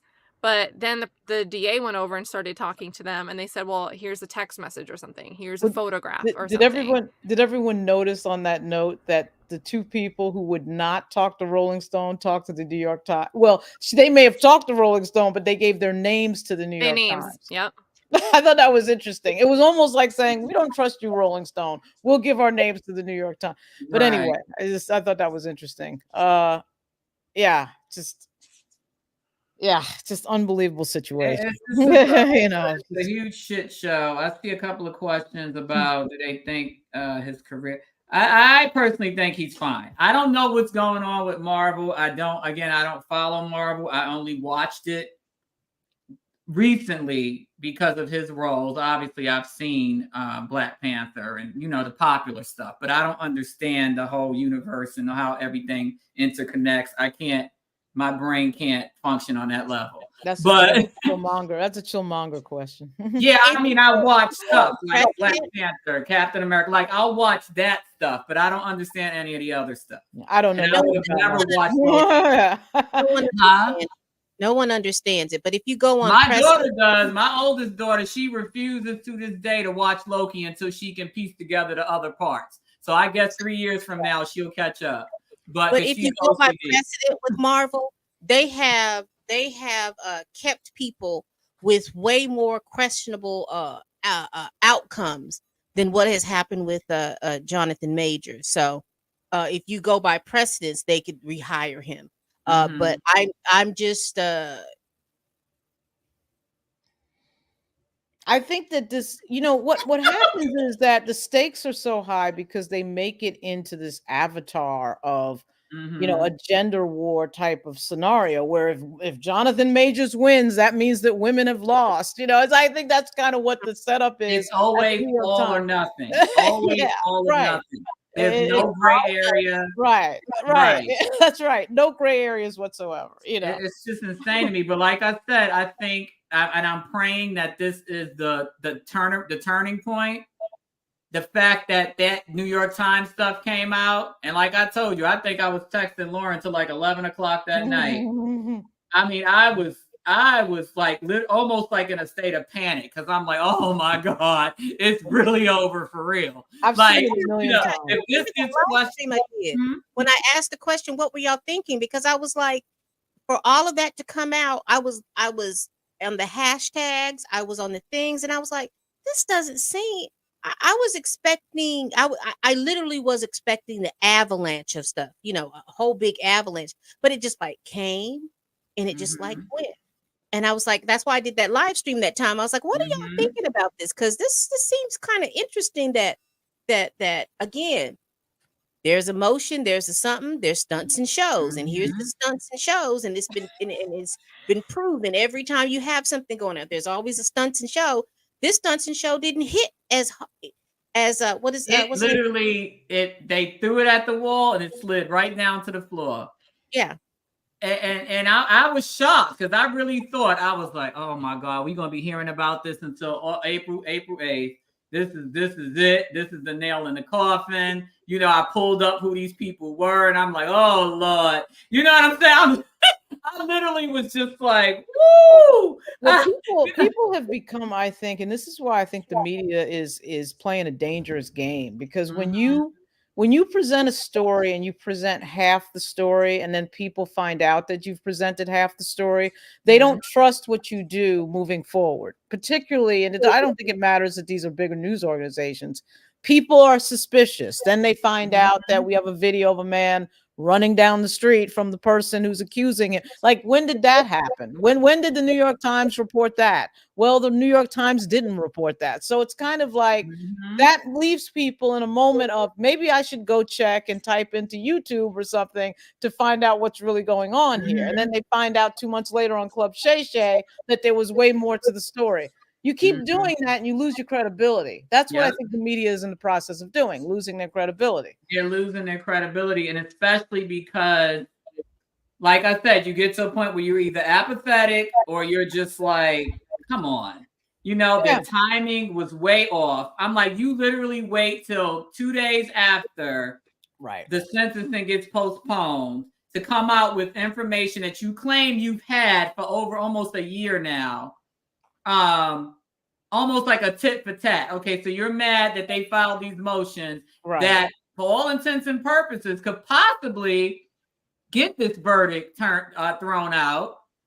You know what I mean? And so now that there's a slim chance that the verdict might get thrown out, we're going to make sure that this dude never works again. Give these people 2 months to stew on this extra information. So in the event that motion to throw out this conviction is successful, they'll still remember that Becky and Bridget also said, but didn't nobody care. Well, I also think they could have called these girls to come testify at a sentencing hearing. Right. And if they decide, like, look, I'm over it, I don't want to like travel, I just don't feel like it, I'm over it, it's, you guys got some verdict and it is what it is, I don't care about the sentencing. Well, now maybe they're like, but whatever, you can just go and publish it in the news, but I'm not gonna get on a plane and come fly out to New York for this, especially if you don't know what date the sentencing is going to happen. Right. Because that's a huge part of this testimony. Could have come in as, someone that wants to make a statement at the sentencing for the judge to say, hey, please actually give him some type of punishment, because whatever this verdict was here, he's done this before. It's not his first time. All I know is this is the most prosecuted misdemeanor in the history of New York. Are you kidding me? I mean, we're sitting here discussing, first of all, the fact that it was in a courtroom, I think is a news story in itself. And then when you look at in fact quotes the injuries. It's kind of like, and then of course, as juxtaposed against his injuries, which of course were never shown. It is just like, I don't know, it's spellbinding to me that this happened, because I think that the DA's office is under some impression that nobody can watch YouTube or nobody can watch TMZ. Like, I mean, like, or ask for transcripts. right, or find the transcript. Right. You'd have to think that nobody can find out information independently to think that you could get away with this. Right. I mean, right? It just is amazing. And the thing is, they don't really, and even me, I'm not going to even front. Like I said, I use YouTube for do-it-yourself projects. Yeah, absolutely. And the occasional, oh, Ma, look at this. I couldn't stand YouTube until I met you guys, because I just didn't have the attention span to sit there all day watching random shit. You know what I mean? I could barely even do TikTok because of that. But my point being, a lot of people are like me when it comes to YouTube. We just simply don't have time to sit here on a 3-hour and 49-minute and 43-second live. You know what I mean? Playing around. You know what I mean? So they think of that. They think that nobody's sitting on YouTube listening to some random content creators that have no credentials and, might be biased and or subjective in their opinion. And lo and behold, the problem is there is no bias or subjectivity in a video of a man running down the street away from a woman. Like, that's either it's there or it isn't. And same thing with the document. Right. The documents say what they say. So it doesn't matter who reads them, where they come from, whether or not they're in the Jonathan Majors fan club or not. That video is going to be that video at the end of the day. No matter what. Exactly. I've never had someone come in one of my live stream chats where they get busy sometimes. Sometimes there's a few that had over 300, 400 people chatting. Right. And except in the very beginning, there was one troll that was like, Kat just wants the African meats. It wasn't even talking about the case. It was just a troll talking about a white girl talking about the Jonathan Majors case. I have not had someone, I don't like block people from my channel. I haven't done that. If someone wanted to come in and be like, hey, the only one person that came was that crazy that was accusing me of being paid by Jonathan Majors' team. And like, she came from X. Yeah, I think, it's the same one. They came and left like one comment on one video and I just let it sitting there. They were like, well, what are you going to do now about this new news story? Watch my video on it. Like, you're commenting on the video where I tell you what I think of it. Like, one person that's coming out to watch things is not going, hey, there's something inconsistent here. Something doesn't feel right. Wasn't he initially accused of strangling somebody? How did we get here? This is weird. Why is he running? There's 2 videos of him running away. That's crazy. Right. He stayed in a hotel. He was injured. Right. Because those are all surveillance video, him checking his face in the elevator mirror. Right. Those are all the facts that they weren't showing. Everything that we've shown is the stuff that they weren't showing. So everyone who sees it goes, what? He was running down the street? Like, it's the same thing over and over again. It's crazy. It's craziness. And I felt like I just wanted to believe Danny when Danny said, oh, he's running. It looks crazy. I don't get it. Like, he's going to be good because he's clearly running away from City Block and City Block. I was like, maybe I'm just like too eager to believe and picture this grand old. No, the video is exactly as she described. I was like, am I trying to buy into this and have too much faith? No, it was exactly. It was exact. And I totally had no expectation. I was shocked when I got home after trial and saw that the videos got released. I was like, they actually released this? Right. That's why I tried to describe it exact, because I didn't think they would ever release that. Definitely not before the verdict. Right. So I was like, being that nobody's going to see this, let me make sure I describe it exactly the way I saw it. Well, and then I think it's weird because you saw some coverage of that. You saw a little bit of some of the body cam, but at the same time, nobody really talked about the Lucero body cam video. Like, that was the one extra thing that, all right, I'm gonna just request the publicly available exhibits just to line everything up. Right. That one wasn't touched anywhere, and I thought that was pretty weird. Because the one where we see them going up the stairs, it was Swain's body camera. Yeah. Well, Lucero, I called him Officer Amnesia. Remember, he didn't remember shit. Right. And then two, he no longer worked for the NYPD. So that was more reason why he didn't remember shit, because he didn't have to. He didn't have to worry about getting put on desk duty or becoming a meter maid. He's out in Long Island now working as an officer. Yeah. So he has no allegiance to the NYPD. And I'm almost wondering what made him end up in Long Island. Did something happen? Did he just Long Island police pays a lot of money. Oh, okay, a lot more than It's also, and if NYPD you have does. like kids in a family, sometimes like you want to go buy your house out there rather than live in a where your Well, wall you your know. wall is either a wall with another house or like your driveway you can barely pull your car in it. Like, so Right. Yeah, I mean it is shocking to me. I think what got me into court was I thought I saw Danny on Chills. I think you were on Playback or Chill. I didn't know anybody. These are all strangers to me. I'm looking at the screen, right? And I'm hearing a story that sounds nothing like what I'm reading and what I'm hearing on any other thing.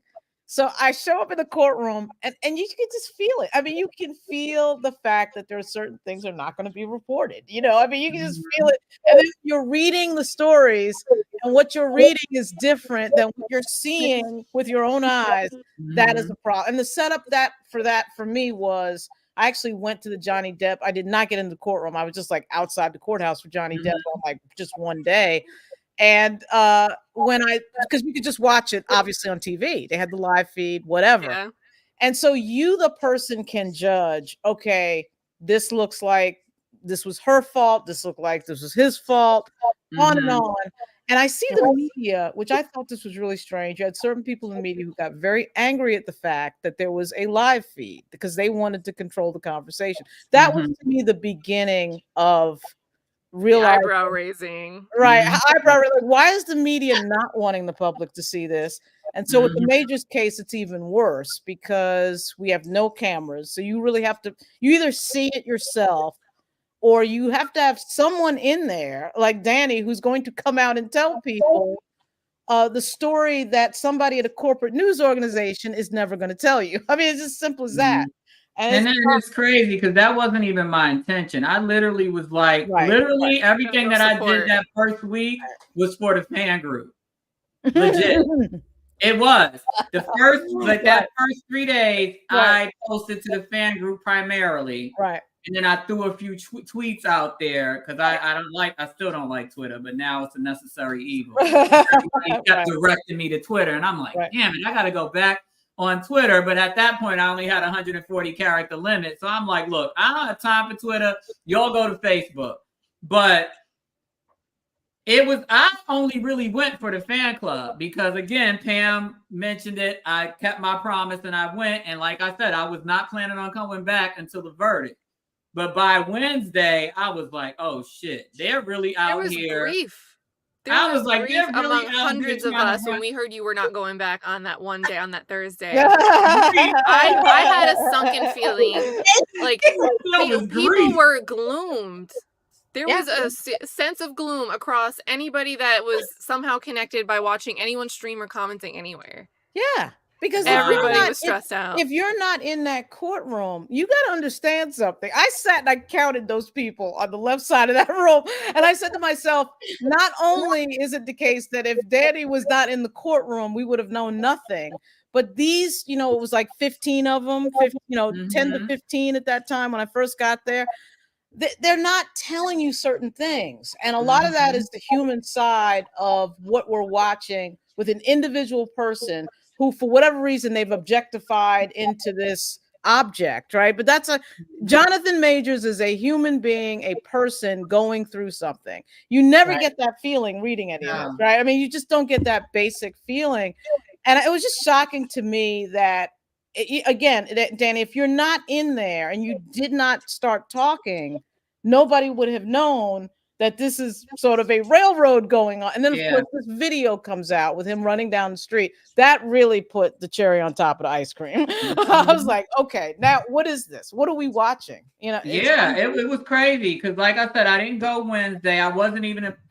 Thursday. I wasn't even intending on going back Friday. But then Jimmy went Thursday, and then I was like, oh, shit. So I got to go back. So I literally went to Tallahassee Thursday, drove to Tallahassee from where I live. So that's a 4-hour drive. Thursday afternoon, got home like 11 o'clock that night, got back up at 4 o'clock that morning. That whole first week, I probably slept 8 hours total.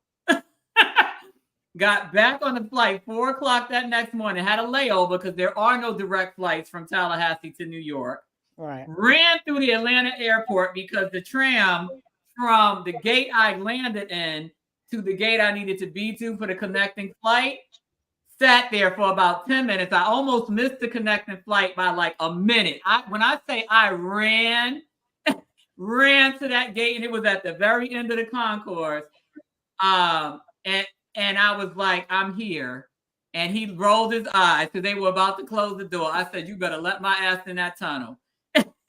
And he let me in, and I got there, took a cab straight from JFK, and got right in that courtroom right as it was starting. But it never started on time. Yeah. But that was that Friday. And again, I wasn't going to go back if Jimmy didn't go in and stand in for me, because then I felt bad. I was like, damn. So somebody actually came and stood in for me while I was gone. So I can't not go back because I got to finish the job, And well, he said when he got there, he was like, why am I here? And not in a bad way, right? He was that's how people were feeling. And something just compelled him. And next thing you know, he's walking into this courtroom on, what's the address? 1 Hogan Place in Manhattan. He's walking up, and it wasn't on the first floor. You have to go up the elevator. You have to find the room you got to go to. You got to make sure you go through the right public entranceway. And he's just like, why am I here? Because it's pretty much like, he described it as kind of like out of body. We know that you weren't going to be there. And he's like, I just got to do this. I'm compelled to go do it. Mm-hmm. And that's crazy. This isn't just like getting an urge to pick up a cheap flight to Cancun because you see a good deal on Travelocity. Right. This is like, what is going on with this? Something's not adding up. I have to go. I have to be there. It wasn't. Something has to happen. It was definitely not adding up. And then when you find out things, and somebody just wrote a note about it, not having audio on the body camera. What was that? Why is there no audio on the police body camera? They were saying slick shit that they shouldn't have been saying, and I can't wait. You have a whole DEA trains who can't redact certain parts of an audio that could be impermissible for the right reason. Mm-hmm. There are things that by law can be redacted. Medical information, anything that's not stipulated to that could be personally identifying information could be redacted. But the entire audio, every single body cam, and then you picked up Kat, the cop with the hand at his neck. Why does the cop have the hand at the neck? And it made me think about the Porter case, because there's all this lying about he broke her neck and the vertebra. They have this thing at the Manhattan DA's office about people's necks being broken. Now, I'm not saying that may come from some factual things that have happened in unfortunate cases. It's like the formula that works. But yeah, it just keeps coming up. And so, but to not have the audio of the police body camera, why not? Why isn't the audio? Any of it? None it was of like 26 minutes about, maybe some were shorter, but like multiple segments of footage. Right. And it's not like there's anything corrupted because we know they were listening to it. Right. But I'm telling you, I 100% think it's because Grace Jabbari says in that audio, because they asked her questions about it. And are you telling them right now that it was after you met up with the strangers, things got different, and that's when your finger injury occurred? And she's like, oh, no, what? That's not, no. right. I think so. I don't know. I don't know. I'm hoping, Dawn, and everybody else that asked, I don't know if that's up the pike. I don't know if that's also part of that sealed stuff, because I have no idea why everything but that. What could be helpful is if that's requested as part of the appeal. Right. Because then it could become something that is going to need to be accessible to the Court of Appeals. And unless there's another protective order issued for it, that would be a moment where they might say, hey, this now has to become public record, even if there's going to be some redactions, right? It's not going to be 26 full minutes of no audio. Right. So now, when Priya filed the appeal, we have no copy of what she filed. We only have the motion to set aside the verdict. She didn't file the appeal yet. The appeal is going to come after the sentencing. And But what, as of now, she filed the motion to basically throw out okay. the whole Thanks. Yes, Remind me what date the sentencing is. It's March something. April 8th. April. Wow. April 8th. Thanks. Yeah. So we got a ways to go. Right. Okay. We're gonna And get a April ruling, a 1st, tentative right. ruling on the 1st. Okay. So April hopefully 1st. no funny business on April 1st. Right, know, because if April 1st goes well, then there'll be no April 8th. Right. Okay. And Okay. April 1st is 2 days before my birthday, so maybe I'll get an early birthday gift and not Aries. have to go to New York on the 8th. Say that again? There's going to be Yeah. a show. You already know Yeah. that there's going to be a stunt and there's going to be a show during that time. Get ready for the stunts and the It's gonna be shows. an April We gotta get Fool's some. shit We gotta show, get some right? t-shirts. The stunts and the shows. Yeah. So my birthday is on March 25. So I can. Okay, so you're an Aries I'm too, an so you Aries, know, yeah. and so is Kat. You're Yeah, outnumbered, I'm a Pam. 28th. When's your birthday? March 28th. That Yeah, explains. we're gonna have a to do lot. a stream like one of those, like a Friday or Saturday in between. Right. Right. We Rams, you know, we go hard or go home. We Oh, either my gonna knock you goodness. down or we gonna. Pam, what it's- month is your birthday? You are looking at the very best and wonderful Libra around here. That's You great. know what? So wait, That's like why a we June? get What is that? along. June, July, October? October. Libras October. early October, end of September. I love me some Libras, but actually I forgot what they call it. I cannot for the life of me. An eyelash lady told me about it. Every zodiac has a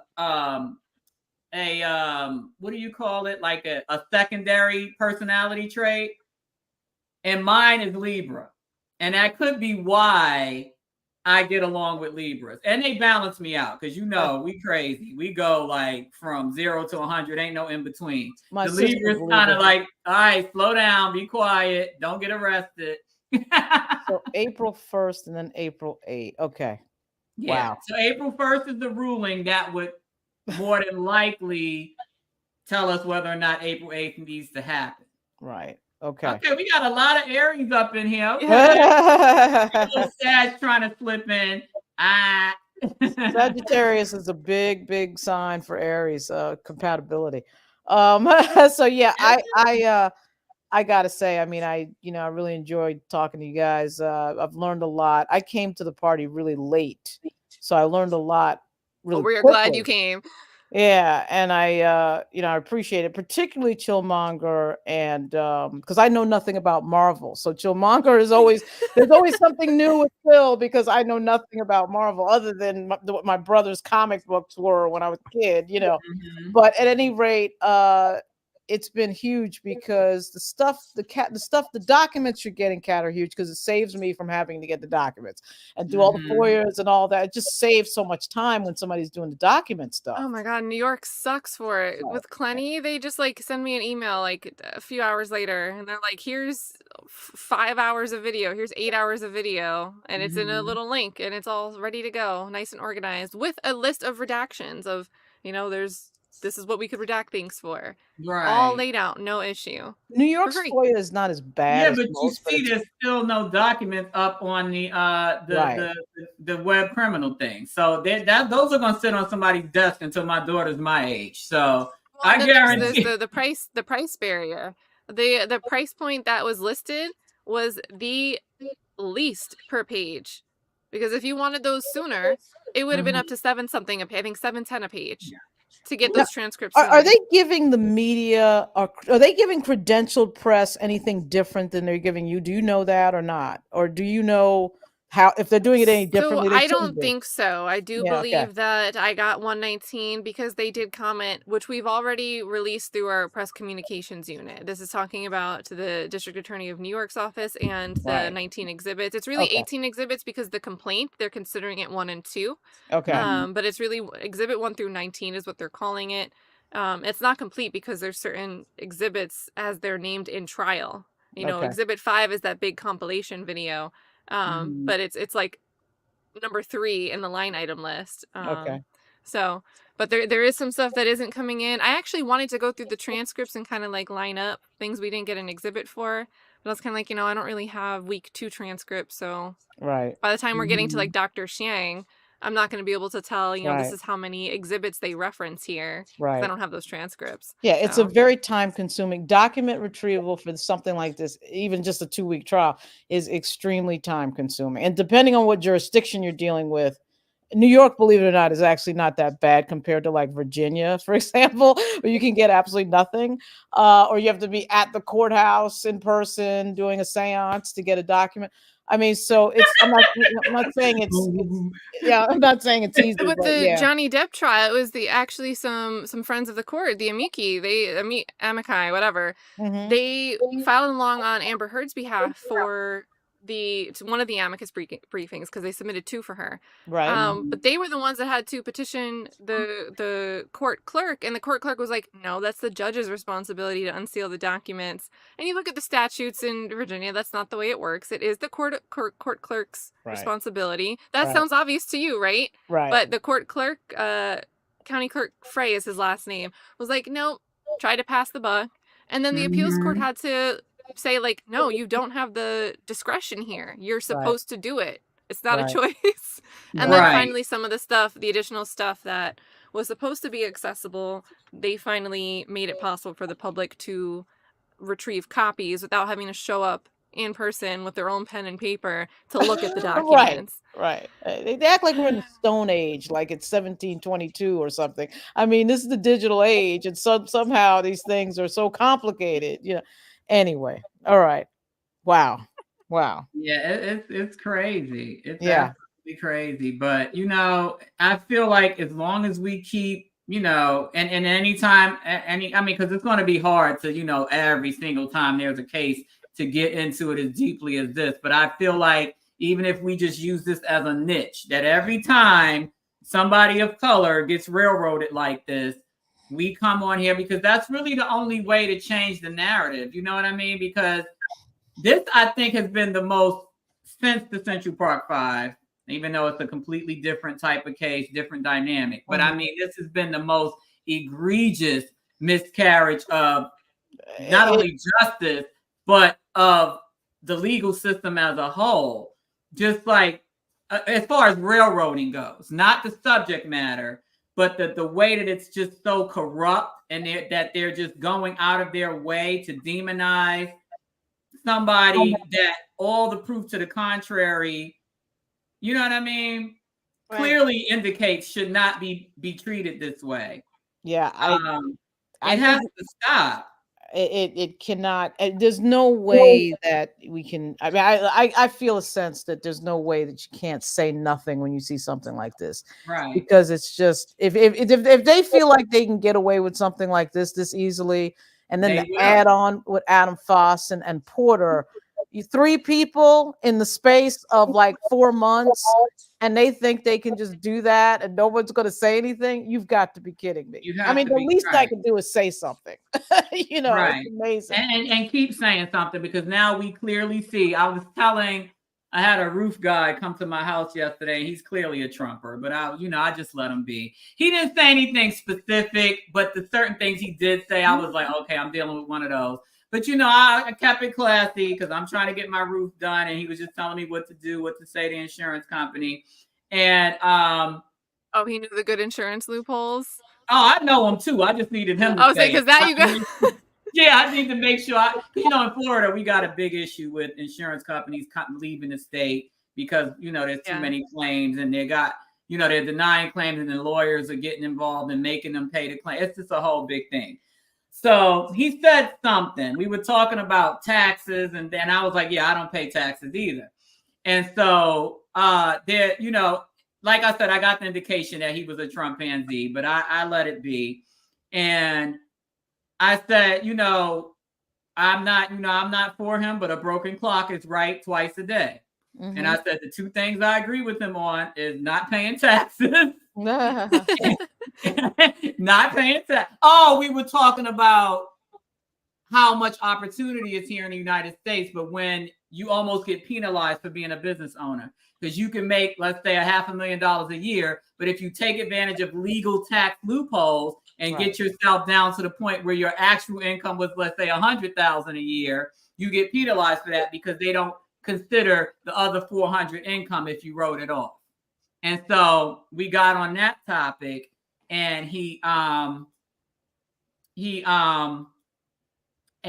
said something that gave me Trump vibes. So I said, you know, a broken clock is right twice a day. Two things I agree with: taxes and media. I'm just like Trump in that way. I don't trust the media for shit, and I don't pay taxes. So, so he was like, "Oh, I've never heard that before. I got to use that." But I'm saying, he said, "Joe Biden the Trump sneakers." I'm saying that to say that because the media cannot be trusted, we gotta stand in that gap. You know, we have to make sure that and Lauren was in it, and she doesn't trust the media. I've worked with organizations. Yeah. But no, I said Trump pansy, like a chimpanzee. Yeah. Something with a low IQ that can just do enough to get by and maybe learn a little sign language, but that's about it. The media is going through a period of transformation right now. That's what's happening. Mhm. And you can see it. You don't have to be some big expert or work in the media. I mean, you can see what's going on. The click-through Legal rate. space, it's going to adapt too. They're going to know, like, hey, this is how we have to strategize for this to be televised. Right. Mhm. Right. Right. It is scary to watch because people's lives are being blown up by a industry that is desperate for web traffic. And so here we are. It's really a shame. It's really a Mhm. shame. It really is. You know, it's just amazing. It's amazing. Let me see. Yeah, and it is a free for all. It's just like if you have a media, a press pass badge, whatever you call it, you can basically say and do whatever the hell you want. Did you notice that when we were out in the hallway outside the courtroom, they let, you know, for most of the time, they let us stand on the other side of that hallway when everybody's coming out that door, so you could just like film. I was just like standing there with my camera like this, right? And the media people, and you could see it in the photos, when you first came out the door to the left, they're right there behind that stanchion. Then on the last day, when everything's happening, they like locked down on the rules, and they locked down the rules in the courtroom. You couldn't have your phone out unless you were media. And then they said, you know, well, when you're in the hallway, you can't stand on that side and take a photo of anything from the other side. I'm like, well, it's a public building, a public hallway. Why does anybody care about whether or not you have a pass or not? I don't have a New York pass, so I'm like, whatever. Right.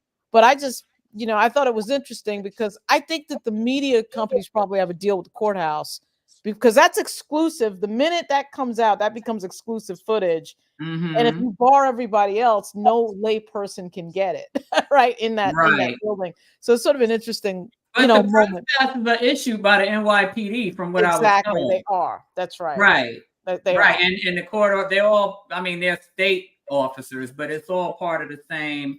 But you know, most jurisdictions except New York, they look at it as the public and the media can effectively do the same things, whether it's a FOIA request, whether it's standing in a certain place. New York is very strict about having media in a specific location, and they have this whole thing about that in New York. I don't know why, but they do. But at any rate, I just you know, I very rarely, I've been in a lot of courtrooms on the federal level, and I am shocked. I'm just really actually shocked at what I'm watching in this case. It's not necessarily something that I was expecting. And I don't know why it's like this, or why Alvin Bragg is feeling like he has to prove something or get up the count. Well, it's an election year. You know why? Isn't it next year? When does he come up? Okay, so he got 2001 is when he started. 21. Okay. Yeah, 21 is when his term started. So the election was 2020. You're right. So this year is the year that he either gets in or out again for 2025. Oh, okay. So it'll be interesting to see who runs against him, because he had he lost all the Trump and Z white people when he let those Mexicans beat that cop up and they didn't get so he lost them. So he definitely the people that he was relying on to get him back in, because like I said, when you and I met with who was that we met with, Lauren? When I went on my whole rant about the the election was 21. It wasn't inauguration. 2021. He was inaugurated in 21, right? No, it says the election was 2021. The election was 21. So So he is it- started. 2022. Is that November to Let me see. January like a presidential election? I feel like he just got here. I feel like he just got elected.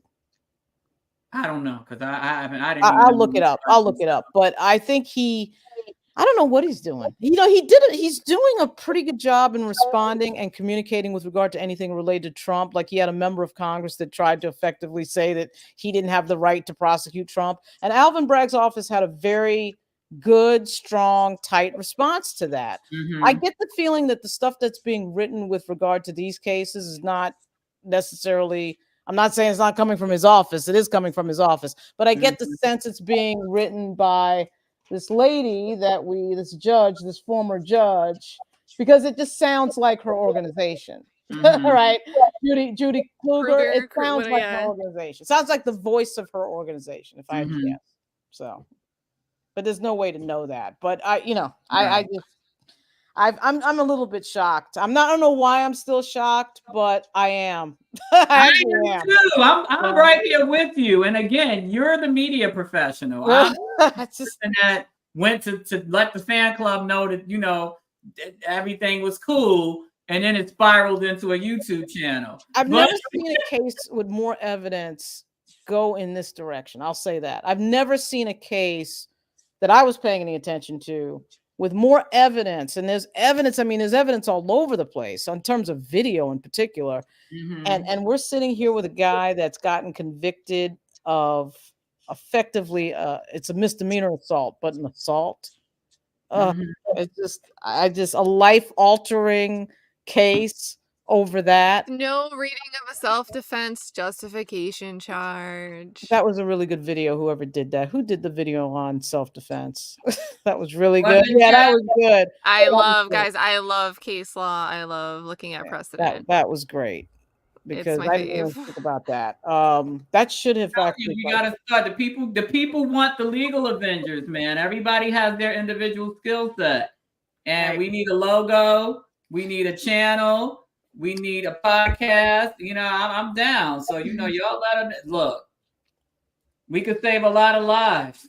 Well, the YouTube. No, I really feel like that because that's what happened with Marcellus Williams. It was social media that put a stop to his execution. They pressured the governor to come out and put a stay to the execution, and now he's finally, the new prosecutor, Wesley Bell, is coming in and pushing for a hearing to hear DNA evidence that no trier of fact has ever heard.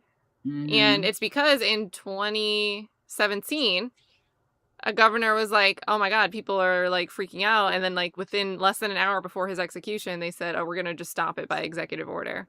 But he's still been fighting to show why he deserves to have that stopped. And the new prosecutor's finally coming in like, let's do the right thing. So it makes a difference. These things become huge political issues. Like talking about Alvin Bragg having better coordinated statements and more information about the Trump. That's a high profile thing. Everybody wants to address that. Right. But with the Jonathan Majors thing, it would have just been left in the hands of the verdict, however the news covered it, however they characterized it. Like it's very rare we see them say it was a split verdict. There were actually 2 acquittals and what that means. And if we're not saying something, Alvin Bragg isn't characterizing it right. His office came out and said it was a win for DV victims. They're characterizing the verdict as a win for DV victims, which there's no way to me you can say it is. It's not a win. They're just saving face. This is like they didn't prove It's intention. a loss to me because you got a ticket and you got a violation and listen. I believe a jury, if they believed in a pattern of abuse, even if they felt like he did not cause the injury to the finger intentionally that day, they would have just said yes to everything. Right. A jury has power to do things that aren't blah blah. Yes, yeah. I'm so good. Glad to see you. From my channel. I'm like, woo. Actually, still here. I know you guys are still doing this for 4 hours. Well, a few minutes ago, I was like, man, I need to like ease out here and go get something to eat. Yeah, I'm gonna ease on down the road too. Right. Got some juicy. Dang, now I feel bad. Blabet, it is so good to see you. A lot of people have been asking and saying that they miss you and all your information on things that are going on. Because I think we've missed you since around the motion to dismiss era, the motion to set aside the verdict. Yeah, we've been in here for a minute. I'm really surprised that I just, yeah, guys. I mean, you know, let's do it again. I mean, Lawrence? I don't know. What does that mean? Were you in New York? It was crazy. Oh, I'm sorry. You were trying to read that. Yeah, I was just trying to Yeah, I read was that. always at the front of the line. I was scared to lose my seat, man. And then some old man decided to show up, I think like the last 3 days, and took my seat. And then that's when I got invited to sit, in the reserve seating. He said 4 hours. Exactly. Well, I mean, I think what happens is too, and I got to stop doing that, but I don't want to just be putting stuff out there. I think I wait too long to post content. Then it's like we're catching up. Then we get kind of thrown off by the chat. That's kind of part of why I don't go live a lot, because I have ADD. I know I do. And I just go off. It's just like, I'm like the T-Rex in Jurassic Park. I'm coming to eat you, but then somebody throws a flare and then I'm over here trying, and then the chat's going on and I'm trying. It's just a lot going on. So yeah, I think it's a great idea to have the timeline up. Even though it doesn't matter really. I mean, it matters, and it doesn't matter whether you derail off of it. It's kind of a basis to keep the discussion to keep it going. going. And I have find the it really timeline. hard. I try to color coded it. I put hyperlinks, and still 4 hours. Yeah, I find it really hard to do a live when it depends on what it's about, but I like to pack as much information in like a 10-minute period as possible. And to me, the only way you can really do it is to do it where you have set it up and built the thing and had the slides and all that. But the lives are fun because people know that you're there and you talk to people in real time. So the live has a real strength when it comes to that. It's just, it's an incredible. A lot of time, because I had a spa appointment today. She ended up canceling, but I was like, I can't do it before the spa appointment because I know I would not get out of here. Yeah. So I said, let's do it after, just in case. And here we are 4 hours later. Yeah, I'm looking at the time in the corner, and that's a long time, y'all, to be on. Y'all but it on went for 4 fast. hours. It went fast, but I'm like, is somebody? I said it went really fast because when I looked at it, I was like, 3 hours. Okay. We have like micro things coming out of this too, like the whole tax return, looking at the SFFNY charity tax return, and Daisy pulling up the Glassdoor reviews from people that used to work at SFFNY. Right. So it just saying that they just want a New York Times story as clients. They don't want to help actual victims that don't have a juicy story. I'm obviously creative licensing with those Glassdoor employee reviews, but go take a look at Glassdoor, look up Sanctuary for Families in New York. I actually got on the live. Stuff. I got on the live because of that 990. So I was like, wait a minute, what 990? And so I was just, I just, here we go again with another big fat piece of hard information. It's not our opinion. There's a 990 there. And then we're going to see Glassdoor reviews of people who've worked there.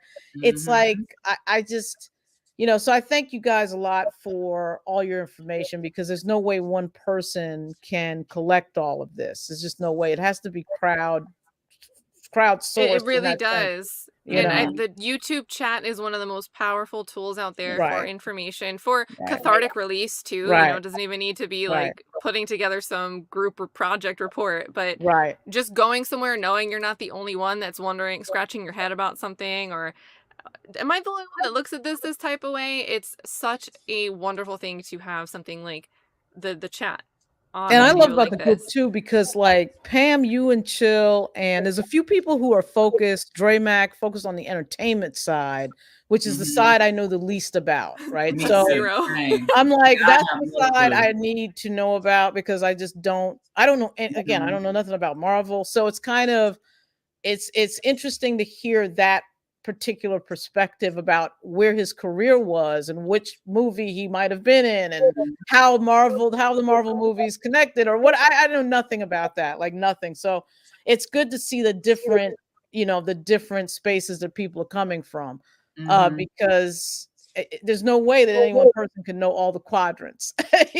Or post content timely enough and comprehensive enough that people won't get bored. So we all have our different areas, right? Yeah. Of what we bring to the table. if you guys haven't seen, Danny has their longer interviews, so there's time for you to like sit and play them for a while. You know, sometimes you want something that's 2 hours long because you don't want to have to pick something else to watch after 10 minutes. Right. Danny has really great interviews on her channel with Kirby. He's an attorney. He's he's worked everywhere. He's been on both sides of the law. Really well versed, really easy to digest certain legal concepts with. And again, he also has that common sense aspect where he's not gonna tell you something and not call it out when it's a bullshit strategy. He's gonna be like, hey, you can try everything. He's objective. Yeah, he really is. They're really great. He's even kind of sided with the prosecution on some things on this case. Yeah. You know, because he was a Brooklyn DA for 10 years. Right. He's currently a criminal defense attorney and appellate attorney. And so he, you know, he knows the whole, and he's, you know, he's older. He's closer to 60. So he knows the whole gamut, you know, of what really goes on. You know what I mean? Yeah, Kirby is good. I work with a bunch of attorneys, so I get a lot of attorney stuff, and he is very good. And my grandmother's house is in Brooklyn, so I knew who he was. I was like, wow, that's Kirby. So that is great that you have him on. A lot of the attorneys on YouTube that have talked on this case have been excellent. They've been really, really good at just drilling down to, you know, what we need to be hearing about, whether it was good or bad for Jonathan Majors, like just giving their legal whatever. And I've been really impressed by that because it's just great to hear free legal advice on something like this. Right. And, you know, and they all say the same thing all the time. Never expect that anything that's on your phone will be private forever. If someone needs to get access to those records is one. So don't memorialize something somewhere that you wouldn't want becoming public. Even your Google search history could become something that they look at. Don't speak to someone. Don't divulge your version of events without an attorney present. Right. Like, no matter how right you think you are or how you did absolutely nothing wrong. Right. Request an attorney. Request an attorney. Request someone there for you. Right away. So listening to those things over and over kind of like drill those kind of broad things that you're probably like, yeah, that's common sense. But when you have a bunch of people on YouTube telling you that, it's something that you'll remember in the moment when you're like freaking out and just want to, well, my God, this is exactly what just happened. I didn't mean to do something. Well, you might have a bit more brevity in the moment to stop and say, can I have an attorney here with me first? So it's great to look at that type of content. And again, we're bridging a gap when you have someone like Pam saying like, hey, Jonathan Majors at this movie premiere. And then we're like, well, hold on. What was the testimony transcript about this thing? And then we're like, oh, this is interesting. Right. And you bring all those worlds together. Like everybody has their own perspective and their own skill, their own talent, their own, you know, just way of wording things that someone else might understand better when one person says it, that it doesn't come across when someone else says it. Right. Yeah. So. Yeah, absolutely. Absolutely. Exactly. Unbelievable. I know. Is that to wrap it up? Son? Yeah, I know.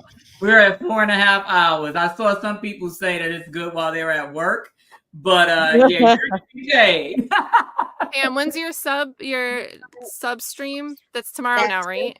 Tomorrow at 7:30 because I've got to get my hair retwisted, so I won't be back in time till about 7:30. So maybe we could do am I the a-hole, one of those little things on there too. Yeah, I'm gonna start doing those. I think, guys, maybe we'll change the concept, but if you guys tuned in last Friday when I did the spinning wheel of hot topics, the chat can vote on the topics. I can put them in the spinning wheel. The wheel will choose what we talk about from your suggestions. So you know what I mean? It's not like we can democratize it a little bit. I'm not just gonna be like, today we're gonna talk about this, guys. But we'll get in those am I the assholes, and it'd be fun because like there's so much you can pull out of a paragraph of a Reddit post saying, am I the asshole for this situation? Right. And you guys like we'll pick a day and we can start doing that for sure. I think it'd be so fun. Oh yeah. Well, and as long as you give me a day and a time, I'm good. I can't do I'm going on in 5 minutes. Join me if you want. Sorry. I'm in my pajamas. Absolutely. Well, it'll be easier for that because it'll just be like a roundup and we're gonna read through things that aren't time sensitive. So that's why it's perfect.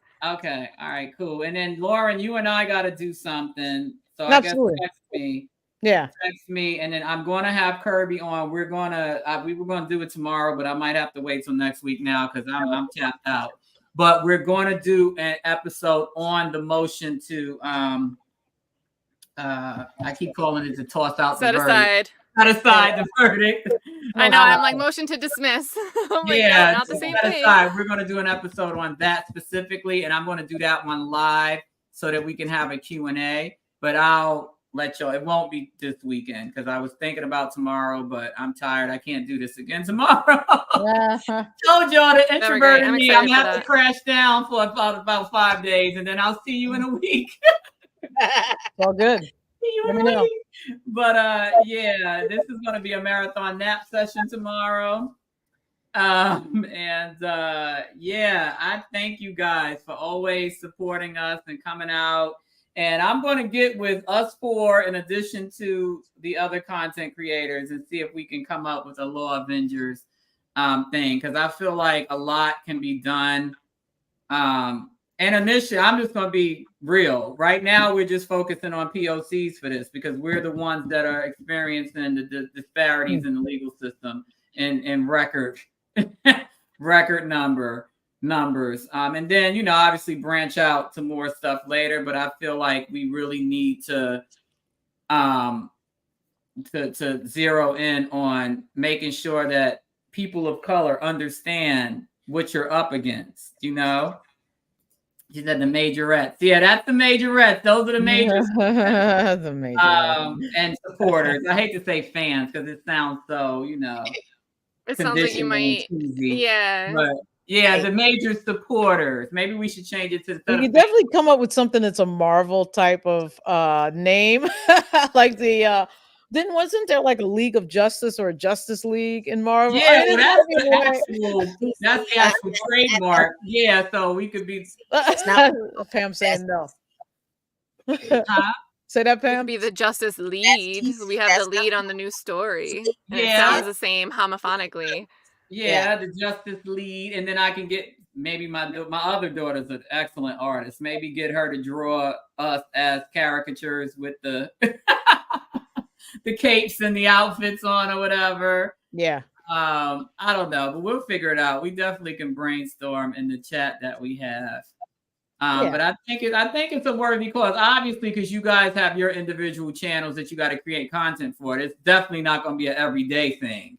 Yeah, but, I mean it's there's about to be a bunch of videos I'm doing, but it's you know how it's work. It's work. That's one good thing about live feeds is you can just boom, you're like there and you're doing it. But then you can't get out. You can't get out. You can't escape. As we're proving with this 4 hours, 30 minutes. 4 hours and 35 minutes and 45 seconds later. Yeah. You cannot get out. You can never leave. You can never leave. Marathon. We got to do a telethon. A telethon live feed. Right. We're going to have to start doing telethons. I'm putting in work days here. I know. But please, guys, like, share, comment. And we love y'all too. Thank you. And we'll be back soon. Any last words from anybody? Good night, and we'll see you soon. You know, we'll see you soon. We'll be back tomorrow. I'm doing a live stream tomorrow. So, and okay. Look, I'll put the link in the chat 5 minutes before. Right, and if you can join me.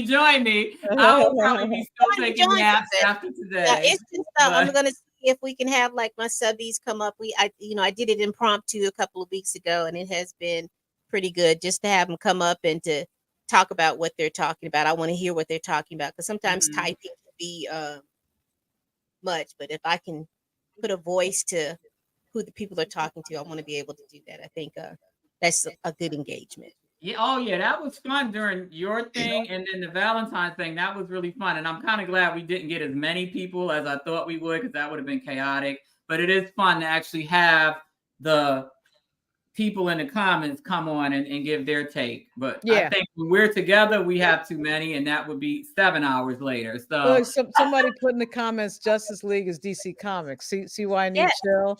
And right. And they said F Marvel. So so I'm not even. I don't even know which one is Marvel and which is it. Like, we're not gonna go there. Yeah, right. I said Superman, and they're like, wrong franchise. But yeah, thank you guys and everybody. Good night. God Good bless. night. Be Good night. safe. And watch Pam tomorrow. Like, share, comment. Yes. Yep. Thank you. Thank you. Thanks a lot. Good night. Good night. Bye.